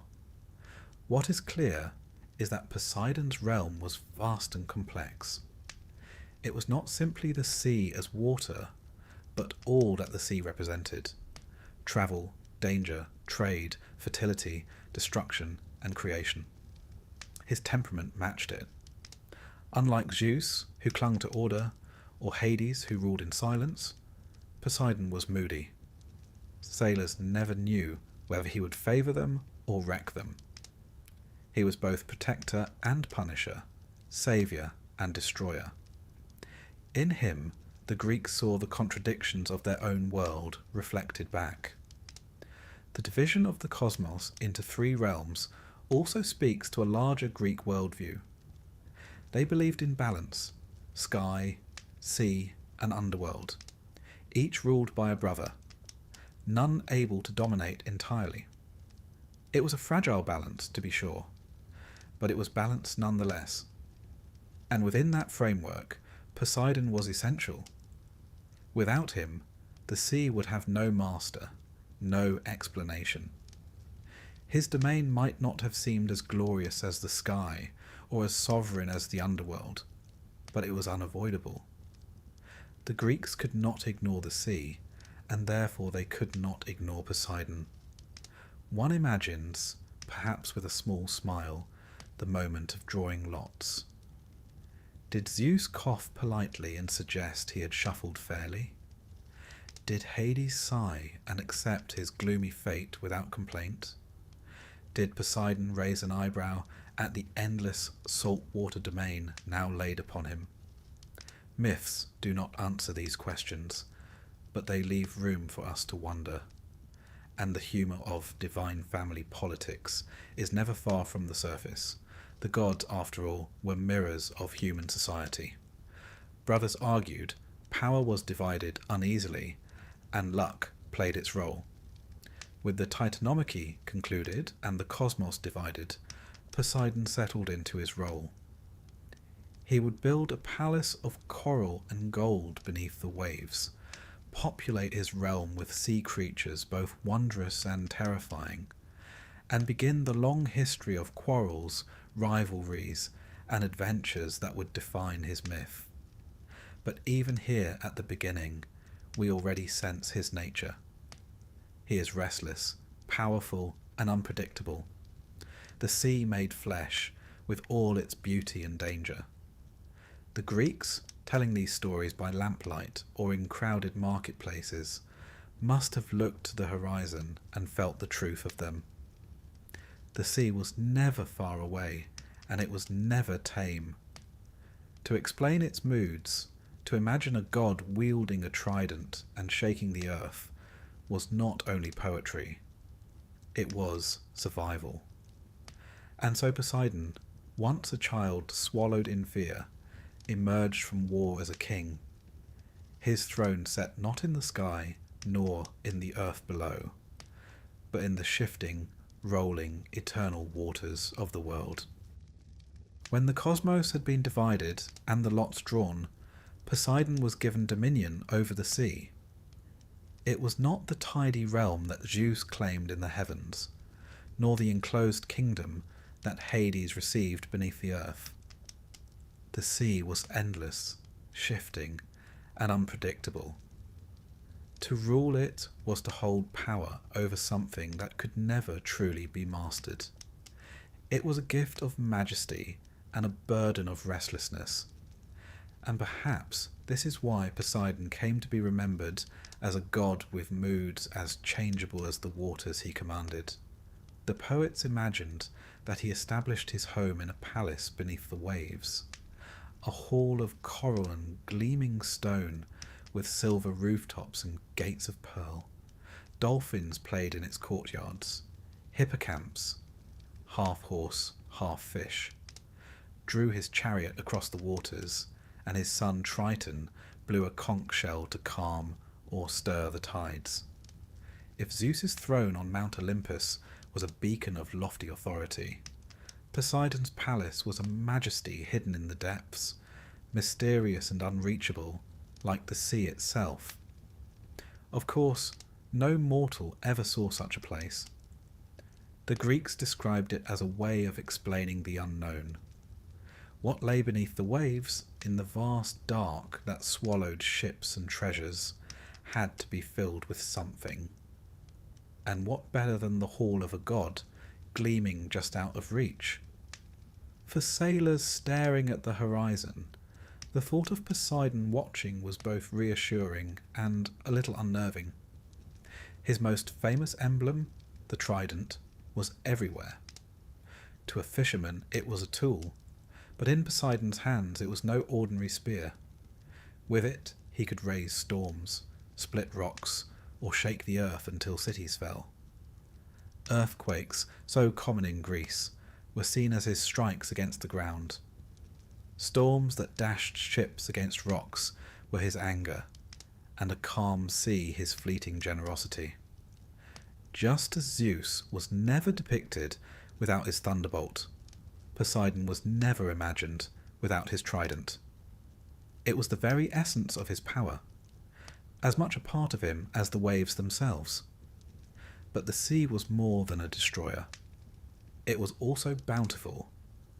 It gave fish to coastal villages, it linked distant lands, and it carried ships laden with goods. Wine, olive oil, pottery, and grain crossed the Aegean to enrich city-states. Homer himself called it the wine-dark sea, glowing with strange colours under the sun. The Greeks both feared and loved it, just as they feared and honoured Poseidon. This duality shaped Greek identity. Unlike the Egyptians, bound together by the Nile, or the Mesopotamians, whose rivers ran steady through their plains, the Greeks had no single river to unite them. Instead, they were tied together by the sea. Islands and peninsulas were like stepping stones, and every road eventually led to water. The sea was at once the lifeline and the danger. To worship Poseidon was not optional. It was a necessity of survival. His symbols went beyond the trident. Horses, for instance, were tied to his name. In some stories he created the first horse by striking the earth with his trident. In others, he tamed them and was their divine protector. At first, horses and sea gods seem an odd pairing, but the Greeks often spoke of waves as if they were creatures, white-maned and galloping endlessly against the shore. Horses also represented wealth and prestige, and dedicating them to Poseidon was a mark of respect. In fact, one of the stranger offerings made to him was the drowning of horses in the sea, grim, but thought appropriate for a god who ruled both land and water. Dolphins, on the other hand, softened his image. Sailors saw them leaping beside their ships and took them as signs of Poseidon's favour. While Zeus had his eagle and Athena her owl, Poseidon had dolphins, playful and loyal companions of the deep. In artwork, they swim beside his chariot or carry nereids across the waves. They were proof that Poseidon could be kind as well as cruel, yet his myths often emphasized destruction. In one tale, he and Apollo built the walls of Troy for King Laomedon, only to be cheated of payment. Poseidon responded by sending a sea monster against the city. The story is more than a warning about broken contracts. It reflects the Greek truth that no city wall, no matter how strong, was beyond the reach of the sea. Flood, quake, and storm could undo stone more quickly than any army. The title Earthshaker shows just how broad his reach was. Greece lies on restless fault lines, and temples and towns alike were levelled by sudden tremors. The Greeks had no science of tectonics. They had Poseidon. His trident striking the ground explained what they could not otherwise understand. Sacrifices to him were made not just by sailors, but by kings and farmers, hoping to calm the tremors beneath their feet. Still, he was not always wrathful. Poseidon also granted calm passages, guided ships to safety, and blessed cities with wealth. His temples stood proudly across Greece, none more striking than the one at Cape Sunion. Even today, its white columns rise over the sea, visible for miles to sailors approaching Athens. Imagine an ancient crew spotting those columns at dawn, weary, hungry, and suddenly reminded that the god of the sea had not forgotten them. The humour of his character lies in his moods. Sailors might offer sacrifices, pour out wine, and beg for favour, but ultimately it depended on whether Poseidon was in the mood to be generous. Did he wake gently, stirring only a mild breeze? Or did some slight, perhaps a forgotten offering, or simply poor timing, provoke him to whip up a storm? His nature was as uncertain as the waters he ruled. In myth, Poseidon rode in a chariot drawn by seahorses, the waters parting before him. Wherever he passed, the waves fell silent, awed by his presence. It is a stirring image, the god not struggling against the sea but gliding above it in full command. For mortals, always vulnerable to sudden winds and treacherous currents, the idea of such mastery was deeply compelling. Yet the myths remind us that only Poseidon held that power. Mortals might survive by luck or prayer, but they could never control the waves. His realm was therefore a paradox. His palace glittered beneath the waves, yet his trident could topple cities. His dolphins were playful, yet his earthquakes deadly. He could bless with calm or destroy with flood. In him, the Greeks saw the sea made flesh, dangerous, beautiful, and utterly beyond control. For the Greeks, every sound of waves against the rocks, every tremor of the earth, every sudden storm was a reminder of Poseidon's presence. To live with the sea at your doorstep was to live with the awareness of him. His power was not distant or abstract. It was immediate and unavoidable. And so, whether they prayed at his temples, carved tridents on their ships, or simply looked out to the horizon with respect, the Greeks never forgot the god of the sea, and as the waves rolled on, endlessly upon the shore, they believed they were hearing his voice, sometimes gentle, sometimes furious, but always alive. it meant that the world itself was breathing, and that a god moved restlessly within it. If Poseidon was lord of the sea, he was also master of quarrels. Few gods in Greek mythology were so quick to anger, or so reluctant to let a grudge fade. He carried himself with pride, and where pride led, arguments often followed.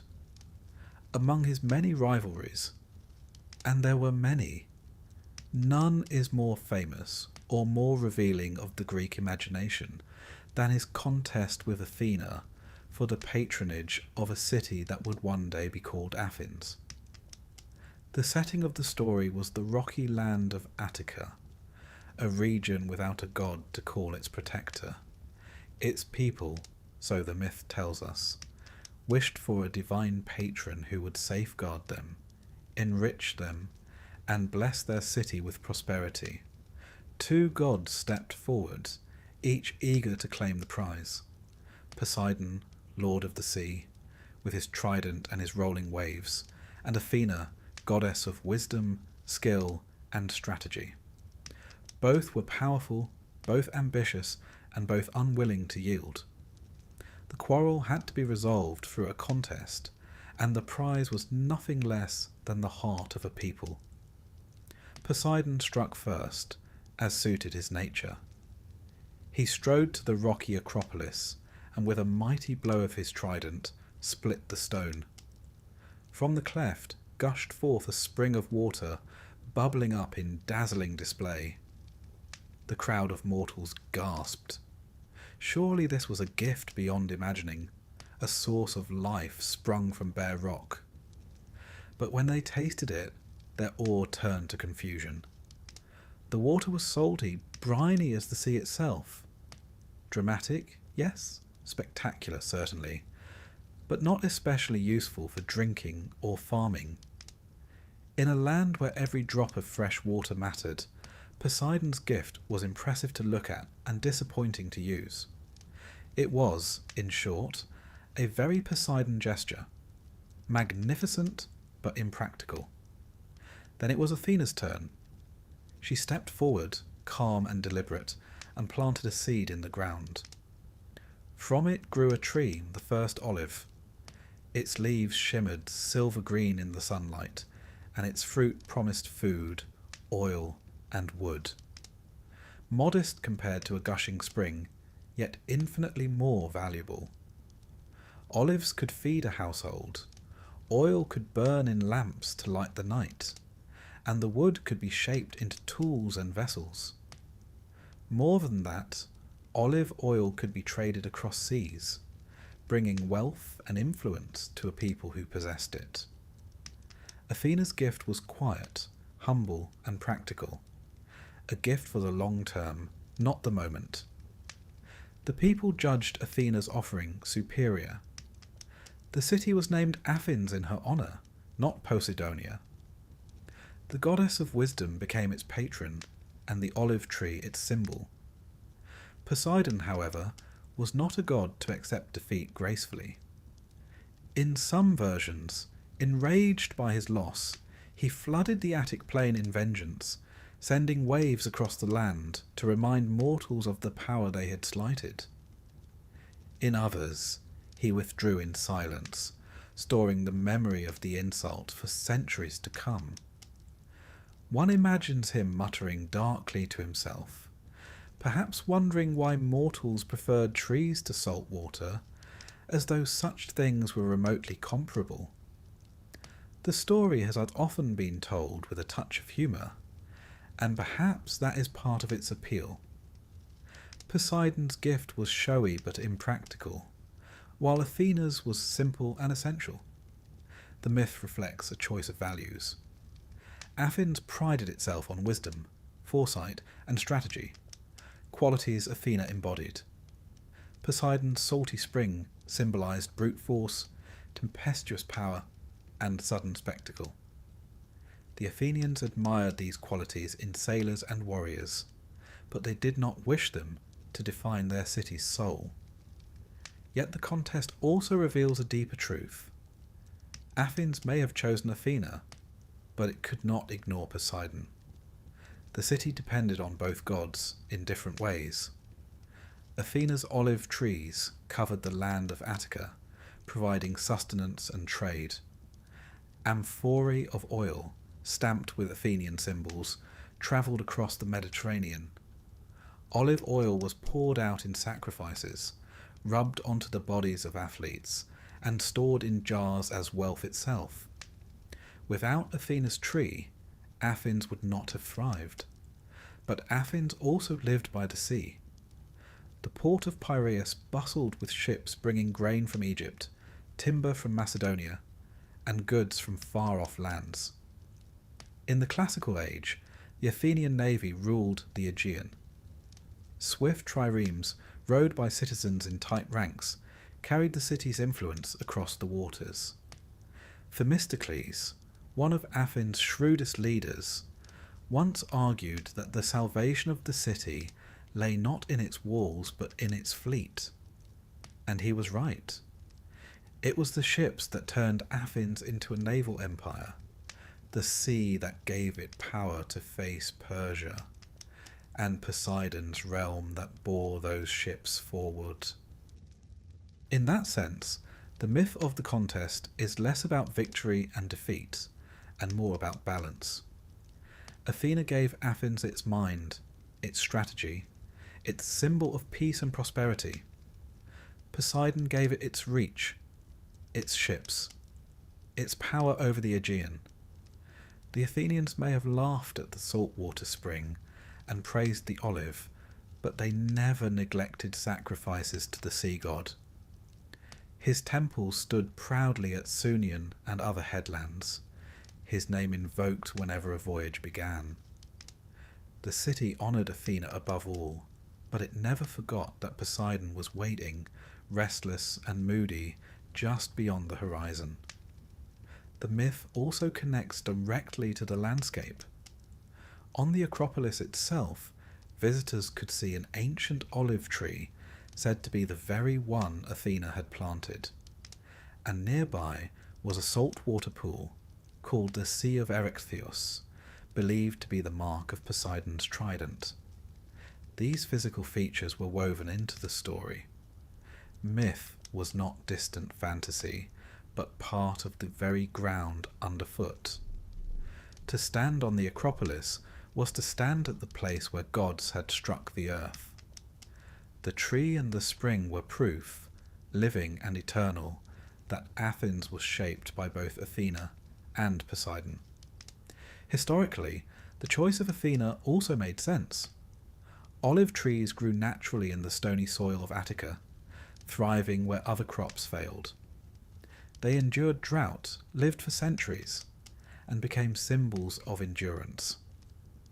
The Athenians built their wealth on olive oil, trading it for grain and goods.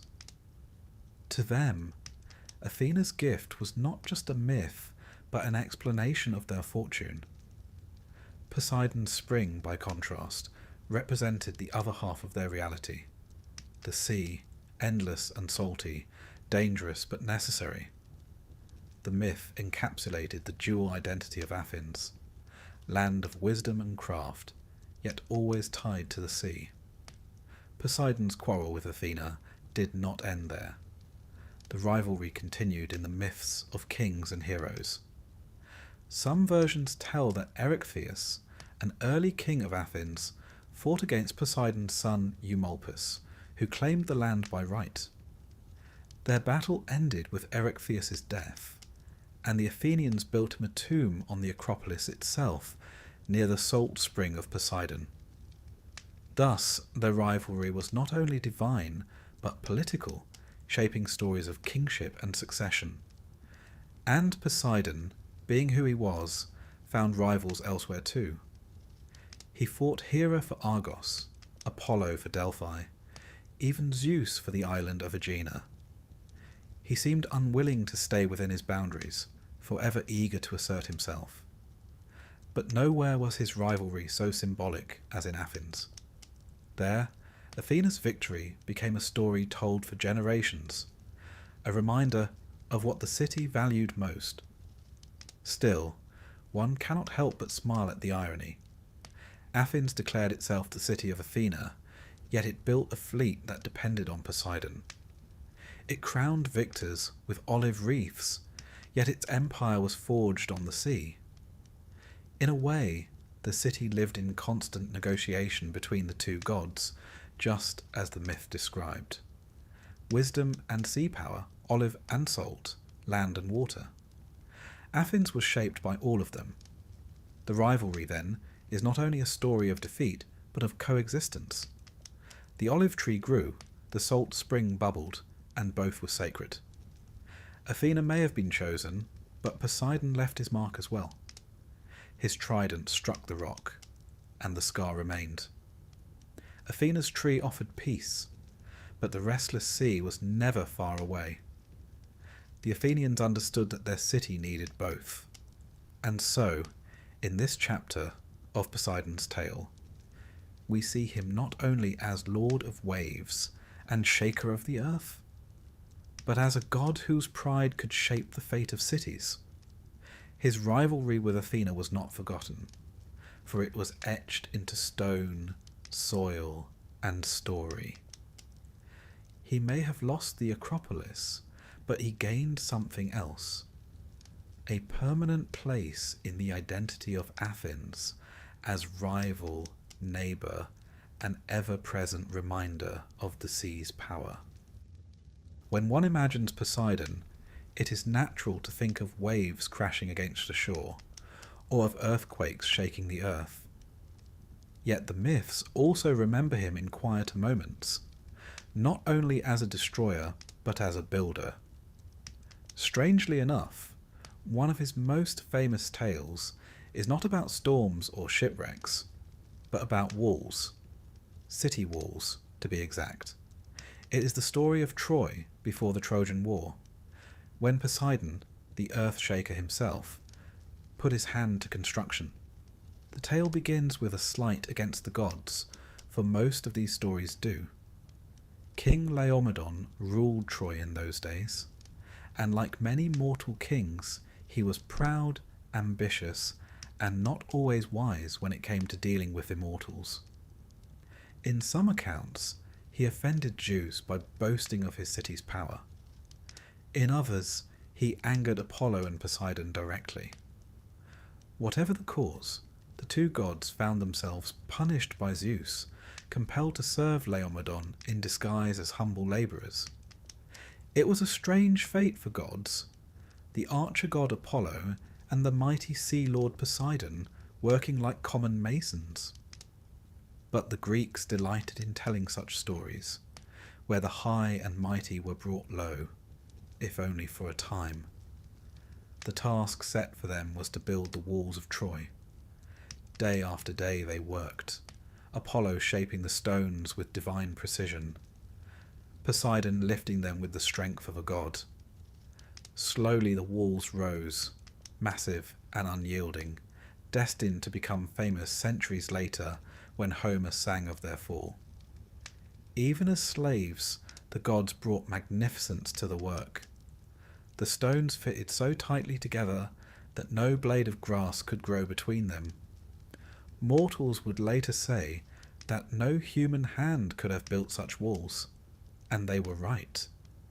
But when the work was finished, Laomedon committed a mistake that would echo through history. He refused to pay them. Whether out of arrogance, greed, or sheer foolishness, he denied the agreed reward. To cheat a mortal was one thing, to cheat a god was quite another.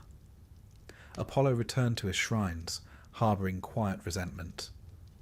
Poseidon, however, was not a god of quiet moods. His anger was immediate, his vengeance swift. He sent a sea monster against Troy, a beast that rose from the waters to ravage the coast and threaten the city. Panic seized the Trojans. The walls, though mighty, could not protect them from a monster of the deep.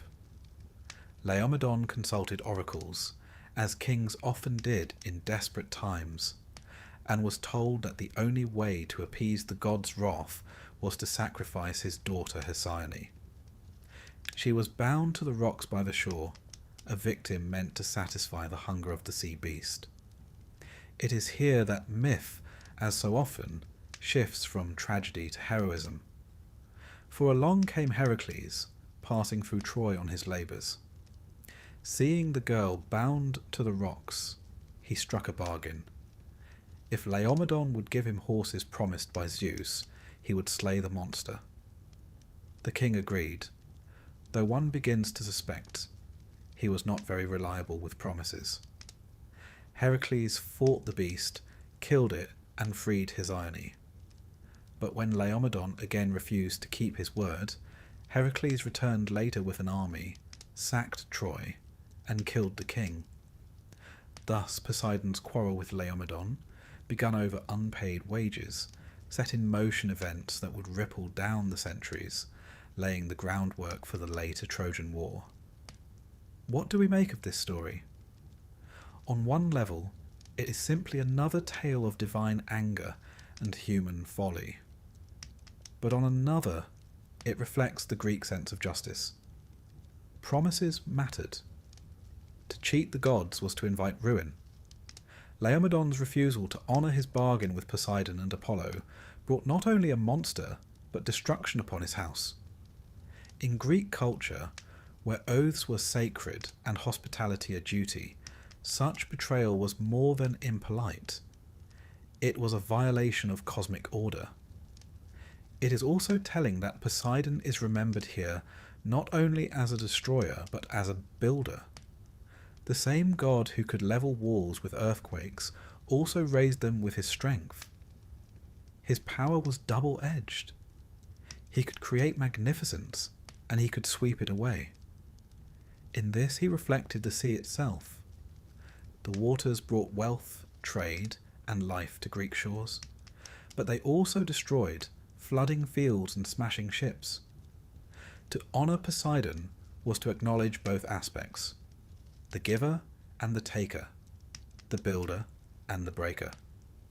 Historically, the walls of Troy held enormous significance. Archaeological evidence suggests that the city did indeed have formidable defences, rebuilt several times across centuries. To the Greeks, these walls were legendary. To say that Apollo and Poseidon had built them was to explain their grandeur, to place them outside the reach of ordinary human effort. And when the walls eventually fell to the Greeks in the Trojan War, it was not just a military victory, but the shattering of something believed to be divine. There is also a quiet humour in imagining Poseidon, the tempestuous sea god, standing in the dust with a stonemason's hammer, muttering about mortar joints and wall height. The Greeks told these stories with a wink, aware of the incongruity. Their gods were mighty, yes, but they were also strangely human. They quarrelled, they laboured, they were cheated, and they sought revenge. In that humanity lay their appeal. Poseidon may have shaken the earth with his trident, but he also knew the sting of unpaid wages, a grievance any mason might understand. The tale of Laomedon and the walls of Troy also foreshadows Poseidon's later role in the Trojan War itself. Though the great conflict came generations later, Poseidon never forgot the insult. When the Greeks attacked Troy, he lent his strength to the walls once more, but he also aided the Greeks when it suited him, punishing Trojans for their king's past arrogance. The gods, it seems, had long memories. A slight against Poseidon was not easily erased, even if decades had passed. And so, in this chapter of his story, Poseidon reveals himself not just as the roaring sea or the trembling earth, but as a figure tied to human justice, pride, and vengeance. He could raise walls, but he could also send monsters to tear them down. He could be labourer, avenger, and destroyer, all in one. For the Greeks, who built their own walls against enemies and watched earthquakes topple them without warning. This was a truth they knew all too well. The story also captures the way myth and history blur together. Troy was a real place, its ruins still visible in Anatolia. Its walls really did rise high, layer upon layer, rebuilt across ages. The Greeks, seeing them, explained their grandeur with myth. They imagined gods straining at stone, shaping blocks no mortal could lift. And when they told how those same walls fell, they saw in it not only a military tale, but a cosmic lesson. Nothing, however divine, stood forever against time, pride, and fate. Thus, Poseidon's role as wall builder becomes more than a curious aside. It is a reflection of his double nature, his closeness to human struggles, and his importance in the great story of Troy. He was not only the god who wrecked ships and shook mountains, but the god who shaped cities, punished oaths broken, and laid the foundations for wars to come. And so we leave him here, the great builder and breaker, a god who could raise stone higher than men and topple it faster than fire. The walls of Troy stood as a monument to his strength and as a warning of his wrath.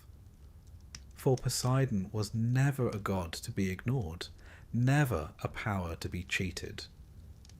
His trident could carve the earth, his monsters could rise from the sea, and his vengeance could echo across generations. Poseidon was not a distant god, content to sit in his coral palace beneath the waves while mortals went about their lives. Like his brother Zeus, he interfered often in the affairs of men, sometimes to bless, sometimes to punish, and often to remind mortals that the gods were never far away. Among all the Olympians, Poseidon was perhaps the most unpredictable in his dealings with heroes. At times he acted as a father, a protector, even a patron. At other times he was merciless, sending storms, monsters, or endless obstacles against those who crossed him. His relationships with heroes, like the sea itself, could be generous one day and destructive the next. Perhaps the most famous of these encounters was with Odysseus, the wily king of Ithaca. Odysseus was clever, resourceful, and a favourite of Athena, which already placed him at odds with Poseidon, Athena's eternal rival. But it was a single rash act that turned Poseidon into his greatest enemy. On the long voyage home from Troy, Odysseus and his men landed on the island of the Cyclopes, and there they encountered Polyphemus, the one-eyed giant who happened to be Poseidon's son. Polyphemus captured them, intending to eat them one by one, not the most charming of hosts. Odysseus, with his trademark cunning, blinded the Cyclops with a sharpened stake and escaped with his men. It was a brilliant escape, but a foolish victory. As Odysseus sailed away, he revealed his name to Polyphemus, boasting of the trick. The wounded giant cried out to his father, Poseidon, begging for vengeance. And Poseidon listened. For the rest of his journey, Odysseus was hounded by storms, shipwrecks, and endless delays. What might have been a voyage of weeks turned into 10 long years. Poseidon barred his way at every turn, smashing his fleet, scattering his men, and leaving Odysseus to wander from island to island. The Odyssey, one of the greatest tales in Greek literature, is in many ways the story of Poseidon's wrath. While Athena guided Odysseus toward home, Poseidon set every obstacle he could in his path. The sea itself became the battlefield between them. Yet Poseidon was not always the enemy of heroes. In Theseus, the legendary king of Athens, he was remembered as a father. Some versions of the myth claim that Aegeus, king of Athens, was Theseus's mortal father. Others, however, say that Poseidon was his true sire. The sea god granted him strength and protection, marking him as a semi-divine hero. When Theseus journeyed to Crete to face the Minotaur, he was said to be watched over by Poseidon's power. In art and story, the connection between Theseus and Poseidon gave the Athenians both pride and legitimacy. Their greatest hero was linked by blood to the god of the sea. In a city defined by its rivalry with Poseidon, this was a curious but useful bond. It allowed Athenians to claim that even if their city had chosen Athena as patron, Poseidon had not abandoned them entirely. He had given them a hero. Poseidon's other children were not always so noble. From his many liaisons, both willing and not, came a host of beings, some heroic, some monstrous. The Cyclopes, like Polyphemus, were counted among his offspring. So too were giants and wild creatures of the sea. Triton, his son with Amphitrite, was more kindly remembered. A merman with the torso of a man and the tail of a fish, who blew a conch shell to calm or stir the waters. But even Triton's powers carried menace. The conch could raise waves as easily as still them.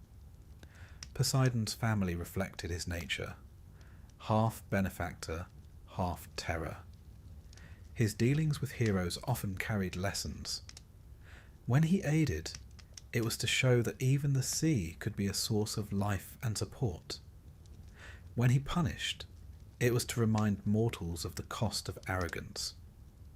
In Odysseus's case, the message was clear. Cleverness could win battles, but pride and boasting could bring ruin. For the Greeks, who prized cunning and wit, this was a sobering reminder that even intelligence had to be tempered with humility before the gods. The sea itself shaped these stories. Greek sailors knew what it was to be at the mercy of winds and waves. A sudden storm could smash a fleet, as Poseidon smashed Odysseus's ships.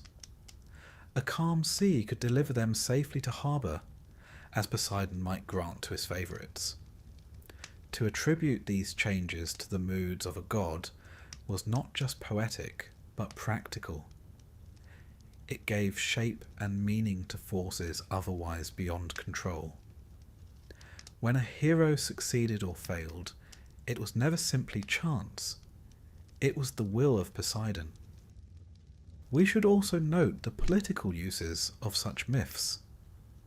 Cities and families often traced their lineage to gods to claim prestige. To call Theseus the son of Poseidon was to strengthen Athens' claim to greatness. To explain Odysseus's wanderings as the work of Poseidon was to make his story one of cosmic significance, not merely bad luck. The gods, in this sense, legitimized both heroism and suffering. They made human struggles part of a larger divine pattern. Poseidon's wrath was not reserved only for individuals. Entire peoples could feel his anger. In one myth, the people of Corinth neglected his worship, and he sent earthquakes to remind them of his power. In another, he competed with Hera for Argos, or with Apollo for Delphi, seeking to extend his influence. He did not accept boundaries easily, nor did he forgive insults lightly. For mortals, this made him both essential and dangerous. To neglect Poseidon was folly. To honour him was necessary, though never a guarantee of safety. His nature as both father and foe gave him a special place in the Greek imagination.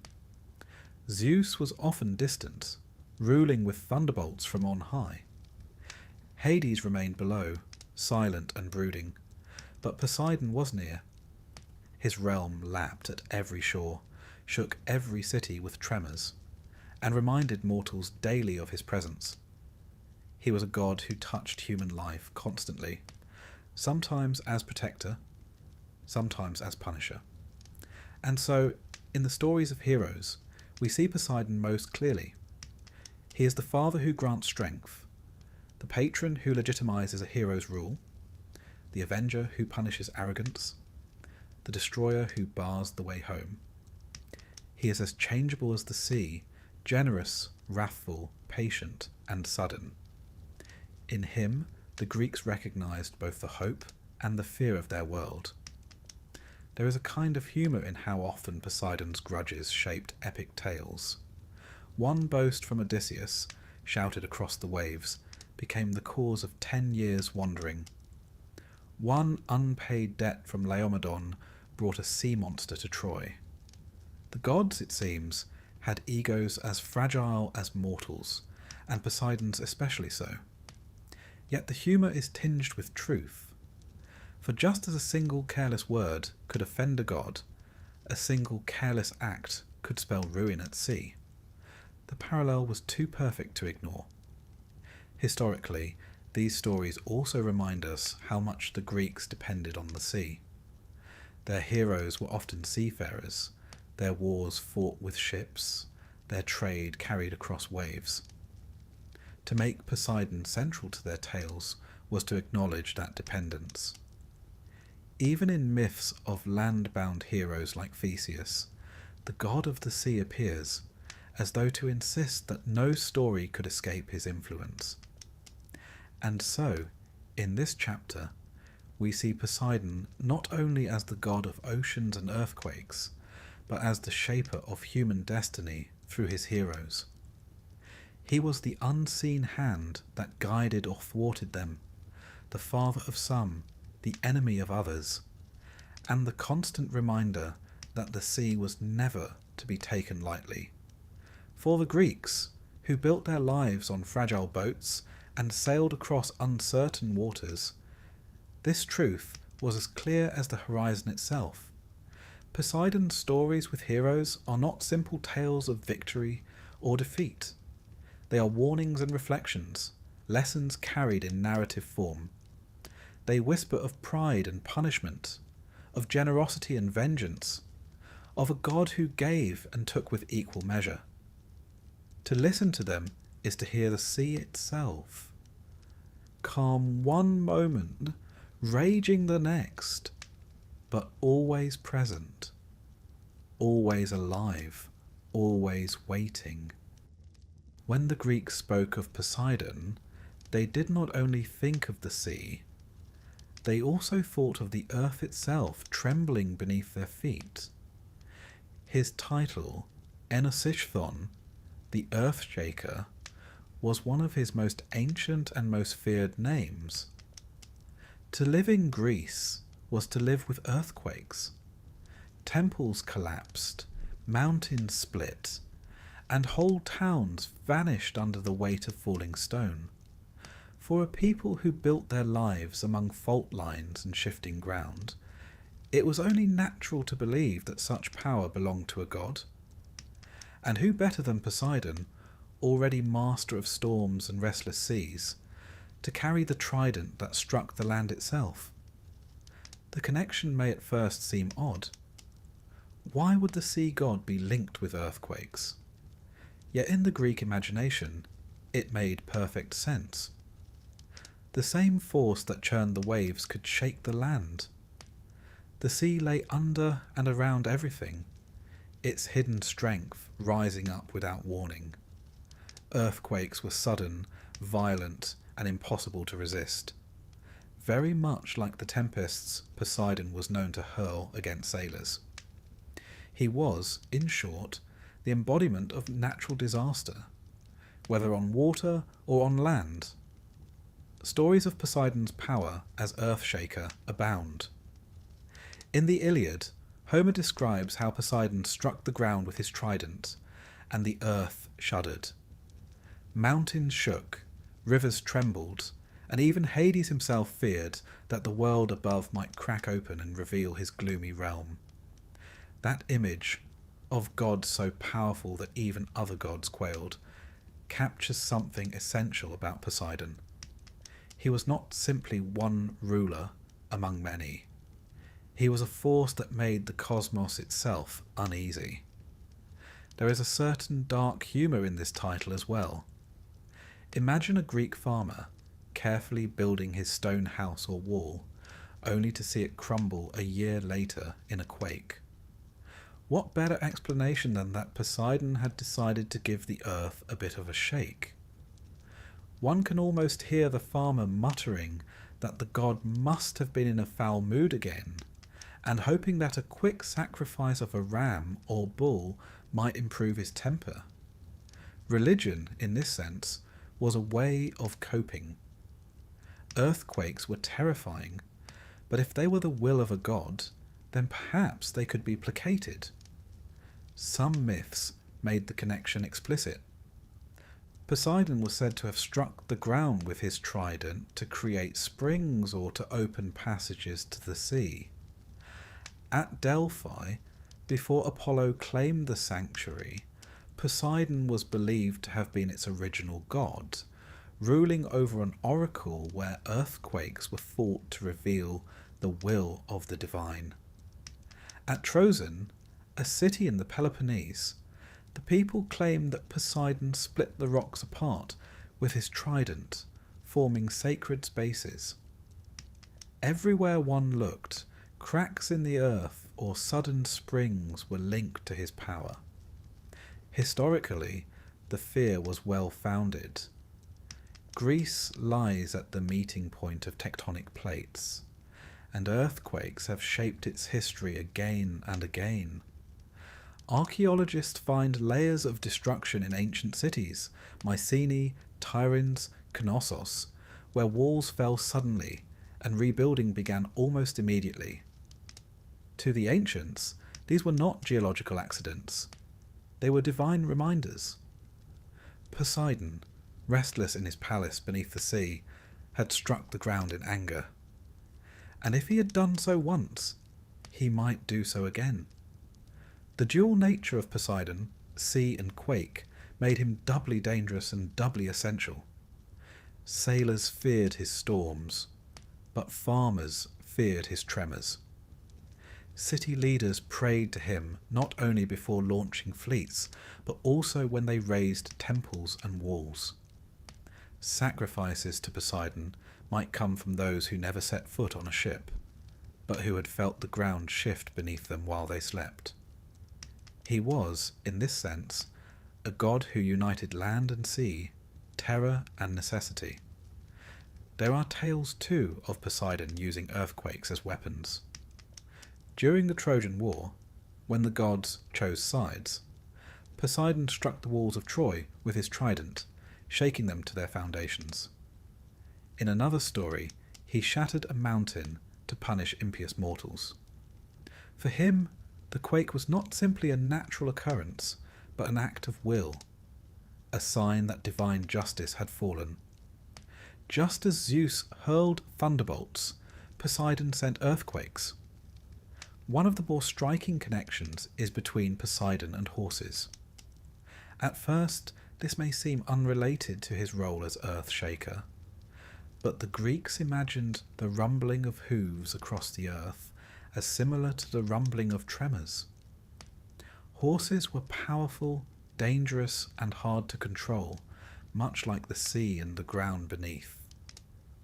To worship Poseidon Hippios, the tamer of horses, was to recognize the same unpredictable strength that shook cities and raised waves. Some scholars think that Poseidon may originally have been a horse god, only later gaining his identity as Lord of the Sea. If so, his connection to earthquakes may stretch even deeper into pre-Greek traditions, when thunder, hooves, and tremors were seen as one and the same. There is another layer here too. The Greeks were keenly aware of the fragility of their buildings. Unlike the great stone monuments of Egypt, Greece's temples and houses were often toppled and rebuilt. Earthquakes forced constant renewal. In that renewal, Poseidon was both feared and respected. He could destroy, but he also cleared the way for rebuilding. In some ways, he was a god of change, reminding mortals that nothing was fixed forever. His tremors forced new beginnings, however unwilling. One can imagine the role this played in their worldview. Just as Poseidon overthrew Laomedon's walls, just as he thwarted Odysseus at sea, so too could he topple the proudest human efforts in a single strike. To the Greeks, who saw cities rise and fall, leaders replaced, and fortunes reversed, the idea that even the earth could not be trusted was entirely believable. Poseidon embodied that uncertainty. He was the god of instability, the reminder that nothing solid was truly safe. And yet, he was still honoured, still prayed to. Bulls were drowned in his honour, horses sacrificed, and temples built on headlands where land met sea. In worshipping Poseidon as Earthshaker, the Greeks admitted their fear, but also sought to live with it. Better to have him as a god who might be placated than to live in a world of meaningless disaster. Better to tell stories of tridents striking the ground than to admit ignorance. There is something almost comforting in that. To imagine earthquakes as the footsteps of a god is to give them personality, reason, even a touch of predictability. Poseidon might be moody, but moods could be managed with offerings and prayers. It was not perfect protection, but it was something. And for a people who lived always under threat of tremors, that something mattered deeply. So, in Poseidon the Earthshaker, we see the Greek attempt to explain the inexplicable, to weave terror into myth, and to give the unstable ground beneath them a divine face. He was the god who shook their walls and their lives, but also the god they turned to for safety. He was the roar of hooves, the crash of waves, and the rumble of mountains all at once. And in his restlessness, they saw the truth of their world, that life was fragile, that power was unstable, and that even the ground could betray them. And so Poseidon's story, in this form, becomes more than myth. It becomes a reflection of lived reality. He was not only the god of the sea, but the god of earthquakes, the Earthshaker, whose trident could split rock and bring cities low. To worship him was to acknowledge that the earth itself was never steady, and that only in reverence, perhaps mixed with a nervous smile, could mortals hope to endure his moods. The gods of Greece, as you may have noticed, were not shy about romance, though romance is perhaps too polite a word. They loved often, they loved widely, and they left behind children who ranged from noble heroes to monstrous terrors. Poseidon was no exception. Like the sea itself, his passions were restless, shifting, and unpredictable. Some of his loves brought order and splendour. Others birthed chaos and fear. In his lovers and offspring, we see Poseidon's nature in miniature, generous and fertile one moment, destructive and terrifying the next. Among all his consorts, Amphitrite stands foremost. She was one of the Nereids, the 50 sea nymph daughters of the old sea god Nereus. Amphitrite was graceful, dignified, and at first entirely uninterested in Poseidon's advances. When he sought her hand, she fled across the sea, hiding from his pursuit. It might have ended there, had Poseidon not sent a dolphin to find her. The gentle creature pleaded on his behalf, persuading Amphitrite to relent. She returned with the dolphin, and Poseidon made her his queen. For her loyalty, the dolphin was set among the stars as a constellation, Delphinus, still twinkling in the night sky. Thus Poseidon gained not only a wife, but a symbol of companionship and persuasion, and perhaps a reminder that sometimes charm works better than force, even for gods. Amphitrite bore him children, the most famous being Triton. Often depicted as a merman, with the torso of a man and the tail of a fish, Triton carried a conch shell with which he could calm or stir the sea. Sailors believed that when waves rose suddenly or fell still, it was Triton's horn sounding across the deep. In him we see Poseidon's dual nature passed on, a child who could bless sailors with calm but also terrify them with storms. But Poseidon's offspring were not all so benevolent. From his many affairs came beings of great power and often great menace. The Cyclops Polyphemus, encountered by Odysseus, was one of his sons. Huge, one-eyed and fond of eating sailors raw, Polyphemus embodied the terrifying, lawless side of the sea, the side that swallowed men without mercy. When Odysseus blinded him and boasted of his escape, it was Polyphemus's cry to his father that set Poseidon's long ruff in motion, cursing Odysseus's voyage. Other children of Poseidon included giants, such as Orion in some traditions, and beings linked to the untamed edges of the world. His lineage stretched across land and sea, filling the Greek imagination with creatures both wondrous and dreadful. Some were kings, founding dynasties that traced their bloodline back to him.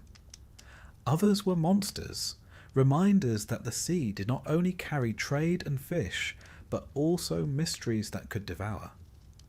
The Greeks, in telling these tales, reflected their view of the sea itself. It was fertile, teeming with life, offering food and connection. But it was also full of dangers, storms, and creatures lurking in the deep. To say that Poseidon fathered both heroes and monsters was to admit that the sea could produce both blessing and terror. His family tree was less a lineage than a mirror of the ocean's moods. Among his more unusual children were the winged horse Pegasus and the giant Chrysaor, born from the blood of Medusa when Perseus cut off her head. How did Poseidon come into this? The myth tells us that he had once lain with Medusa in the temple of Athena, a violation that brought the goddess's wrath. When Perseus struck, Pegasus and Chrysaor sprang from her body, children of Poseidon, though born in violence and shadow. Pegasus would soar into the sky, a symbol of inspiration and poetry. Chrysaor, less famous, embodied strength. Here again we see Poseidon's paradox. From the same union came beauty and terror, flight and brute force. Poseidon's liaisons were not confined to sea nymphs. He sought lovers among mortals too, often with results that shaped dynasties. Many kings claimed descent from him, using his name to bolster their legitimacy. To say, "I am son of Poseidon," was to claim divine sanction, to suggest that one's rule had the strength of the sea behind it. In a culture where lineage meant power, such claims mattered. Poseidon became, in this way, a political tool as well as a god. His affairs provided not just stories, but excuses for rule. Yet his loves could also bring trouble. The tale of Caeneus is one such warning. Born as a woman named Canis, she was ravished by Poseidon. Afterward, he offered her a wish, perhaps out of guilt, perhaps as consolation. She asked to be transformed into a man, so that she might never be violated again. Poseidon granted it, and Caeneus became a mighty warrior, invulnerable to weapons. Yet in battle against the centaurs, he was overwhelmed, crushed beneath a pile of trees and earth. The story is tragic, complex, and revealing. Poseidon's power to grant wishes brought greatness, but it also carried hidden doom. Even his blessings were dangerous. Another of his mortal loves was Tyro, a Thessalian princess. With her, he fathered twin sons, Peleus and Neleus. Peleus would later seize the throne of Iolcus, sending Jason on his quest for the Golden Fleece. Neleus became king of Pylos, remembered in Homer's epics. Thus, through Tyro, Poseidon shaped the course of Greek myth and epic history. His children were not background figures. They became rulers, heroes, and in some cases the causes of wars. When we trace Poseidon's offspring, we find them everywhere in Greek story. They appear as kings on thrones, as monsters in caves, as companions of heroes, as obstacles to voyagers. They embody the endless reach of the sea itself, touching every shore, every kingdom, every life. Some inspired awe, others fear, but all carried with them the stamp of the god of the sea. There is humour too in how the Greeks told these tales. A god as moody as Poseidon was bound to have a complicated household. One imagines Amphitrite's patience being tested by the constant arrival of new sons and daughters, some noble, some half-beast. Family gatherings in Poseidon's palace must have been lively affairs indeed. Triton with his conch, Polyphemus lumbering about with one eye, Pegasus pawing the floor impatiently, and perhaps a dolphin or two darting between them. The Greeks, who loved to tell stories of feasts and arguments, surely smiled at the thought of such a company under one roof. But beneath the humour lay serious meaning. Poseidon's loves and children explained the world. Why did storms rise suddenly? Because Triton blew his horn. Why did some families claim divine favour? Because Poseidon was their ancestor. Why did monsters lurk at the edge of the map? Because they were his offspring, reminders of the sea's mysteries. Myth was not idle invention. It was a way of mapping the human experience onto the natural world. Historically, the cult of Poseidon often included rituals that acknowledged his fertility and his dangerous passions. Horses were drowned in his honour, bulls sacrificed, and temples raised at the water's edge. In his dual nature as lover and destroyer, the Greeks saw the dual nature of life itself. Desire could create children, cities, dynasties, but it could also unleash chaos, violence, and ruin. Poseidon's myths embodied that truth with striking clarity. And so, in this chapter, we see Poseidon not only as Earthshaker or Lord of the Sea, but as a god whose loves and lineage spread across the Greek imagination. His children were heroes and kings, monsters and marvels. His passions created beauty and terror in equal measure. He was, in this sense, a god who gave the world its variety, its unpredictability, its richness and its danger. Like the sea, he could be gentle, carrying new life, or violent, birthing storms and monsters. To listen to these stories is to hear the sea itself whispering. Its waves bring dolphins and pearls, but also sharks and whirlpools. Its depths conceal treasures and terrors alike. Poseidon's lovers and offspring are the personification of that paradox. They remind us that the sea gives and takes, blesses and curses, loves and destroys. And in that restless tide, the Greeks found the image of a god who was as complex as the waters he ruled. For all his storms, quarrels, and grudges, Poseidon was not merely a figure of myth. He was a god worshipped across the Greek world, honoured with temples, sacrifices, and festivals. To the Greeks, his power was too immediate to ignore. The sea was always there, lapping at the shorelines of their scattered cities, and the trembling of the earth was never far away. To neglect Poseidon was unthinkable. To honour him was essential, even if his moods could never be fully trusted. His worship stretched from the islands of the Aegean to the great coastal sanctuaries of the mainland. Perhaps most famous was the temple at Cape Sunion, perched high on a headland above the sea. Even today, its white columns stand against the sky, a landmark for sailors approaching Athens. In antiquity, the sight of those columns at dawn must have been profoundly moving. After weeks or months at sea, to see the god's temple watching over the harbour was to feel both awe and relief. Sacrifices of bulls and rams were offered there, prayers for safe passage whispered into the salt wind. The temple reminded all who saw it that the sea belonged to Poseidon, and that Athens, for all its devotion to Athena, never forgot him. Another major centre of worship was Isthmia, near Corinth. There, at the narrow isthmus that joined the Peloponnese to the rest of Greece, a great sanctuary of Poseidon stood.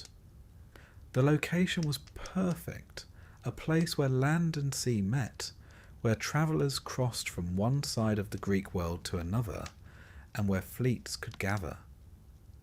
The Isthmian Games, second only to the Olympics in fame, were held there in his honour. Athletes competed in running, wrestling, and chariot races, while sacrifices and feasts accompanied the contests. The sea god, associated with both horses and waves, was a fitting patron for such events.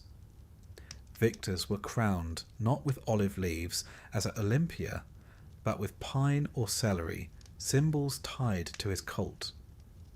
At Delphi, before Apollo claimed the oracle, Poseidon was said to have ruled there, his power connected to the trembling of the earth. Some traditions held that the first oracle at Delphi was his, a reminder that even prophecy was once linked to the sea and quake. Though Apollo later became the dominant deity of the sanctuary, offerings to Poseidon continued, acknowledging his ancient claim. His worship also stretched beyond Greece itself.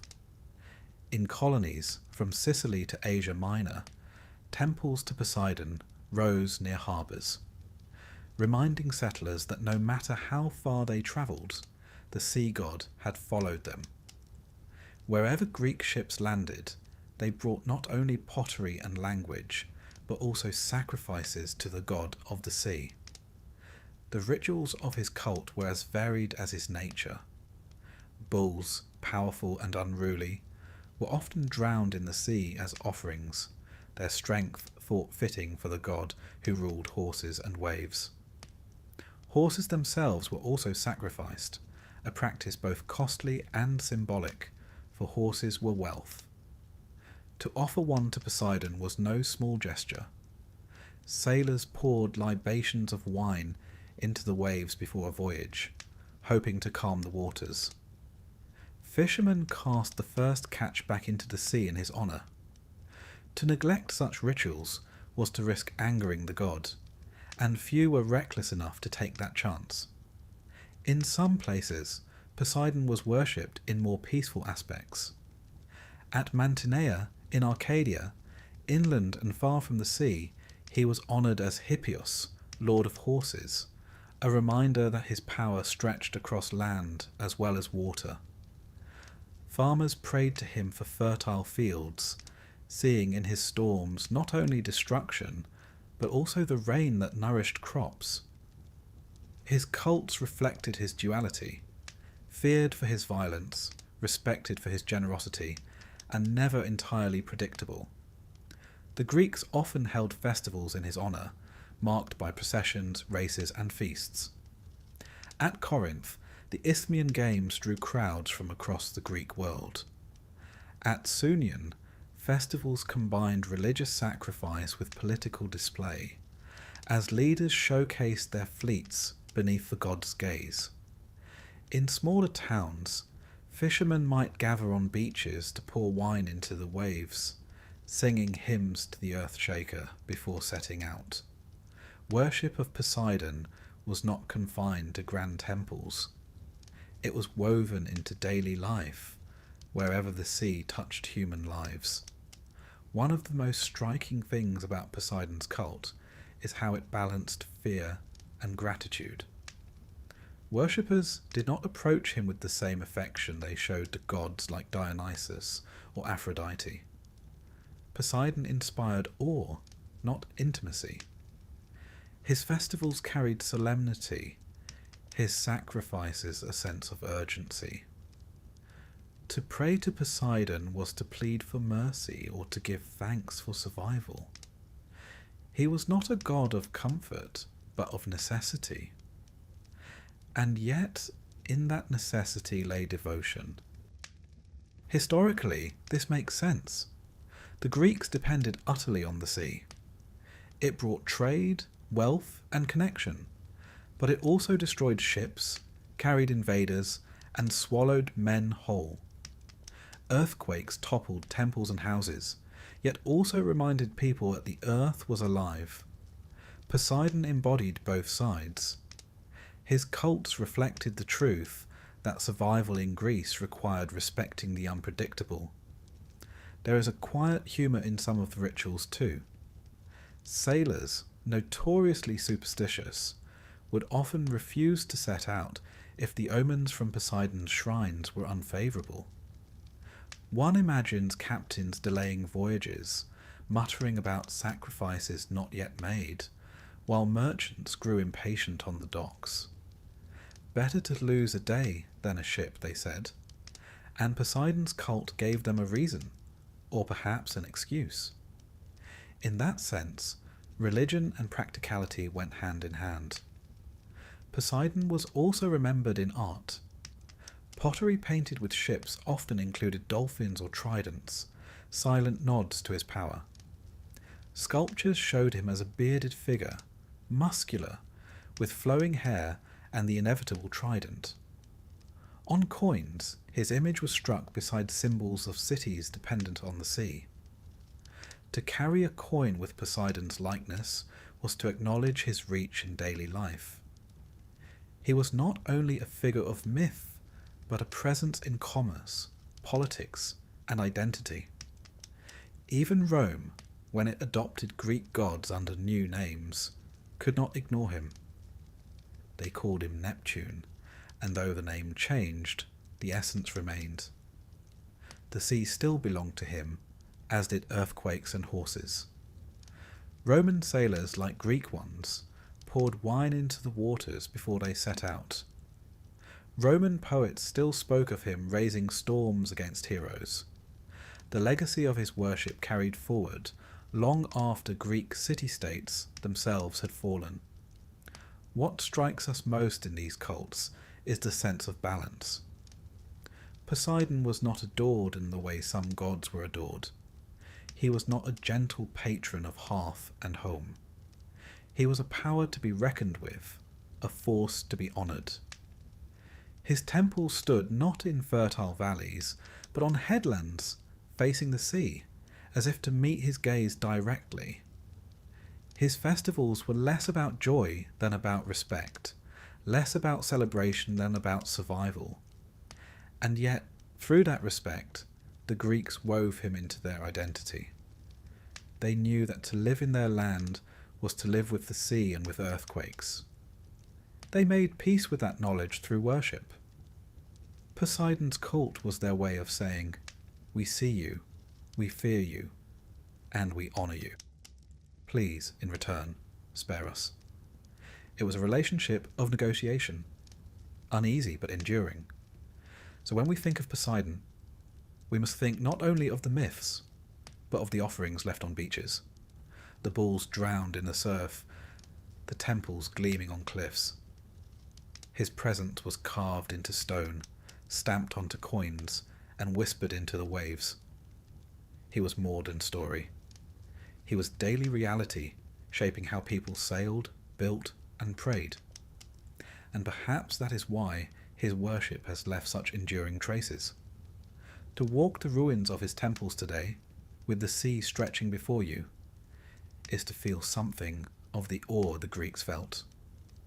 The waves still crash, the earth still trembles, and Poseidon, though silent now, still seems present. His cult was never about comfort. It was about truth. The truth that nature is vast, that we are small, and that respect is the only answer to forces beyond our control. By the end of our journey through Poseidon's story, we begin to see how much more he was than simply a character in old tales. Poseidon was not just the god of waves and tempests. He was the embodiment of forces that shaped the very existence of the Greeks. The unpredictable sea, the trembling of the earth, the sudden crash of hooves, the thunder of storms. To speak of Poseidon was to speak of power itself, power that gave life and power that took it away. His legacy is not confined to myth. It lingers in the ways Greeks lived, the ways they prayed, the ways they explained the world around them. From the earliest poetry, he is present. In Homer's Iliad, Poseidon rises from the sea to stride across the battlefield, lending strength to the Greeks against the Trojans. In the Odyssey, he is the great obstacle, punishing Odysseus with endless wanderings for daring to harm his son, the Cyclops Polyphemus. In Hesiod's Theogony, he is one of the three great brothers, carving the cosmos into sky, sea, and underworld. In tragedy and comedy alike, his name is invoked as the shaper of storms, the breaker of walls, the restless god never quite at peace. No other god, save Zeus, appears in quite so many roles across the literature of Greece. But it was not only in stories that his presence was felt. The Greeks built his sanctuaries where land and sea met, as if to stand directly in his gaze. The temple at Cape Sunion, its columns still gleaming today, was a beacon for sailors. Imagine the relief of a crew, weeks at sea, seeing the white marble rising above the cliffs, a sign that they were home, that Poseidon had granted them passage. There, bulls were sacrificed, wine poured, prayers whispered into the wind. His worship was as practical as it was reverent. Give to the god, and perhaps he will spare you. At Isthmia, near Corinth, the Greeks held the Isthmian Games in his honour. Athletes ran, wrestled, and raced chariots, while musicians and poets competed as well. Victors were crowned not with olives, as at Olympia, but with pine wreaths or even wild celery. The symbolism was odd to us, but to the Greeks it mattered. Each plant had its sacred ties, each festival its own ritual meaning. For Poseidon, pine and celery were fitting, hardy, growing close to the sea, tied to endurance. The games reminded all present that he was more than storms. He was strength, power, and competition itself. Even inland, far from the sea, Poseidon was remembered. In Arcadia, he was worshipped as Poseidon Hippios, lord of horses. Farmers prayed to him for fertility of their herds. Warriors asked his blessing before riding into battle. The horse, after all, was wealth. To honour Poseidon in this form was to admit his rule stretched even to the heart of the land. He was not confined to salt water. His reach galloped across the fields as surely as it surged across the waves. There is a curious humanity in this. The Greeks feared him, but they also sought to domesticate him, to turn the wild god of earthquakes and storms into a patron of agriculture and sport. Yet he always resisted complete taming. His myths remind us that he was moody, proud, and vengeful. One missed offering, one broken promise, could bring disaster. Cities knew better than to forget him, even if they gave their first devotion to Athena or Apollo. He was the god whose temper had to be managed. His legacy also shaped politics. Many royal families traced their lineage back to him. Kings of Pylos, Corinth, and Atlantis, yes, even Plato's fictional Atlantis, claimed descent from the sea god. To say one's ancestor was Poseidon was to claim divine legitimacy, to place one's throne on foundations as vast as the ocean. Such claims were not idle boasts. They carried weight in a culture where ancestry was power. Poseidon's name gave strength to dynasties, just as his storms gave strength to fleets. Even his myths of grudges carried lessons. The story of Odysseus warned Greeks of the dangers of arrogance. Boast too loudly, and the sea itself will turn against you. The story of Laomedon warned against breaking promises. Cheat the gods, and they will remember, even across generations. The contest with Athena taught that wisdom and foresight outlast spectacle and force. Though Poseidon's salt spring continued to bubble on the Acropolis, a reminder that he had left his mark even in defeat. These were not simply tales for amusement. They were frameworks of morality, teaching that pride, deceit, and disrespect had consequences. And still, despite his anger, Poseidon was necessary. Sailors poured wine into the sea before they set out. Fishermen cast their first catch back into the waves as an offering. Entire bulls were driven into the surf and drowned, their strength thought a fitting sacrifice for the god who ruled horses and tides alike. These rituals were not done lightly. They were desperate negotiations with a god who might decide, on a whim, to smash a fleet or bless a harvest. Religion, in his case, was less about love than survival. When Rome absorbed the Greek gods, Poseidon became Neptune. His temples rose across Italy, his festivals woven into the Roman calendar. Roman poets praised him in epics, just as Greek poets had done. The trident remained his symbol, the dolphins and horses his companions. Neptune carried on Poseidon's essence, though with a Latin name. The empire that ruled the Mediterranean seas could hardly ignore the god who had symbolized them for centuries. Art kept his image alive long after his temples crumbled. In Renaissance paintings, Poseidon appears as a grand, bearded figure, commanding the sea with regal authority. In sculpture, he is carved striding forward, trident in hand, waves swirling at his feet. In literature, he is invoked whenever the sea must be personified. Even in modern stories, novels, films, and popular culture, Poseidon's trident flashes again, a symbol instantly recognized. His legacy has leapt across millennia, as restless as the waves themselves. There is a subtle humour in this endurance.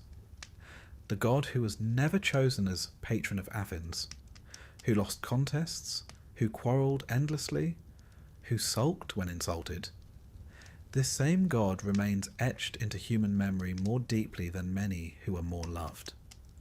Perhaps because we cannot ignore what he represents. Zeus may thunder in the sky, Athena may whisper wisdom, but the sea is always with us. Ships still sail, storms still rise, earthquakes still shudder. Poseidon is still there, though we no longer pour wine into the surf. His legacy, too, is in the reminder of humility. The Greeks lived close to nature's edge, their cities vulnerable to flood, quake, and storm. By making Poseidon a god, they acknowledged their vulnerability. They admitted they were not in control. We, centuries later, with our machines and forecasts, still feel the same when disasters strike. The ground trembles, the sea surges, and suddenly our confidence falters. We may not call it Poseidon anymore, but the feeling is the same. And so, in the end, Poseidon's story becomes more than myth. It becomes a mirror. He is the storm that terrifies and the calm that saves. He is the father of heroes and the sire of monsters. He is the trident that splits the earth, and the dolphin that leaps joyfully beside a ship. He is both blessing and curse, creation and destruction. The Greeks saw in him the paradox of existence itself, that life is fragile, that power is unstable, that awe is necessary. Imagine then, standing on a Greek shore 2,500 years ago. The sun is setting, the sea turning gold. Fishermen pull their boats onto the sand, murmuring prayers. From the headland, a temple gleams in the fading light. A bull, offered to Poseidon, is led to the surf. The waves hiss against the rocks, the earth beneath your feet still bearing scars of quakes. In that moment, you understand why Poseidon mattered. He was not only a god, he was life itself, uncertain, dangerous, and magnificent. And as we drift now to the close of his story, we hear what the Greeks heard. The endless wash of waves upon the shore, the low rumble of the ground beneath, the whisper of the sea god's voice. Poseidon, earth-shaker, lord of the deep, still speaks across time. His trident gleams in imagination. His palace shimmers beneath the waters. His presence lingers in every storm. He is restless, eternal, and unavoidable. He is the sea,